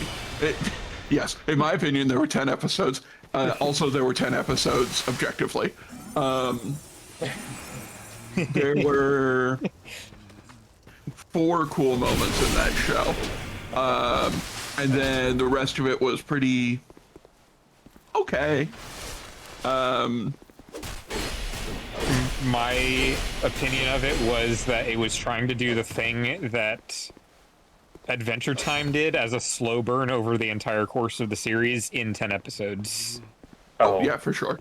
Well, I guess because you can't have more than 10 episodes in a show now. Especially not with Got a Netflix. second season. So Yeah. Because you can't rely on having more than 10. So Freya, you've seen it? yes. Okay. The things I'm thinking of, the Tornado, which was the thing that made me convinced to stick with the show, and then all 3 moments the Nowhere King is mentioned, and that's about it for the show. Hush now. It's I don't so hear little cool. one crush now, Now into the middle of nowhere. Singing and laughter will die. Dreamless sleep gets really scared. Nowhere king, when his kingdom comes, darkness is night. Quiet into the in-between silent. Secretive feeling of fierce hatred that reaches the sky. You will bring joy to the nowhere king when he sees the light. He grabs both of your snouts. Now here's the thing, that song comes up 3 times, and each time it fucking rules. It's so... The Nowhere King is unfairly one of the cooler villains I've seen in modern media. And it sucks Yeah, but they it's try a to do middling show. It is kind of like goosebumps inducing a couple times, but as a whole, with how rushed the progression of this is a silly kid show to oh shit got real, it kind of feels like an abridged version of the entire Lich King arc of Adventure Time. Oh yeah, for sure. It's certainly, I'm not saying this is an original piece of work. Yeah. It's also a musical show, so it's got like multiple songs every episode, some of which are cool, again, Tornado, and then some of which just suck or are way too overly kids comedic. I hate this little scampering freak. It's your birthday, you can kill him. My brother goes into slight anaphylaxis when he has too much cheese. It's odd. Huh. That's such a terrible curse to have. So I just realized I haven't looked at chat in a hot minute. Moon of Curses. Fried chicken or all chicken? All chicken. We did kind of sing a song at you for a minute and a half there. The slight delay between the two of you over Discord was yeah, I was not expecting a duet when I started. I heard it and then I was compelled to keep doing it. completely understandable. I was cooking my brain a little bit. I did not know milkshakes used cashew milk. Neat. That entire thing of trying to sing "Row, row, row your boat" offset from everyone else. Yeah. Oh, God. It's. I used to work in audio. It's tough. For a while, I got confused why milkshakes were spicy. Turns out I'm allergic to cashew milk. I was making them at home. Oh. And now I want a milkshake. But I'm not supposed to leave my house. Yeah, I'm pretty sure I am allergic to black olives in some way because black olives also feel spicy when they should not. Oh. But olive oil, I'm fine. So That's weird. I wonder if it's the olive itself or maybe whatever they preserve olives with. Like don't poison me. I know for me, it was just like, does anyone else ever feel like they're dying and their body starts projecting on them when they have a tomato? And they were just like, no, I just like pizza. And I'm like, there must be something to this. No, you just got bad pizza, aren't you? You keep the pizza's critting you. You're so right. This is the most autistic thing I'm ever gonna say. At one point I was just like, if I could make a magic wish, it would be for a HUD to pop up over everyone's vision so that we can all see how other people are feeling and what their conditions are. It'd be so convenient. And this was 5 years before a diagnosis. Oh my God. Oh, my buddy just got kicked off the ledge. Okay. Oh no. Ray. Oops.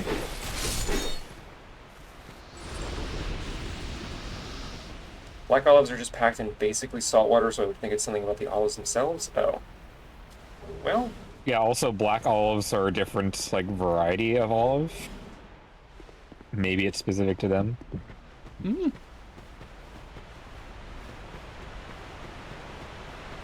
I think the only food I'm allergic to, I'm not even sure what it is about it. It's something used in the making of like Polish sausage, like kielbasa, that just completely destroys my stomach whenever I eat it. Like incapacitated for several hours, kind of reaction. No other meat products or anything that I can think of that I've ever eaten does that to me, so it must be something specifically used in, like, kielbasa.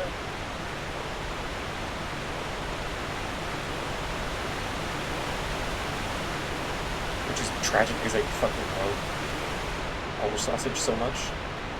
And I can't have it anymore. Because my body was like, nope, this harms you now. One of the cruelest things life can do.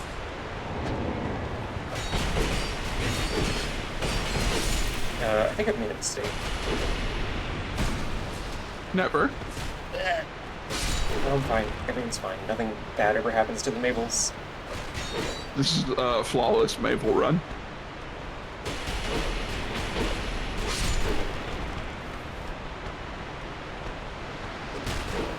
Where are you going? What?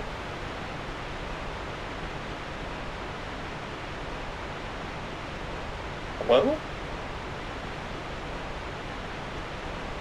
His shifter's over. What is he doing? Wow. Just really ass out walking. It's like he's trying to get something over that way, but my knee is here. Buddy?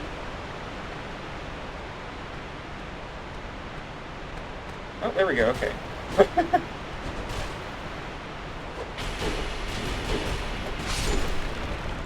Sure. Visions of a grim world, only possible through the minds of FromSoft.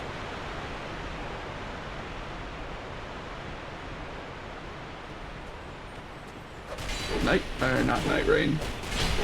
Vampire the Gambit mode is coming out. Whoa, what? Oh, I have my fucking binoculars. Whoops. Wait, sorry, what's happening? That, like, Switch exclusive, you're a vampire, fight other players, and also NPCs at the same time mode. The next FromSoft thing. Oh, Duskbloods, right. Legally distinct Bloodborne that is also a battle royale. Does that have an actual release date? Or is it just sometime this year? Let's see. As I close out of the latest wiki. I really hope it doesn't stay Switch 2 exclusive. Because I would like to try it, but... I've noticed most games that Nintendo publishes or produces stay Nintendo exclusive. Because we have never gotten Bayonetta 2 on anything other than the Nintendo Wii U.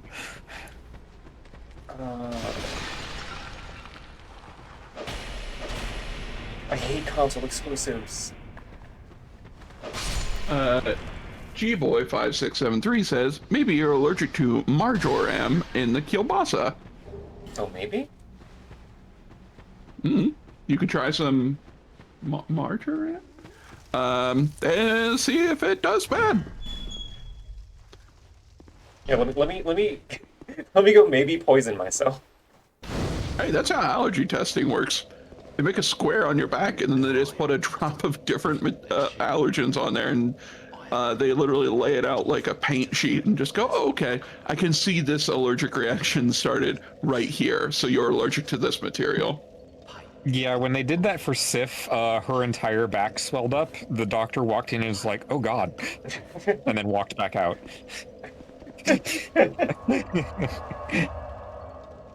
And then, like, did some more testing on the underside of her arms, and was like, still really bad reactions. So the conclusion was, hey, you're allergic to everything, every type of grass and tree, and also horses. You must become a city girl now. She's destined to be the main character in a low-budget Hallmark movie.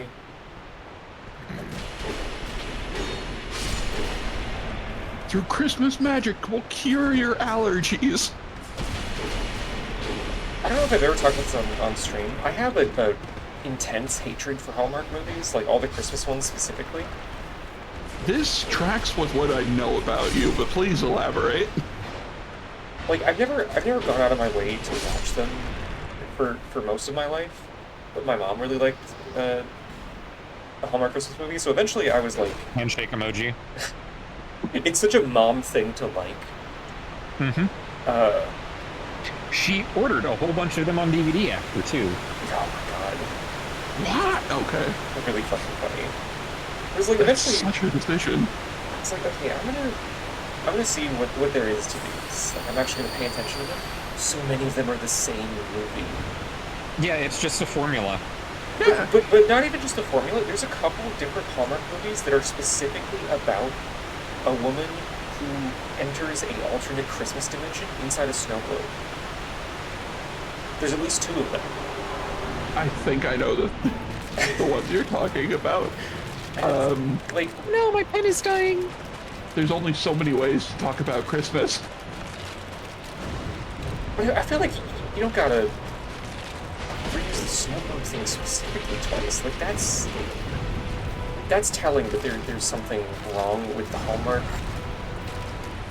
movie industry. Also, they're all like regressive and kind of weird and right-wing politically. You're right. When will Hallmark start pushing the envelope for what things could mean again?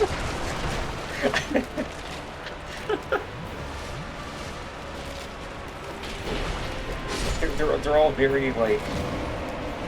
Remember back in the good old days when things were simple. Also, please don't question the fact that there's never any black people in these movies. Oh. I don't watch Hallmark movies. They're overwhelmingly white. Like, that makes sense. Like, if it's a thing you're paying attention to, it becomes, like, painfully obvious. That there's, at best, air quotes best, there's, like, a token non-white character. Hey, the skeleton, that's a wheel. Oh, my skull.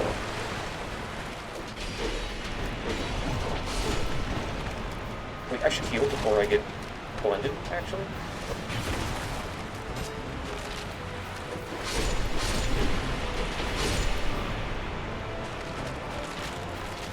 Also, there's a lot of like narrative, like, oh, it's bad for women to have careers, actually, that goes on in those movies.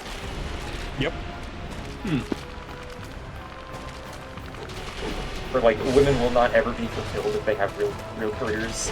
The correct thing for them to do, emotionally and spiritually, is to be a housewife.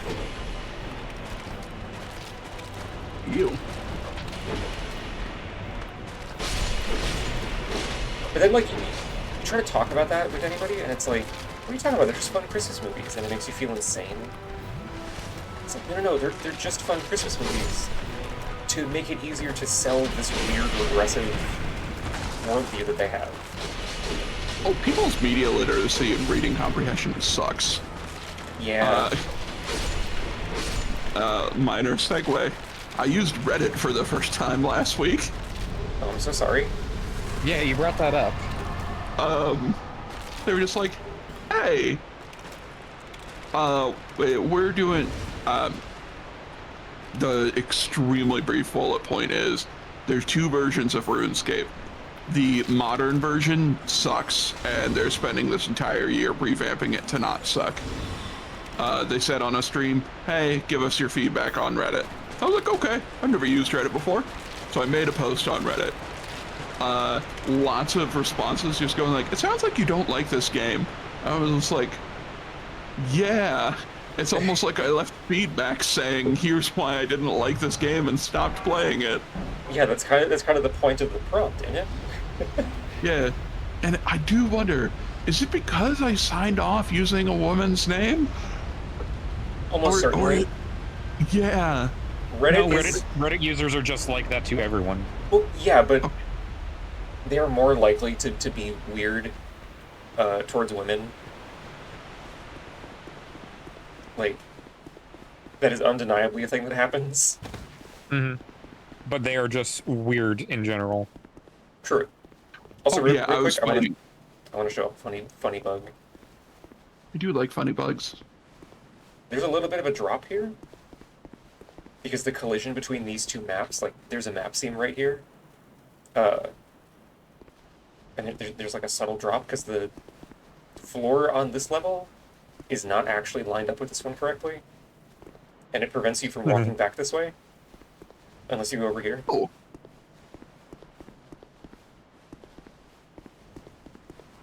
Anyway. Let's continue complaining about Reddit.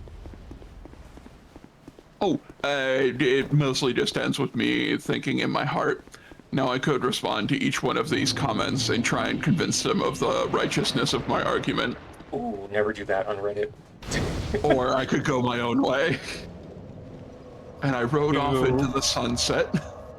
To give you more of an insight of how sick in the head Reddit as a community is, you know how annoying like the gimmick accounts and gimmick bots are on Tumblr? Yes, I remember red Marge and blue whatever. Gimmick accounts and gimmick bots on Reddit are things like, hey, you used effect in the wrong way, like E instead of A. Yeah, like grammar correctness bots.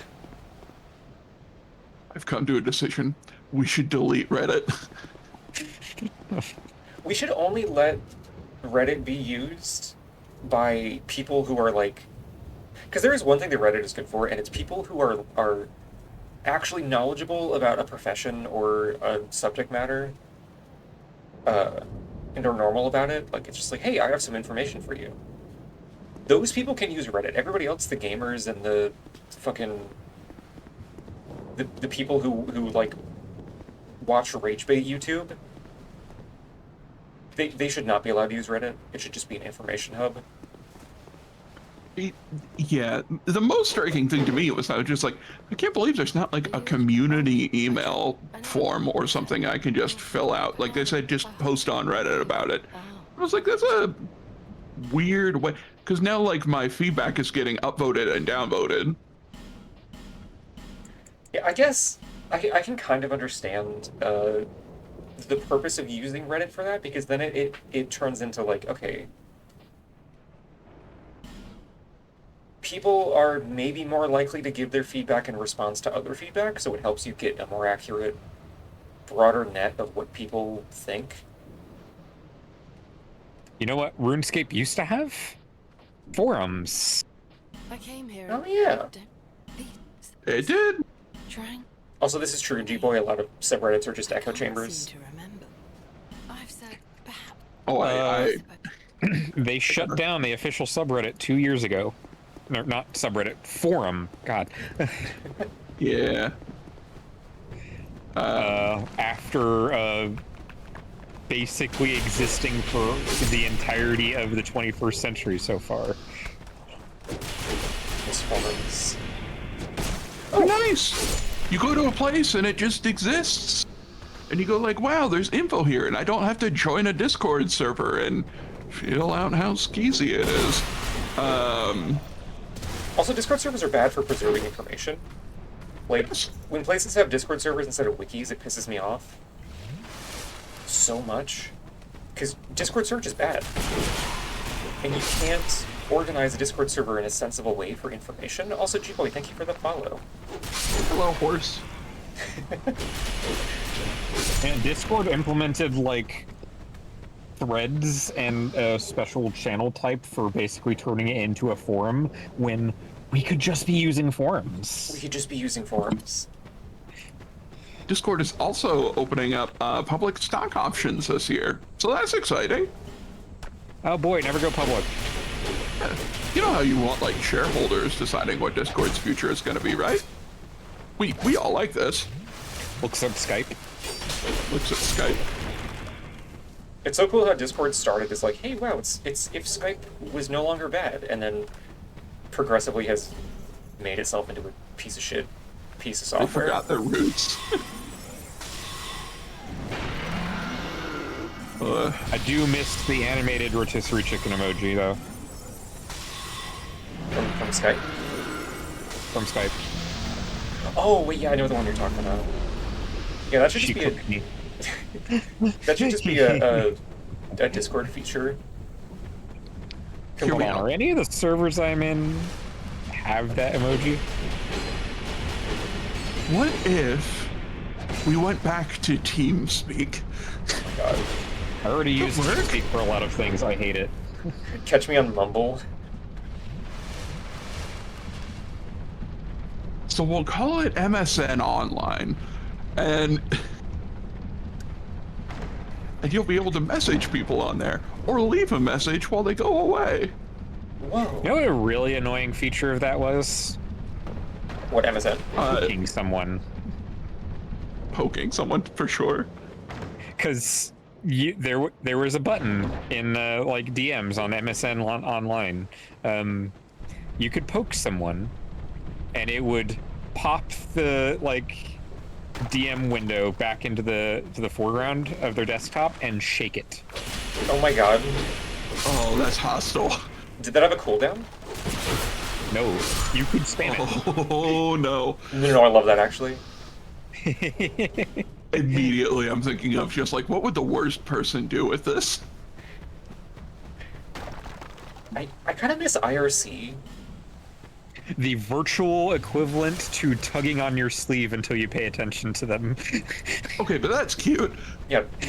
This is technology we need for puppy girls. I think if I was out somewhere and a friend tugged on my sleeve, I'd just be like, whatever you say. It is a cute gesture.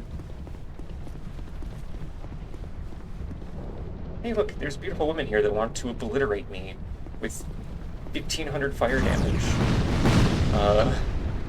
It's only Tumblr.com? feminist. Yep, this valley is tumblr.com. There's scary transgender pyromancer women. It's that Transgender, fucking Mickle, you have to let them do it. So you've entered the covenant of the Tumblr staff. unfortunately. Oh, I got the skirt. Yay. Oh, well, that's nice.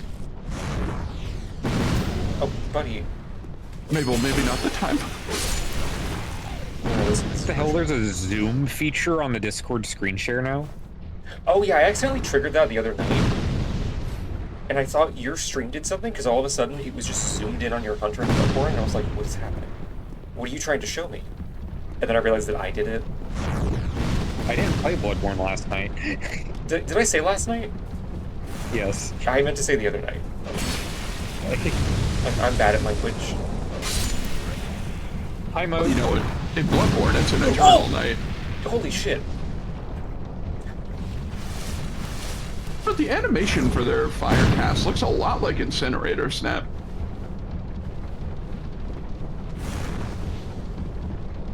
Yeah, kind of.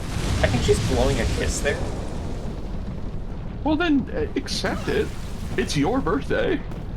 You're immune to damage. Listen, if it I were... want a pyromancy in a video game that is just what Colonel Mustang did to Envy. Look how much damage that does. I do need to watch Brotherhood at some point. Did you say Colonel Mustard? Colonel Mustang. Oh, yeah, okay. I was like, wait a minute, like the Clue character? Listen, I know you got mustard brain, but that is not what I said. It's I'm true. out. Hi, Mo. It's true, I do have mustard brain. Maybe I heard mustard because I saw Moat in chat. Mustard, but in a Snap Colonel fingers and outfit would be splashes really you. fun. love a slime in uniform. I'm a cognito hazard. God, I could seriously eat like 4 mustard-filled hot dogs right now. Literally the entire time we've been here, I've just been thinking, do I risk going out in the snow to go to the Chinese buffet? Oh my god. Have you eaten today? Who, me or Reaver? Reverb. I have to. I am not one of those girlies that can skip a meal. It will go very bad, very quick. Hi, Susie Bunny. Yes. Hi, Susie Bunny. I'm fully stocked up on groceries to just sit down through all this winter bullshit. Because we are running it. You don't want to go. It's that I want the food that the Chinese buffet has, Freya. Listen, dumplings from a nice Chinese place are always worth. I would go through Dark Souls 2 environments for dumplings. I get it. Krusty Krab pizza. Thank you, Mo. Pizza. I appreciate you putting that onto your to-do list. Okay, I'm not gonna miss this lizard this time. Me when I'm playing Shadow of the Colossus. Hey, that was Have fun. you ever played that on stream? I haven't. The last time I tried to play it was like emulating it, and at the time, I think PS2 emulation was just not good enough because it was fucky. But like now, I've also upgraded my computer sense, so I could probably play it on stream. I want to play it at some point. Do you have it? I don't own it, like, but you know, there's emulation. Well, I mean, I definitely own a PS2 disc of Shadow of the Colossus. Definitely. I made a legal backup of the disc that I own.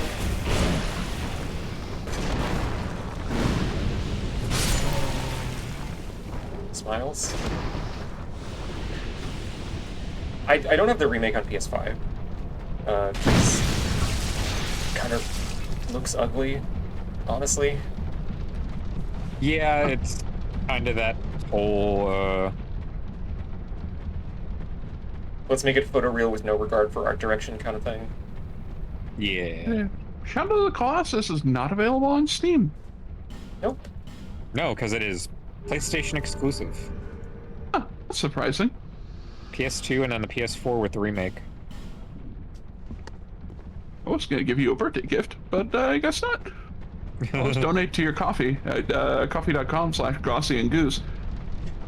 I know, the nice reverb.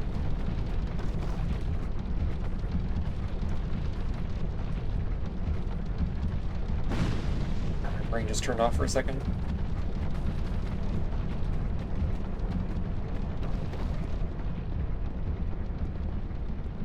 Wait, no, I can't just use the Murakumo again.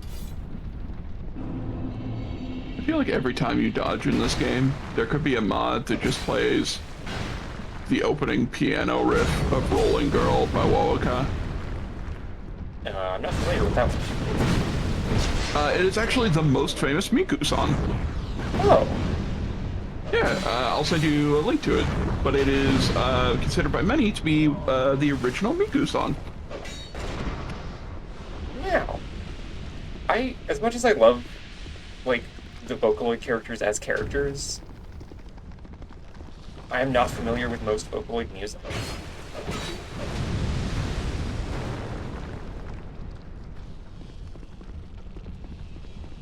Bird Brain is pretty good. I know that one. It's the song of the summer. Yeah, I'll put a link in there for you to listen to later. Yay. I've heard this song before. I don't think I ever internalized the name of it. Oh yeah, it's quite good. I'm sorry, can fire arrows not break those? What is this thing? Very funny oversight. Do I need iron arrows? Like, oh my god. You're not familiar with the Covetous Demon? No, I know nothing about Dark Souls 2. Oh. Yeah. It's everybody's favorite Did you know boss that fight. I'm in the video game? I wish they didn't put me in the video game. Oh, yeah. Yeah, the boss that shares my wife's name, is designed to scare my wife. Oh no. Eat him. Eat him. Customer that comes to the counter and wants one of everything off the menu. And you just have to go out there and firmly grip their shoulders and go, I'll kill you. Average Greg's customer. I had someone try to pull that once at the Chinese restaurant I worked at. And I just kind of looked at it, I was just like, no, but for real? What do you want? Be serious with me. Give me a real order, please. I used to work at a Jimmy John's, which is a sandwich shop, and someone came in and just said, I want one of everything you have on a sandwich. And it just looked, and I was like, this isn't gonna taste good, you know that, right? He's just like, I know, but I have to. Oh my god. And I was like, I respect it. He's just like, yeah, can you chop up one of those pickles and put that inside too? I was like, man, come on. I didn't sign an ethical code, but like, This feels like it would don't do violate this. What does him eating them do, though? It distracts him so that you can deal range damage without him chasing you around. Wrong. He has damage resistance during the eating animation. It's supposed to poison him if he eats all of them, but I forgot that his new game plus poison resistance makes that not work. So it's kind of just a waste of time. So what I said is correct. Well, yeah, but you saw I was hitting for like 40 damage. My spells would have done less. It's weird that so many animations for bosses in this have that kind of like damage resistance on them. Most They're bosses. having their moment. True. I guess maybe that's to communicate, like, hey, you should use this opportunity to like buff or something. Because most bosses that have a phase transition also take significantly less damage during the transition.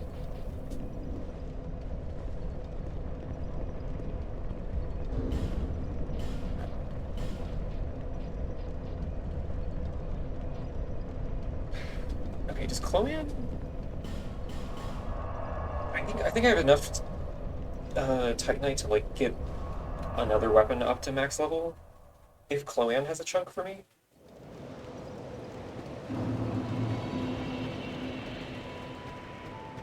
Oh, speak.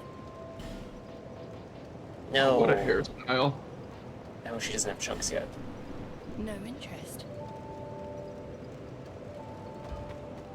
No, this is great.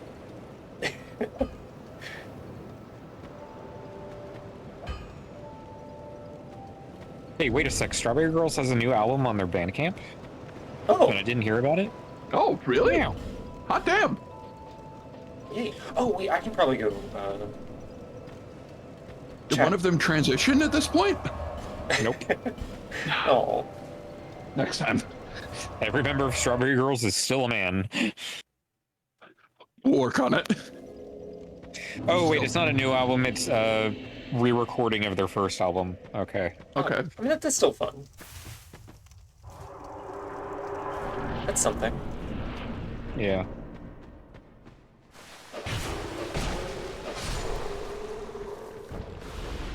Chad, I get to go feed rocks to birds now. You should definitely do To this help in with their real life, too. digestion? Yeah. Yeah, that's I had to nice tell of a you. customer that you shouldn't feed bread to any bird because she thought it only applied to ducks. Why would it only apply to ducks? Did she know why you're not supposed to do it to ducks? Yes. Okay, yeah, okay. What the fuck? But How specific?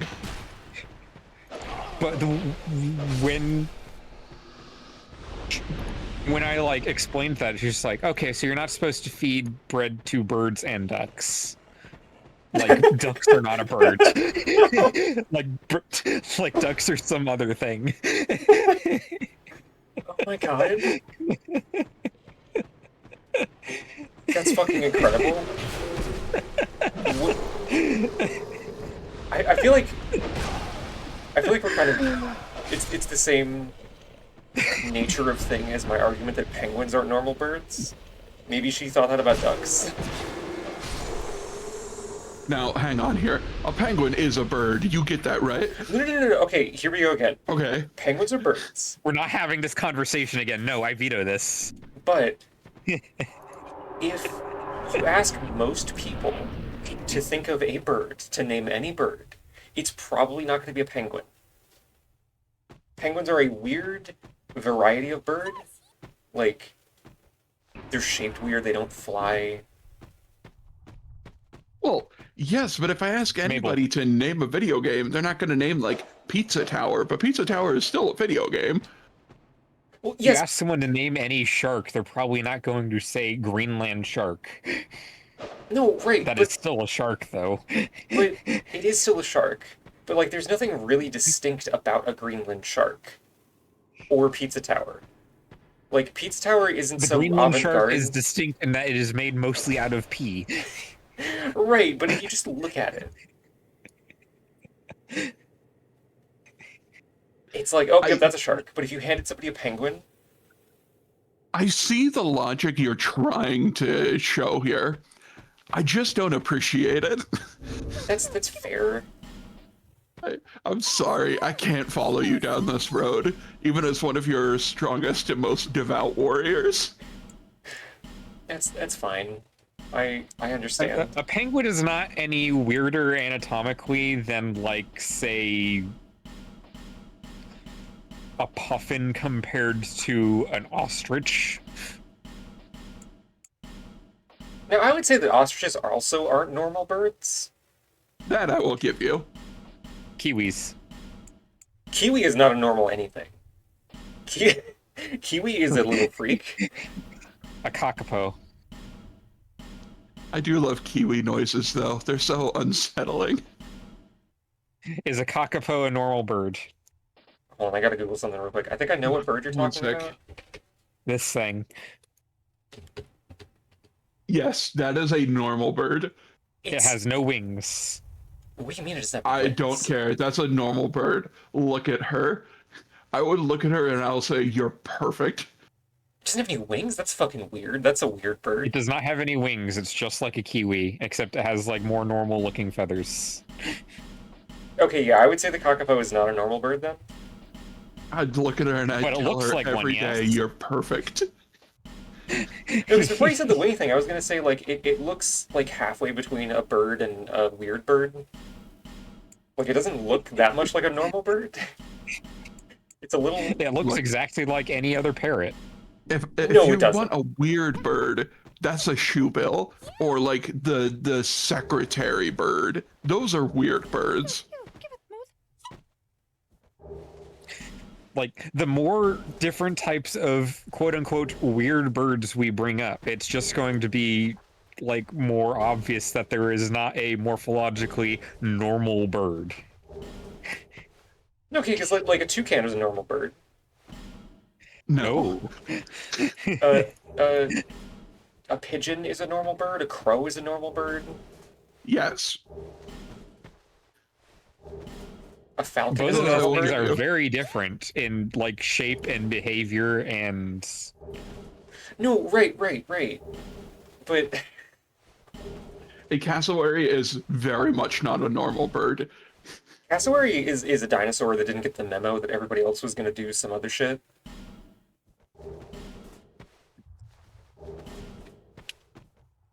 So it's just still a dinosaur? What did you get, Sigil?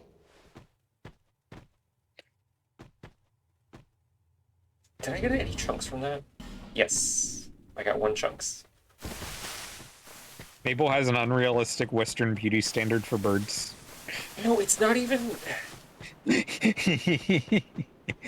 I think okay, like If you Okay. put them in under the same Pokedex shape category as a pigeon, it's a normal bird. I'll give you that. But is a toucan in the same shape category as a pigeon? Too much beak. Because those are 60% beak. right, but it's still basically a bird. Like in every other regard. It just Penguin happens. is still basic. Okay, Mabel. No, When I no. say penguin, what kind of penguin are you imagining? The ones with the eyebrows. A rockhopper. Yeah. Yeah. All right.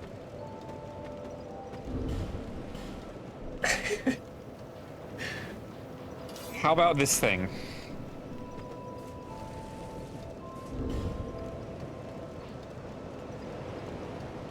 Does that penguin have jaundice? What am I looking No, they at? just look like that. Oh my god, I'm sorry. I'm gonna let chat look at this. What kind of penguin is this? Oh, molting. That is the yellow-eyed penguin. Well, it's okay, Kind of but does what it says on the tin. this file name suggests that it's in the process of molting. Yeah.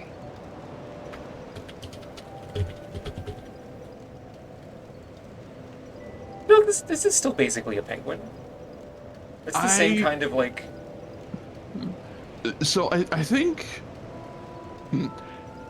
the thing I would go is if I look at a penguin, I go that's a penguin. If I look at an ostrich, I go that's an ostrich. If I look at a sparrow, I go that's a bird. Thank you. Because bird becomes a more generalized descriptor, whereas penguin is so notable as a bird that it becomes specific. Now, I would not say penguin is not a bird, but rather that penguin is bird plus. Is a pelican a bird? Yeah. Yes. I'm not saying that. Is a Just to No, be clear, a pelican is a pelican. just to be clear, I'm not saying that penguins and ostriches are not birds. I'm saying they're not normal birds. Oh, the penguin looks so sad. It's a bird that had some kind of process done to it, and now it's weird. I think the word you're looking for is passerine. Yeah. Sparrow-shaped. Oh, these birds pass? Oh, Yeah. what a specific word. Mabel's Good being call, dude. misogynistic birds now. Oh.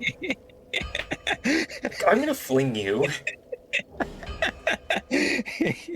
You made the passing joke.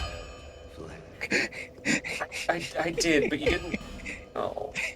Oh wait. What a specific stream we've become. This happens every time Mabel brings up the penguin conversation, which is why I tried to veto it. Anyway, hey, we're playing Dark Souls 2 today. Is a cormorant a normal bird, Mabel? Yes. They're not sparrow-shaped, though. Right, but they're close enough.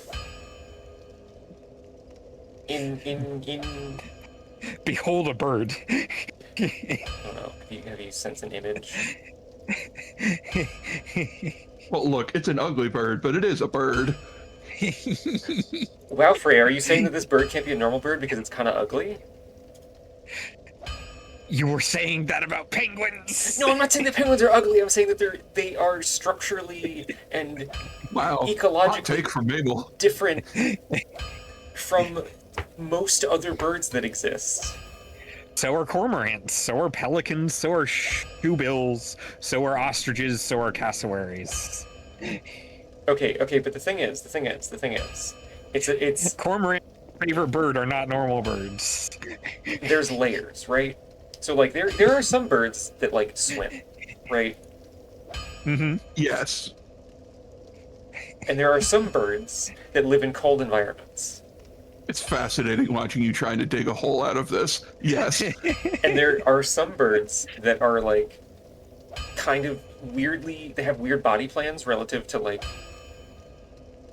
you know, corvids, passerine birds. Mabel is the antagonist in a children's movie where penguins are second-class citizens because they don't fly. Don't make me a fucking Zootopia villain. But like the fact that penguins are all three of those, they have a weird body plan. They cannot fly and they swim primarily.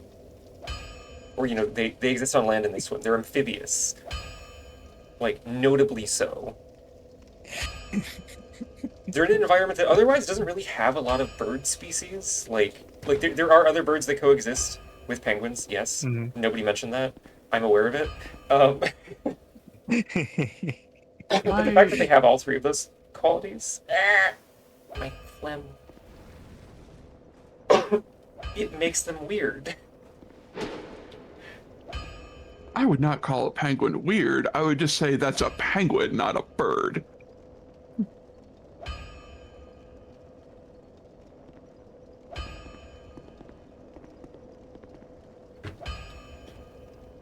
What do you think a worm is?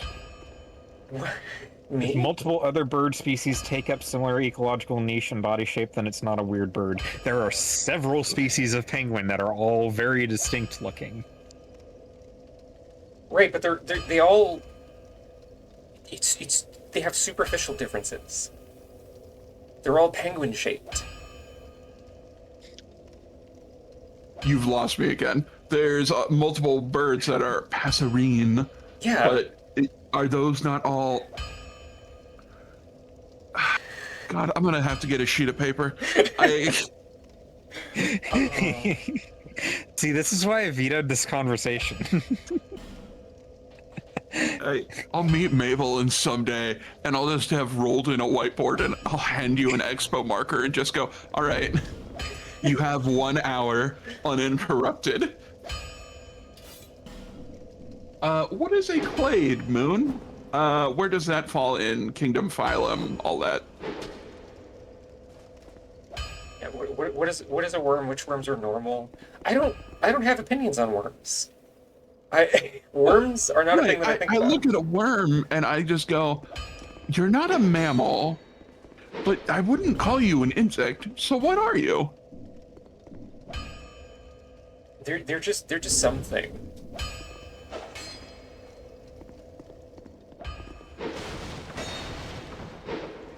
I don't know any professional wormologists.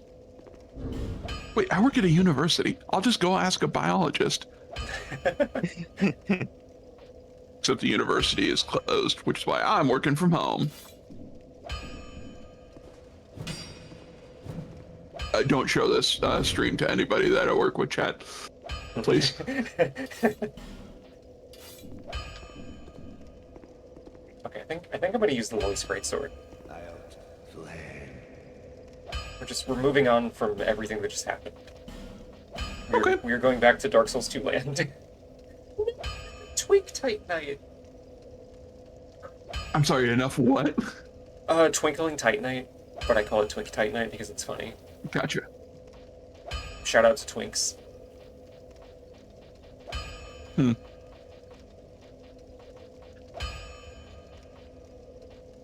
So, what weapon do I want to use? No good comes out of coming down that conversational path. Dark Souls 2 is like the penguin of Souls-likes. I would actually say Sekiro is the penguin of Souls-like, I was just because thinking everyone that. loves Sekiro.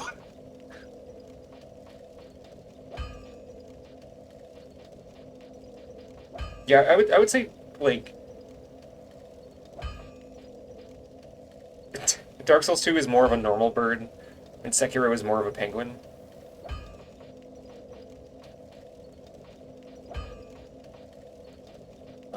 Also, to answer your earlier question, Reverb, Clade isn't like fitting into the whole like phylum class order thing. It is a group of those where you have several species that go back to like a common ancestor. Oh. So it's a group of branches on the family tree. Gotcha. That are all like taxonomically similar. Like,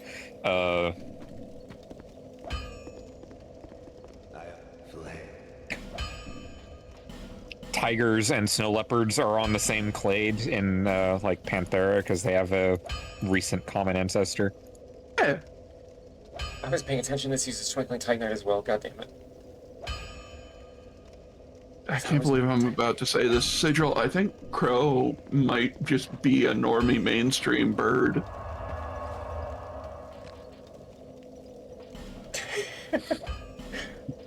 Yeah, I feel like I don't think it's edgy anymore. I think I would largely agree with that. They're such a well-known literary symbol. Sure, there was also a time when Hot Topic was for Rebels, Sigil, but now you go and you're just like, you have a lot of overlap with Spencer's. Hey, Mabel. Hello? Binturong. Love these guys. That's a mammal. Oh, and they have slit eyes. That's fun. Chat, we're gonna look at this Binturong having a snack. Look at this thing. Yeah, as Binturongs are felliforms. What is a felliform, Freya? Like cats? It is one of the two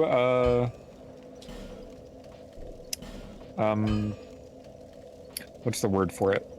Suborders of carnivora. The other being caniform. So it's either dog-like or cat-like. That is what every carnivora species fits into. Sorry, is bear in carnivora? Bears are caniforms. They are dog-like. It is mostly based around like jaw structure and like how their skull is set up. If I really stretch, I can see it.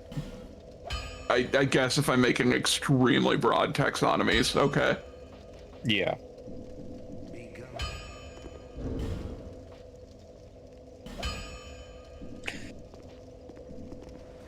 Okay.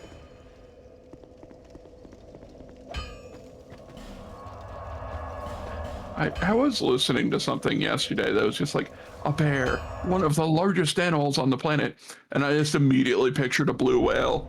I was like, I don't think a pack of bears could take down a blue whale. Like, bears are big, but I feel like there's... Well... They're big, don't get me wrong, but they're not what I would consider to be mega fauna. Polar bears are. Yes, polar bears are. Do giraffes count? Yes. Could a blue whale take down a bear? Yes, easily. And here's why. Blue whales are so loud they can actually stun your inner systems. Although I guess it depends. It's kind of a matter of environment that makes the difference here. Because like, yeah, like a bear would not make it in the ocean, but a blue whale couldn't beat a bear on land. No, of course not. So it's kind of not a fair comparison.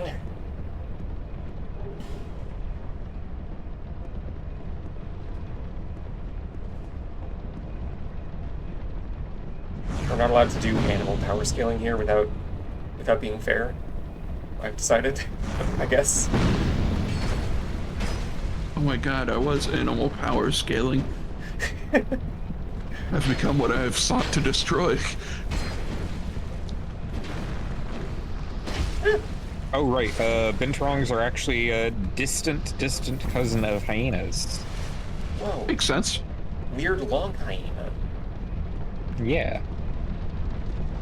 Because they are the same clade because they have a distant ancestor, but they're not the same like order or class. Or, oh, they are the same class mammal.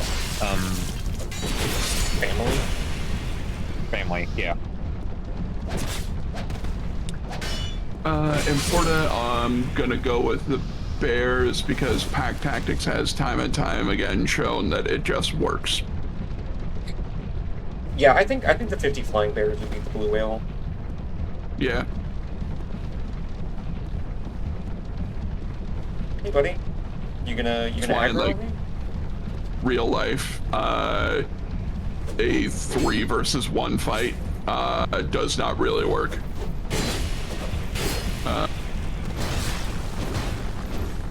G-Boy, I don't know. I don't know that blue whales go where polar bears are. That might be a little far north of where their range usually is. It's been a minute since I was a whale kid in middle school. You weren't into horses or dragons. It was whales. No, I was into whales. Oh. No. Oh no. I thought orca whales were so cool, but they're dolphins. I still think they're so cool. Total thickness of like the blue whale's blubber and epidermis combined is over a foot.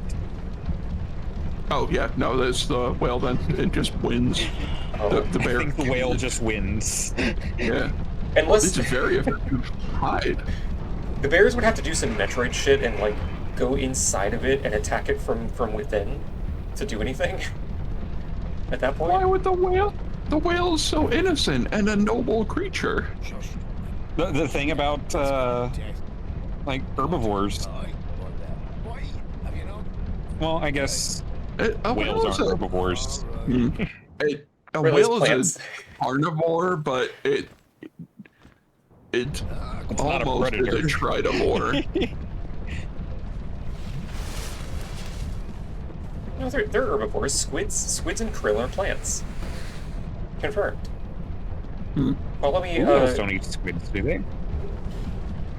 They do They're a actually. baleen whale. No, sorry, I'm thinking of sperm whales.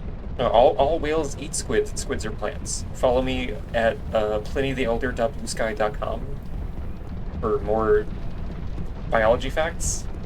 I can't believe I'm being lied to by someone who has a shark tuber. Mabel is afraid of the ocean, therefore she doesn't know anything about it. I know everything about the ocean, actually. That's why I'm afraid of it. Mabel, what is a Humboldt squid? Long. Scary. Freya is correct. Mabel is not. A Humboldt squid is essentially the wolf of the ocean. Oh. They are the primary reason why you are encouraged to never ever go swimming at night in the ocean. Interesting. Because any They are squids lights, that use pack tactics. correct. Any lights or reflective surfaces you use to see are seen as very aggressive signs by the squids. So then they just kill you. It's really fucking funny, actually. Like, it probably sucks to get killed by a pack of squids, but also the sentence, yeah, this guy got killed by a pack of squids is really funny. Conceptually. Here is one for size. For a squid, that is not very long. Now, if you have plenty of them on you, it is very important to know the pack size of a Humboldt squid, very large. 20 is kind of underselling it. They move in groups of 1,200. Oh. Oh, so it's like a swarm of locusts. 1,200 of these things show up and you are just reduced to like a skeleton. Well, yes. The reason I say 20 is because only 20 can touch you at a time, because that's how much surface area you have. Yeah, that becomes like a cloud of squid. That's terrifying. Yes, That's not a and that's pack, why you that's a don't swim swarm. at night. We don't know how many people are killed by Humboldt squids because they don't leave bodies. Oh. I think you would notice if someone didn't show up. Well, yeah, but I guess it's hard to tell if it was the squid that killed them, you know? Yeah. Oh, man, I forgot about this fucking mannequin.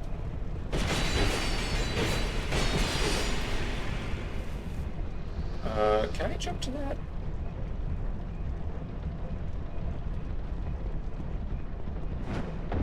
Yeah.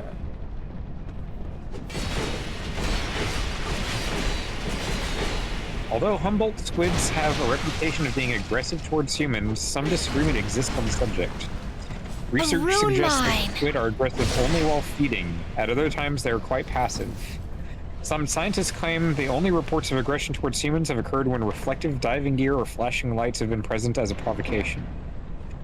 Oh. A veteran scuba diver and amateur underwater videographer who swam with a swarm of the animals for about 20 minutes said they seemed to be more curious than aggressive.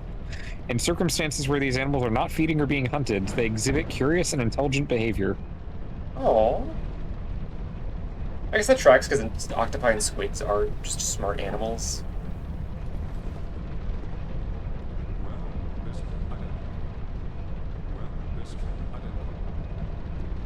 I got the thing, buddy. Yeah, kind of like seals. Never approach a seal. That's a wild animal. It'll kill you. No, I know a seal on Tumblr and he's chill.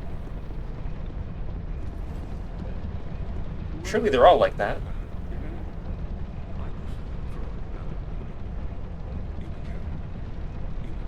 Oh, I can't get a third paid spear? That sucks.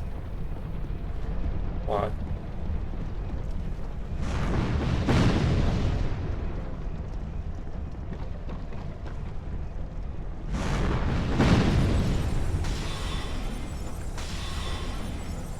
Moat, explain to me right now how mustard is a predator. The rest of them I'll grant you. I want you to spin me away in which mustard is a predator. Slime girls are naturally a predatory species.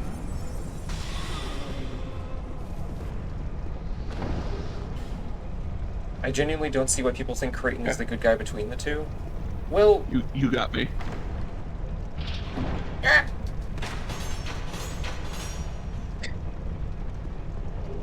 The thing about... Hi, Ava Fangs. Oh, hi Ava Fangs. Thank you for the birthday wishes. Happy Saturday. The thing about Pate and Creighton is that Pate is immediately more suspect because the first time you meet him, he leads you into a trap. And then here, like, this encounter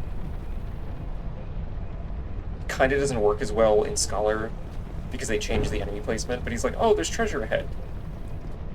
This platform is breakable. In the base game, there was a desert pyromancer here that could break it with her big fireball thing as you jump across. Which feels like more of a deliberate trap.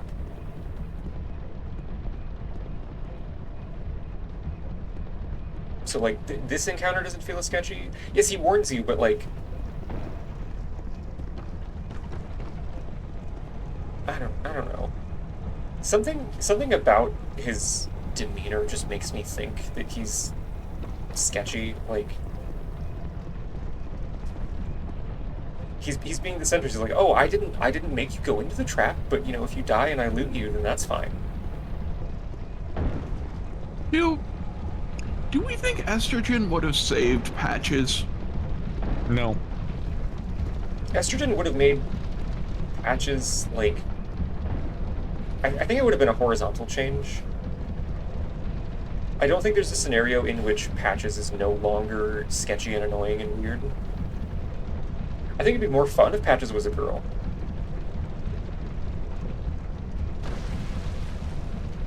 I follow. Okay, and Creighton literally has murderous obsessions. It's just a regular revenge plot. Like, Pate fucked him over, and he's like, oh, I have to get this guy that fucked me over. That's such a normal character motivation. It's what we in the business call a Kissmassis, which is when you're in a black quadrant. All right, Now, Rotates you. so that'll be the end of the Puts you stream. underground. Thank you everybody for showing up for my birthday stream. The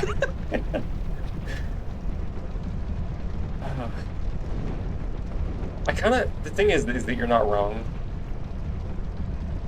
no, here's the problem.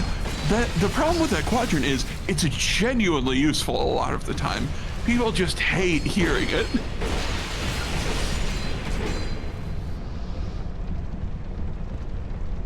never burned the windmill. Oops. Homestuck is TMA. True. This is just correct.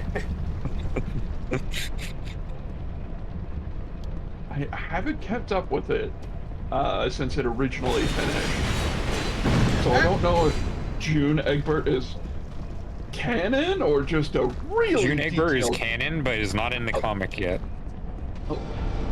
Well, I mean, she's in the comic. She just hasn't transitioned on screen yet. Yes. Oh. Cool. Good for Hussey. But then they also made Roxy transmasc and homophobic.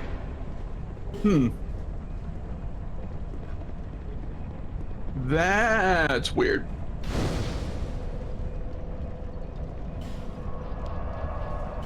And then inexplicably made Rose cheat on Kanaya with Jade. No. Which has such a made people really annoying about all of that. Such a weird character choice.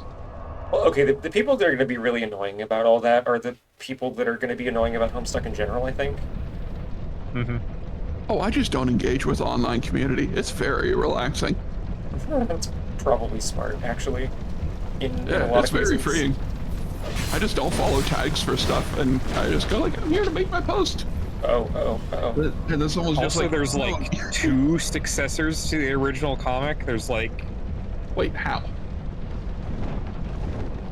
Did Hussey make two, or did someone else just take on a life of their own? Hussey has nothing. They have nothing to do with the continuation, because there's Beyond Canon and there's Homestuck Squared or something like that. I thought one of those became the other.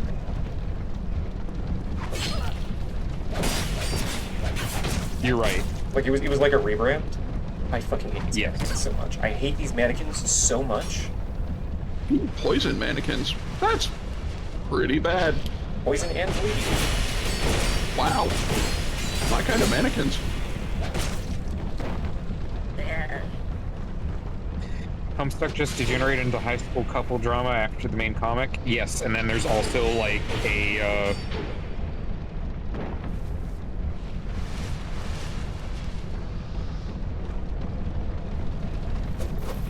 there was also like a whole thing where Jane becomes a fascist dictator and Karkai is the resistance leader. Yeah.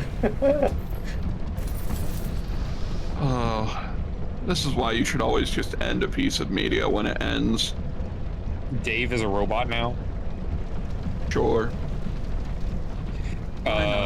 Dirk did a Lelouch from Code Geass and became a supervillain so that he can have a just death because he doesn't want to be alive anymore and also wants to like give everyone's godhood meaning.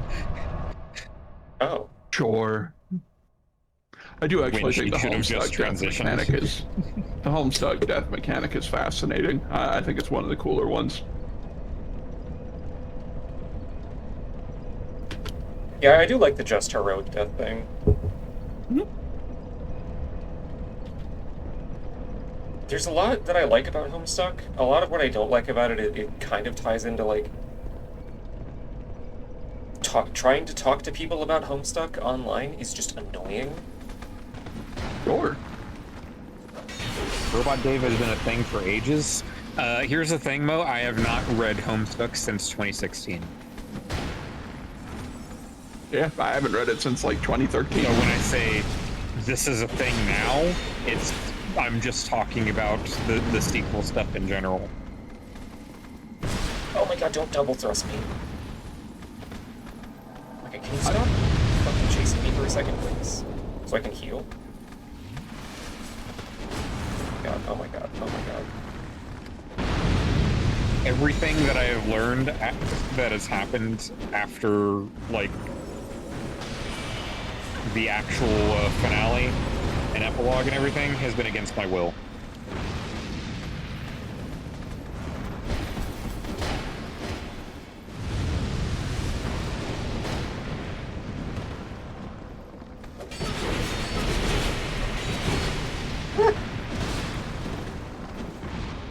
2016 was a good time to stop reading. Now might actually be a decent time to start again. Rebrand has done wonders.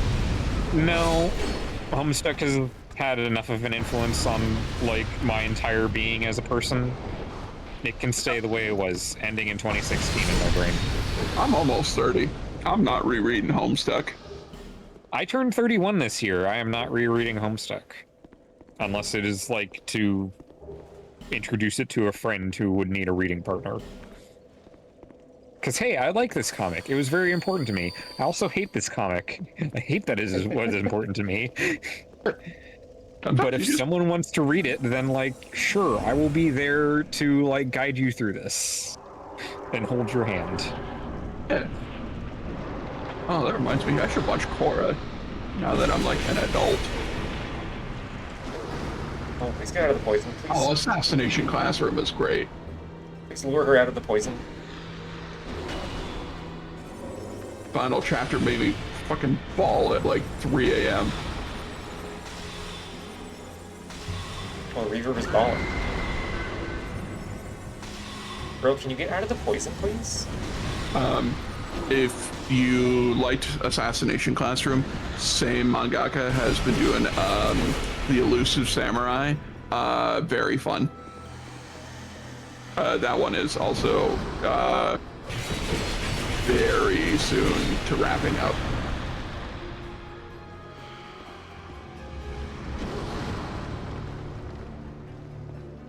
Well, don't eat in bed.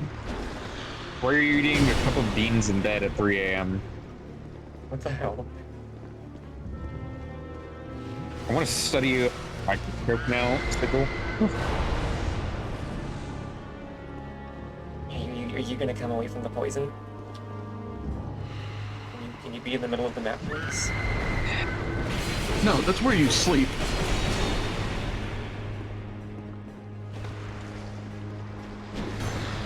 I feel like eating in bed is fine if it's not something that's moist or sticky. No! Because the consequences of, like... You'll get crumbs in bed, and then it's dirty. Well, see, you can just shake the sheets out. Like, but you then got there's crumbs on your floor, and that's how you get ants. Then you vacuum. Yeah, like, okay, the cleanup for, like, dry food in bed, pretty straightforward. If you spill beans in bed, you have to do laundry. Like... I can't believe you all live like this. I should be clear, I don't regularly eat in bed, but, like, conceptually, I get it. It's just, there's some caveats. There's a hierarchy of what makes sense to eat in bed. Nothing! You haven't... There's a kitchen! Yeah. That's why we made the kitchen, to be distinct from the bed! What if you want to be cozy? Then you put on just a don't spill any of the food, something. it's easy. Also, yeah, just don't spill any of the food. It's also an option. If you're getting messy from eating in bed, that's a skill issue. Look, I know Mabel. I love Mabel. She's a little bit of a klutz. Yeah. I can't even argue with that. I'm eating in your bed right now. My bed? No! That's just for me! It's got a great adjustable bed frame, perfectly to my specifications. Now it's got beans in it. No! And mustard. Can't eat most beans because they have tomato sauce on them. And I just generally don't care for mustard. Sacrilege, I know. I'd eat mustard in bed, wink wonk. I've seen 3 of the 4 John Wick movies, and I love how all the dialogue is just like a dude who will go like, "Is that you, John Wick?" And John Wick will go, "Yeah." And the guy will go, "You doing some John Wicking tonight?" And John Wick will go, "Something like that." And the dude will go, "Shame it had to be this way." And John Wick will go, "I'm sorry." And then John Wick will cave the dude's head in with a giant wooden mallet. The rest of the dialogue is just outtakes from the Vampire the Masquerade Player's Manual. See, I've never watched John Wick, so as far as I'm concerned, that's completely accurate.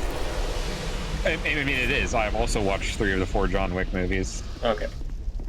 Which 3? The first 3. It makes sense. I don't know. You could have been Rebel. You could have said 1, 2, 4. Yeah, it's like Star Wars, where everybody has a different order to watch the movies in. Okay, so I watched all the Star Wars this past year. I did 4, 5, 6, 1, 2, 3. Well, 1, 2, Genndy Clone Wars, 3. Oh, but then you have to watch the CGI Clone Wars and then Rebels and then Okay, I watched whatever the first season that of other the CGI. Clone Wars like thing is, Bad and Batch. then the unreleased final season of the CGI Clone Wars, Hey, look. and then I all of watched these the in-between movies. movies like Han Solo, and then the entire Andor series. I was going to watch Andor. You should watch It's it. on my. Please watch Andor and Rogue One. They are I did peak watch Star Rogue One. Wars, and I nothing watched else Rogue One compares. after Episode 9, which was the worst movie I've ever seen. And I saw the Emoji Movie in theaters. Literally, we were going to watch another movie, and then the like theater broke, and so we just needed something to watch while we were there already. And then Rebels eventually, because Clone Wars connects to it. I said Rebels. Nobody that isn't like 12 needs to watch Rebels, I think. So here's something to get Chad excited. There are a few good things in Rebels, but also it is very like, this is children's media. Yeah. Sorry, what were we gonna say before? Now. Let me find where the list I put was.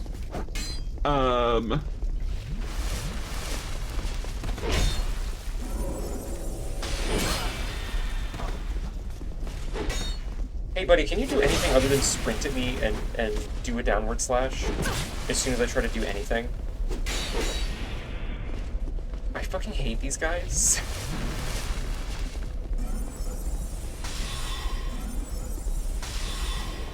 Oh, the Archer came out here too. What the hell? Okay. Here's my ranking of just the 9 Star Wars movies.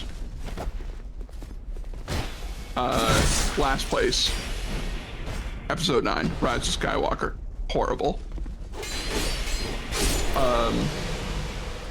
8th place. Attack of the Clones. Obi-Wan was cool. The rest of the movie was just generally bad. Because Lucas couldn't direct for worth a damn. Coarse and rough and irritating, and it gets everywhere. It was wild to me that Anakin Here somehow things are still. soft and smooth.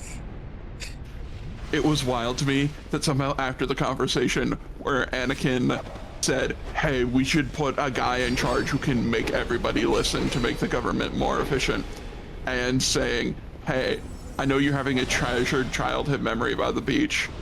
I hate sand." Somehow he put his hand on Padme's bare back and this worked, and he pulled whatever. Fun fact about that scene, they composited a hand into the scene. Yeah. Because I guess they didn't want to do a reshoot. So Anakin's hand there is CGI for about like 10 seconds. Yeah, when he reaches over to like Fantastic. caress Padme's hand before the cut to him touching her back. Also, why are we in a valley with like 8 waterfalls emptying into it? Who could have a Because that's what conversation? Naboo there? looks like. I don't care. Sorry. I have some disdain for the prequels. Episode, in 7th place. Episode 1. The Phantom Duel of the Fates was great. It ruled. That entire scene ruled. It was just great, start to finish. John Williams needs to be paid triple whatever he's already making, even if he's being the most well-paid person on the cast. He made that like end of the movie.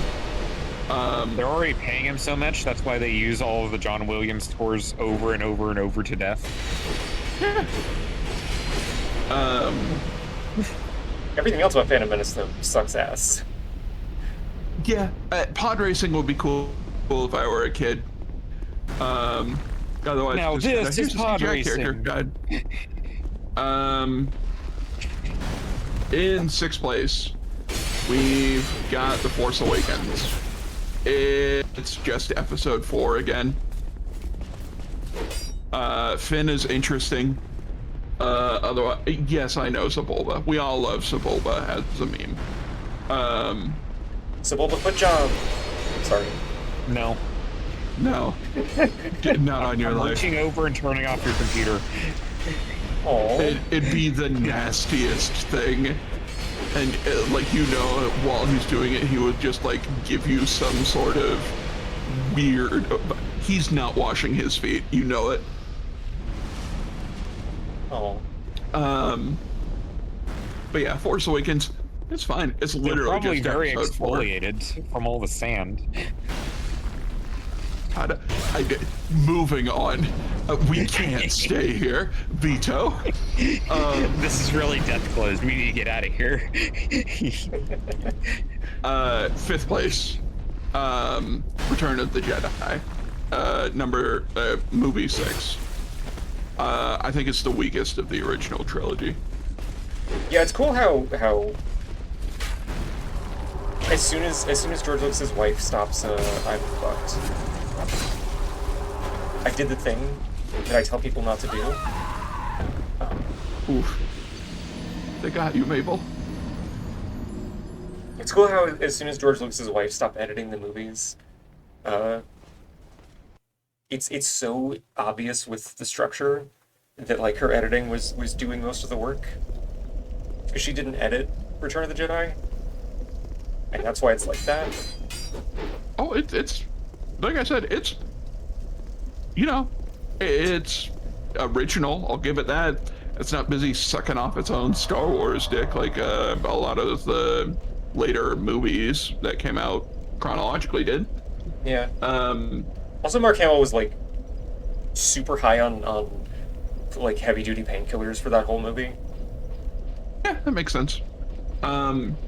So Han dying in spoilers, I guess, for Force Awakens.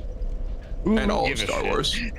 Han dying is the only time Harrison Ford chose to act in the Force Awakens.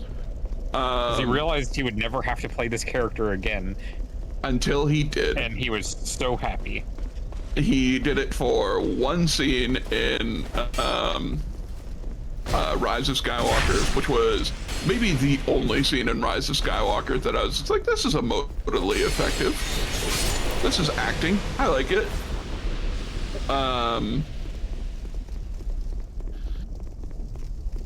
But yeah, episode 6. I hated the Ewoks the moment they showed up on screen. Only moment I liked of the Ewok was when one was crying over a dead one, and I thought, wow, you've added real empathy to this group of characters. Immediately revoked upon going in later, and I'm just like, nah, yub nub my dick. Did you know that the Ewoks got their own spin-off TV show where magic is real? It is not the Force, it's just magic. God. Hate this information. Sure. Oh, I guess. Then they also got a Care Bears-esque animated series. I'll put the spin-offs in here later. Because I have opinions on those too. 4th place, Revenge of the Sith. High points, low points, generally a good movie. The second Hayden Christensen does a heel turn and he can start acting, you're just like, damn, this boy can act. This was totally the fault of George Lucas over-directing on Attack of the Clones. Oh, for sure. If you're not with me, you're against me. From my point of view, the Jedi are evil. Oh wait, actually, can I drop a bit of Ewok trivia real quick?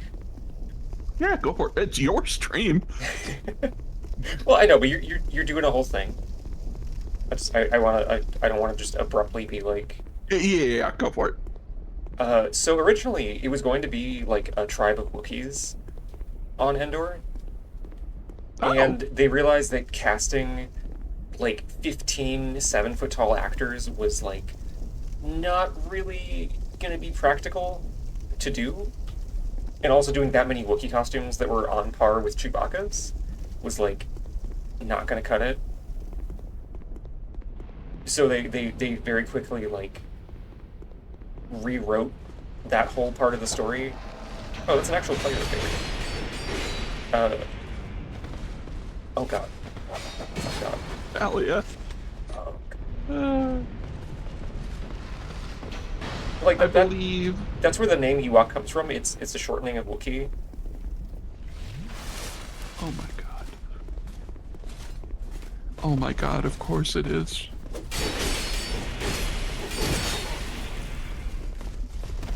Don't you mean a palindrome? Well, I mean, it's you know, a palindrome is a word that's Anagram. it's the Anagram. same forward back. Yes. Hi. I've been awake since 6 a.m. actually. Oh, you're fine. Look, Freya's never at fault. I believe the stream motto is my perfect and beautiful wife. It's on Mabel's coat of arms. Oh no. That parry animation is so long. What the fuck?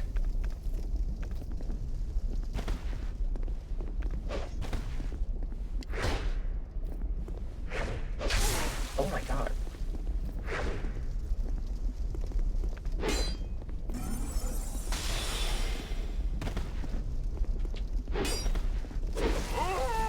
Okay, that was embarrassing. Anyway, I'm sorry, you can continue your ranking thing. I just wanted to drop the Ewok trivia. Oh, that's fine. I was being silent in reverence for your duel. I'm so bad at Dark Souls 2 PvP.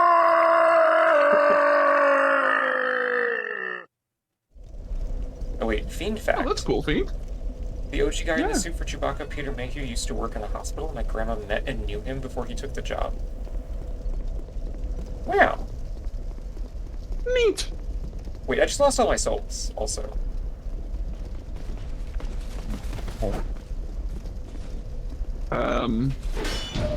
But yeah, episode 3. Oh. Cool stuff. Oh, Hi, hello, Baracus. Baracus. Baracus, hi! Happy birthday! Thank you for the raid. Happy birthday, Baracus. Happy birthday, Hey. Baracus. Let me Hi, Billy. give you the shout out. Oh, you're Billy. You're not Boats anymore. Hi Billy, hi Baracus, hi Green, hi Oleski, hi Murmury. Hi, Oleski. Hi, Green. Birthday twins. What were you streaming? I hope your stream went well. I'm very glad that you didn't raid like 2 minutes earlier, because then everybody would have seen me die embarrassingly to an invader. You've come in the middle of me giving my rankings for the Star Wars movies. Oh no, get away from me. Mario Strikers for the Wii? Oh hell yeah. Oh, that sounds so fun. Oh my god. Don't fucking punch me? Oh my god. Oh, damn. I didn't realize that was a grab. I don't think I've ever been hit by that.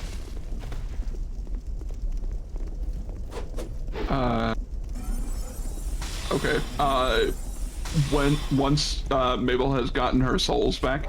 Oh, no, she hasn't.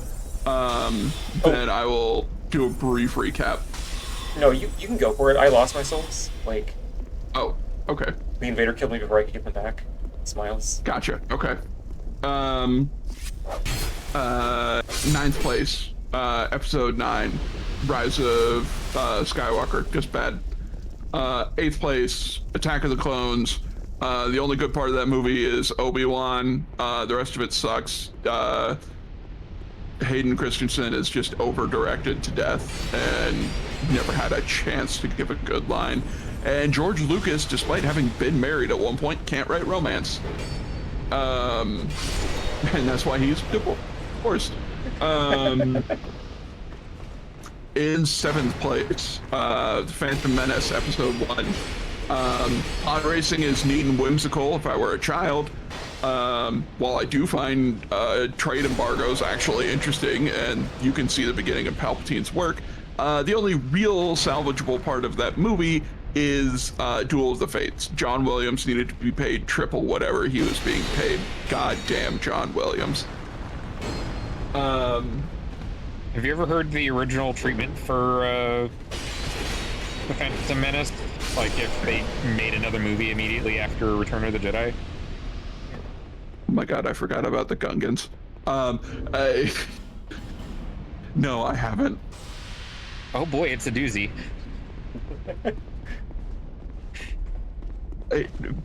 I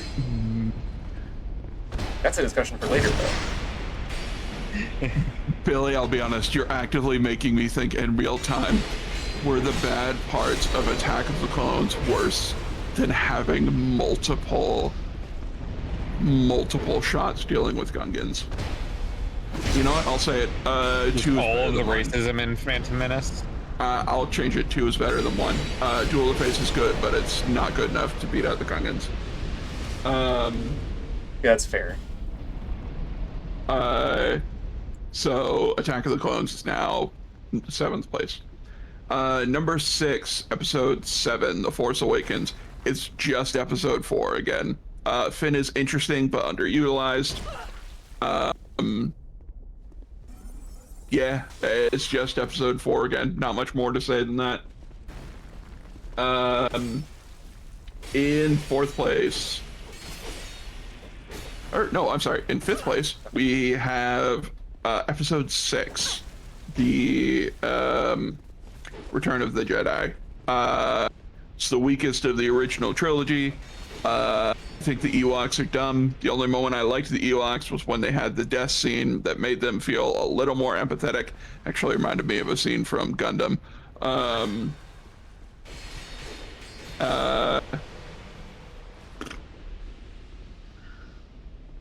Yeah. That was the one where you could start to see Star Wars choking on the fact that it was Star Wars. Now, every Star Wars media is about Star Wars instead of whatever the story is. It's just about Star Wars. Now, fuck off. Yeah, I would agree with that point, Murmury. 7 is a bunch of talented actors and potentially interesting characters being directed by someone with a fundamental lack of vision. Just to read the comment out. Yes, sorry. I haven't been on Twitch streams a lot. I don't know the etiquette for you VOD viewers. My apologies. My fucking god. Oh. Uh-oh. Mabel's been deep fried. No, not crispy Mabel. Okay, I'm going back on my decision to mix up what weapons I'm using specifically to get through this area. It's Murakumo time. Go for it. In 4th place, we have Revenge of the Sith. Hayden Christensen's heel turn. You can see that man actually get to act, and it rules. There's a deleted scene in that where he has so much more character than the entire rest of the prequel trilogy because he's interpreting R2-D2's beeps with so much character and like expression and gesticulation. You should send that to me so I can watch it. Genuinely one of my favorite scenes in anything. I'm so mad that it didn't make it into the movie. But yeah, it still suffers from, I think, the prequels did in general, which was predeterminism, where all actions had to result in the setup for something that was made 25 years ago by just a guy. But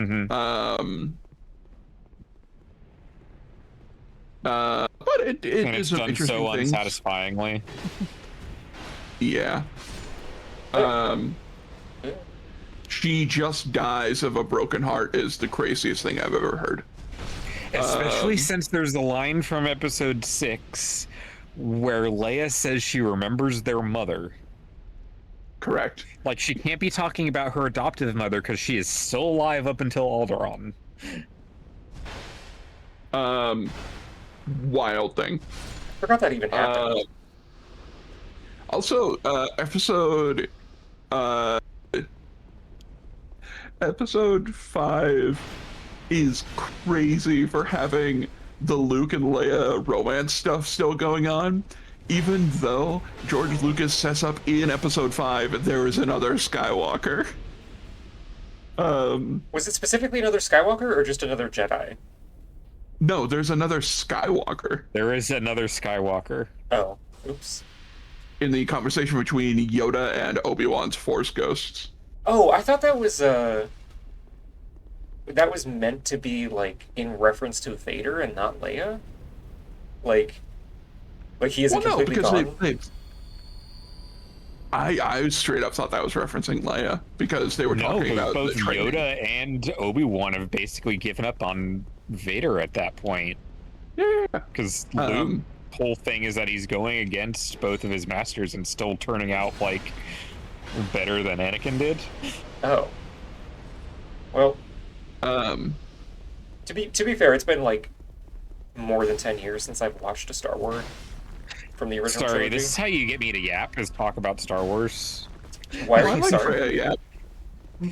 It's I charming. keep interrupting reverb. Oh, it's called a conversation. I talk, you talk. And I'm we too both, autistic like, for that. I'm sorry. we talk while Mabel is gaming. You talk while Mabel is being boiled alive. Yeah, I put the R2D2 thing in stream discussion as well. awesome.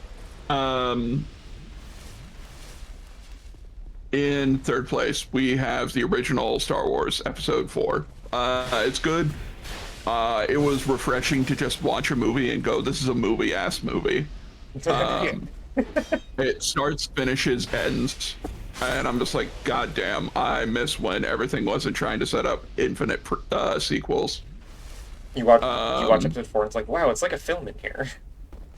Yeah, it's genuinely fun too. The retroactive CGI they added in was some bullshit, but it wasn't afraid to like take its time doing shit. It was I great. have a box set of VHS tapes of the original trilogy from before they did all the special edition CGI stuff. Oh my god. This is before the whole Han shot first edit as well. McClunky. Han shooting Greedo first made complete sense. That's just Han's character. Yes, exactly.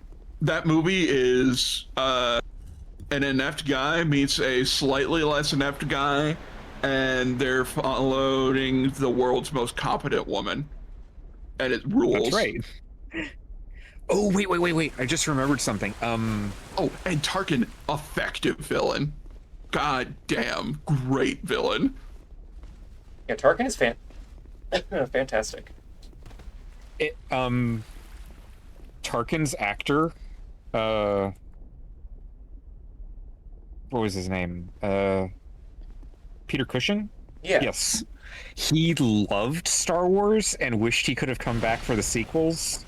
Meanwhile, Sir Alec Guinness hated Star Wars, and they kept bringing him back for the sequels because they were paying him enough. Tragic. Dude, you could see Tarkin eating it up when he was acting. And I was like, man, you're great. You understand exactly what you're here to do. The like pre-special edition stuff for the original trilogy, Marjorie Eaton portrayed Emperor Palpatine in the holograms in Empire Strikes Back, with like monkey eyes superimposed over her to make her look more unsettling. And then there was also a voiceover, so she wasn't actually delivering the lines.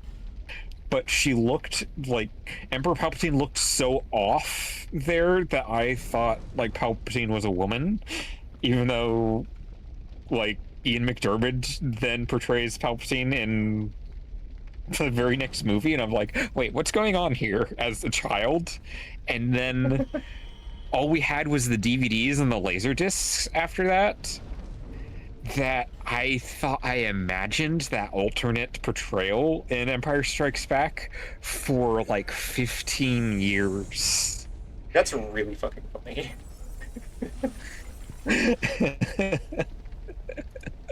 Yeah, I completely forgot about that alternate Palpatine hologram situation. Are you gonna explode? You're gonna explode. Anyway, you continue ranking. Did, In second place, we have The Empire Strikes Back. Fantastic movie. Great. From Hoth, just showing like, hey, rebels are actually getting fucked right now. You're on the back foot the entire movie, and it's awesome. They have like a battle scene that actually feels like a battle and not a giant CGI mash fest where they're in the trenches and you just see that the Empire keeps advancing and it keeps going. Also, the biggest ship that you've seen in the entire series thus far appears as well. Yeah. It's just a great movie. Yeah, Battle of Hoth is one of my favorites. Yeah. Yoda, when he shows up for the first time, is like a fun character, not weighed down by mysticism. And so he's just like a weird little guy doing weird little guy shit. And so it makes his reveal of just like, nah, I'm the Jedi Master, like, fun. But before that, he's just Frank Oz having fun being a Muppet. I also appreciate that Yoda explicitly does not have a lightsaber in Empire Strikes Back. I wish they had continued that in the prequels. Because like, it felt like it was kind of like a point he was making that, like... I don't know, I actually have a lot of opinions about lightsabers in Star Wars in general. The prequels were weird because they just like, they don't make sense for the time scale of Yoda. Like, he did not, if you take it at face value for what it's saying rather than the movie, it was like, this doesn't like add up. Oh, also, he was not doing the reverse order thing every sentence. Around them a perimeter create was a tortured sentence.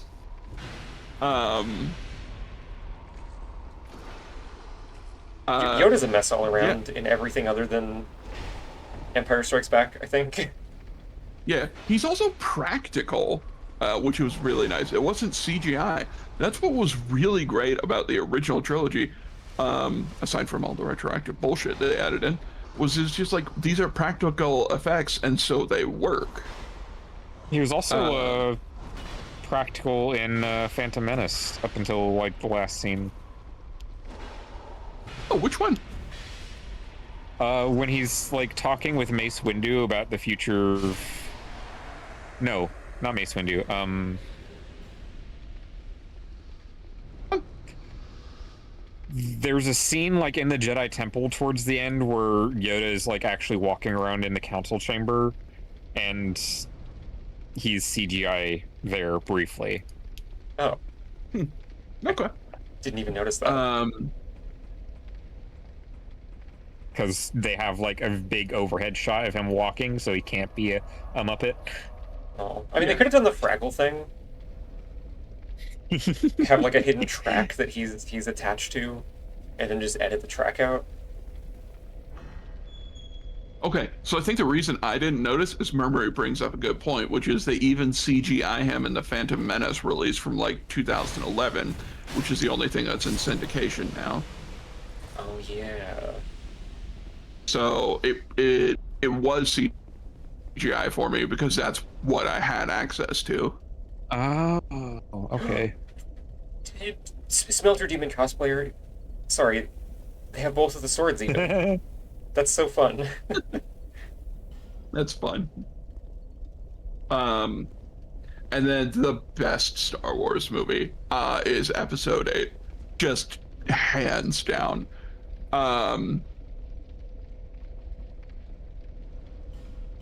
Like, not even close. The Last Jedi just ruled. It was great. It was immediately just like, hey, here's why being a hero does not work. when you're like dealing with things at scale. Heroic plays in a military operation are disastrous and have horrible effects for everybody. The Holdo maneuver ruled. I loved that it was silent. Incredibly cool visual. Yeah, pretty good film all around. And then they fucked it up in the the immediate next film because nobody working on the sequel trilogy had a plan. I don't really like Luke's characterization in The Last Jedi. I hear you. Because, like, his whole thing was not following, like, Jedi dogma, and then he becomes more, like, by-the-book Jedi type of person than Yoda, who has to show him, like, maybe old Jedi wisdom wrong was. And then Yoda reveals that he can strike things with lightning as a ghost, which is kind of an odd thing to just drop and then never bring up again. That Force ghosts can kill you with lightning if they want. Not following Jedi dogma and also not giving up on family. That was Luke's entire thing. Like, that was how he did things in the, like, expanded universe stuff, was, like, hey, I'm not going to follow, like, the ascetic, no attachments Jedi monk thing from the Old Republic. As long as you do the right thing, you can do whatever. That is why he, like, doesn't get on Kyle for, like, using dark side powers. Not just, like, that being a gameplay thing. Kyle is just, like, you know, skilled enough and not, like, denying attachments or emotional development enough to, like, fall to the dark side. God, I miss Kyle Katarn so much. Like, Luke was so much of a better teacher and, like, understanding how to use both sides of the Force, essentially, in true balance. You know, the whole bring balance to the Force thing, but the Jedi always view that as, oh, we need to squash out all of the darkness entirely. And it's funny because that has once again become, like, retroactively, like, oh, that was actually the goal. Because the writers are always, like, going back and forth between, like, actual mathematical balance versus the dark side cannot be allowed to exist type of balance. And I think the current Star Wars canon is in the latter camp right now. Like,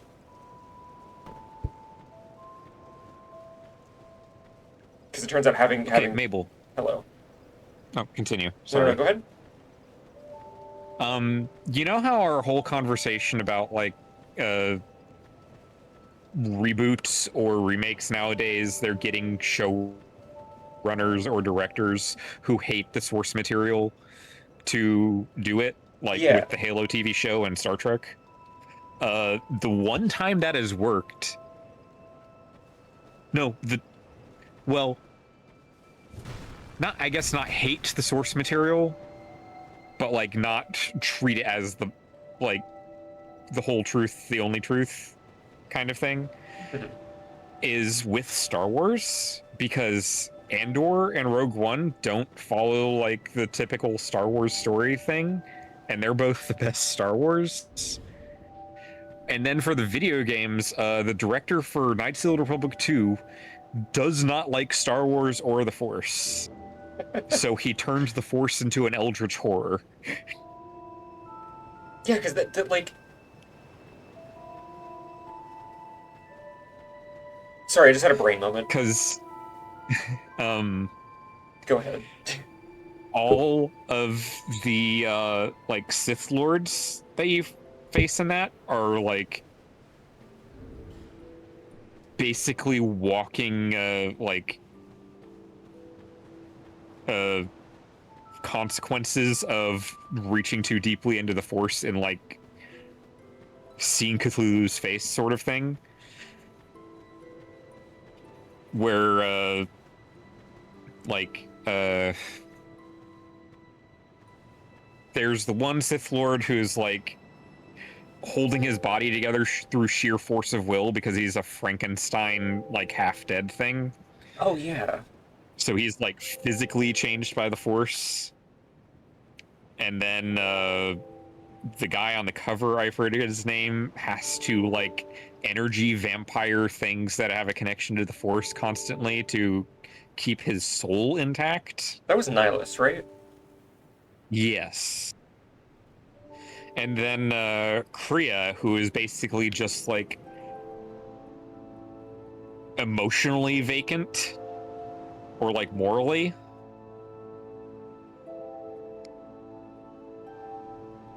So you have, like, body, heart, and soul as, like, things that are irrevocably changed by the Force.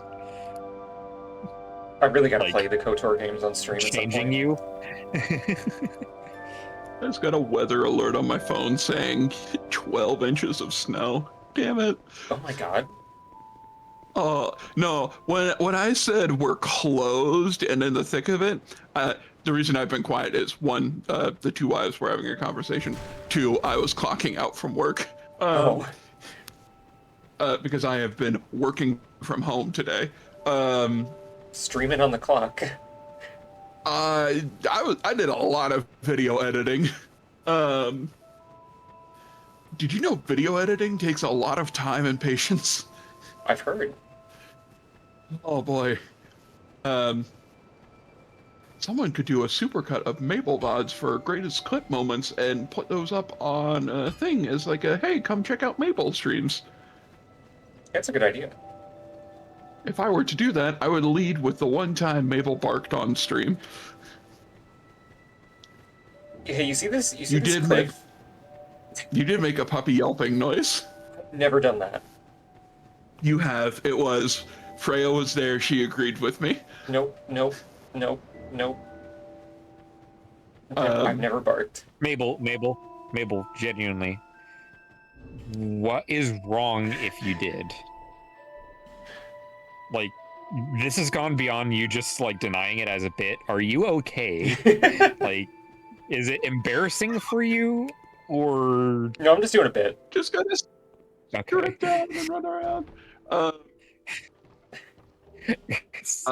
Murray, for an 11-minute She's just playing video. coy so you can embarrass her more. Oh, I can do that easy. She doesn't have to give me any setup.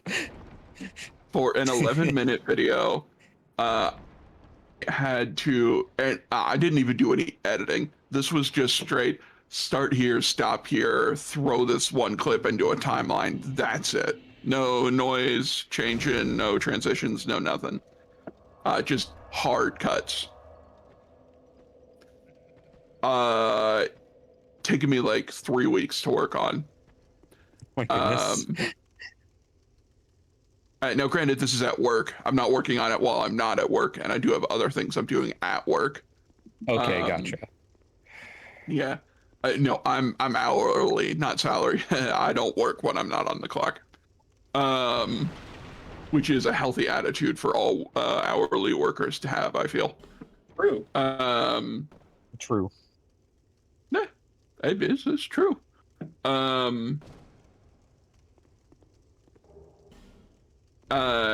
But they want me to zhuzh it up a little bit more. I'm leaving details out so that I don't get doxxed. But they want me to do a little bit more so it could be like promotional stuff. And I'm like, okay, that's probably going to be like another 2 weeks. If I were to do it hypothetically, nothing has been talked about between Mabel and I because this didn't exist 2 minutes ago. And if I were to do it for Mabel, it would be like days of just going through all Mabel VODs and scrubbing and going like, was this moment funny? Oh god. I could use clips people have made, but you know, like it's a lot of time to go through footage and stuff. I forgot there were Black Phantoms down here. You're wearing no armor, girl. I get dressed. Yeah, she's in her birthday suit. That's right. for her birthday. Oh. Also, because it reduces fall damage if you're Just naked. like in real life. No, I'm Oh. very much wearing clothes right now. It's too cold to not have pants on during stream. I like that effect that less armor means you take less fall damage. That's actually really cool. Yeah, it's based on your total, the total amount of Yeah, your weight you have weight. equipped. So like even like weapons and rings count.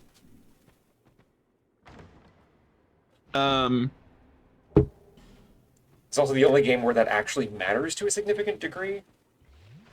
Oh, sure. Elden Ring's kill floors are ridiculous. Where I'm just like, I guess this was too far. I'm wearing a talisman that reduces falling damage, but it doesn't matter. Oh, yeah, fun fact Because about that. Yeah. Dark Souls 2 has the exact same instant kill fall distance as Elden Ring. Oh. It's 20 meters for every Souls game. The only difference with Elden Ring is that you only take non-lethal fall damage from like 19.99 meters to like 16 meters. So it's really hard to tell, like, just trying to feel it out, what a safe fall distance is, because you go from taking like, you know, a little bit of fall damage to dying instantly. And it's really unnecessarily obscure.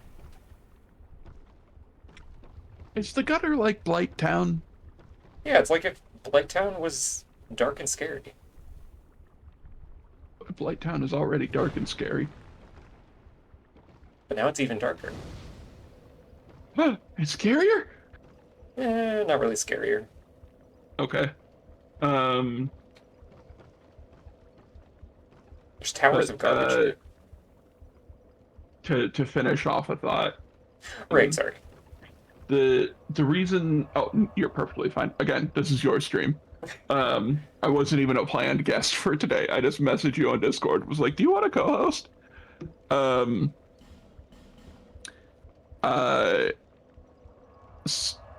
The Last Jedi is great because it realizes that everyone in the galaxy is just a person.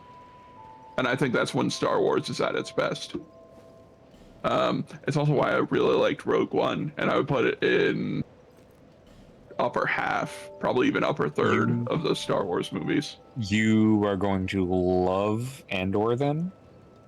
I'm sure that I is will. just a lot of like normal people living actual lives out in the galaxy while all of this like big war and Jedi stuff is happening. I'm sure I will. I've just been busy with a video editing project at work. And then when I'm at home, I'm usually watching Twitch streams, to be honest. There's good streamers. Oleski is streaming right now. Yeah, that's convenient, because I need somebody to raid, because I'm going to end the stream in a minute. But yeah, I think Star Wars is at its best when it's dealing with like people on the small scale caught up in the big scale machinations. Exactly. Yeah, when Star Wars is like obsessing over like one family, it's like, okay, we get it. The Skywalkers are the most specialist little cinnamon rolls in the galaxy. Rey from Nobody was great. Rey from Nowhere was fantastic. A brilliant decision. And then they just fucked it all away in the wind. Smiles. It's also really cool how they accidentally, like it's not accidentally, but like maybe weren't thinking about it when they did that by making her Palpatine's granddaughter. When Palpatine was Anakin's air quotes father.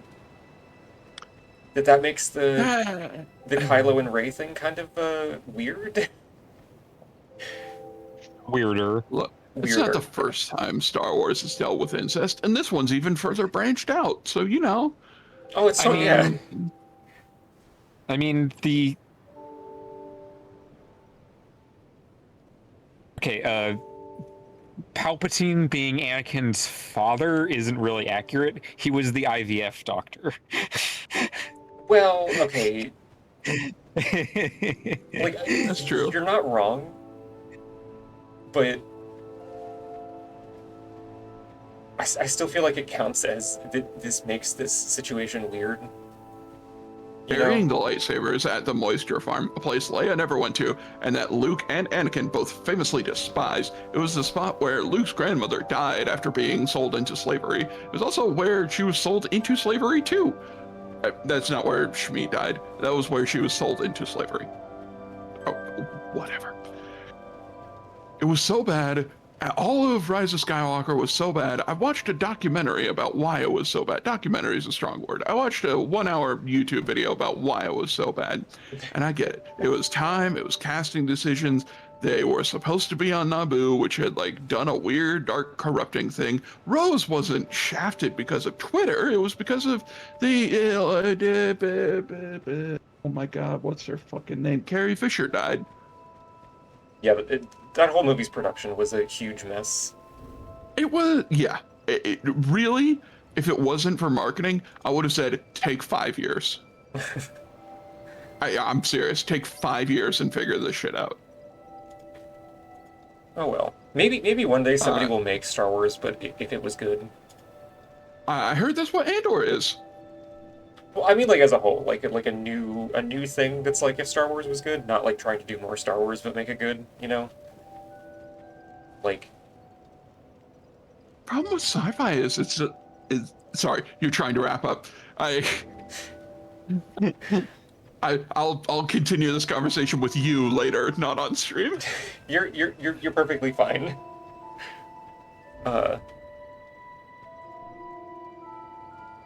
Sorry, I'm my brain is just starting to. I can feel my brain being cooked, so I have to end the stream. No, that's fair. You've been streaming for like 6 hours. But hey, look on the bright side. Everybody can go sniff Aleski. Yay. I don't even know what she's streaming, actually. Ace Combat 7. Ace Combat 7. Oh, right. Planes, yay. Planes. And I'm the big so blue. excited for Ace Combat 8. With that in mind, thank you, everybody, for hanging out on my birthday. And all of the explosion of gift subs and whatnot. It's my Mabel stream impression. I appreciate all of you. I hope you have a wonderful Saturday. Sniff Aleski for me. Hey, Time Zombie, thank you for the follow. And I will see every pony on Monday. Hooray! Wow. Oh, what's Monday? Donkey Kong. It's Monkey Donkey Monday. Kong. Thank you, Reverb and Freya, also for being here. Yes. Of course. Yippee. I've been wanting to spend time with my wife on her birthday. Yeah. I was trapped in sandwich hell. Oh. No. They turned my wife Not into a the sandwich. Not sandwich hell. Alright, the red thing is ticking down. Goodbye. I'm gonna press the button. Waha. Bye. Goodbye.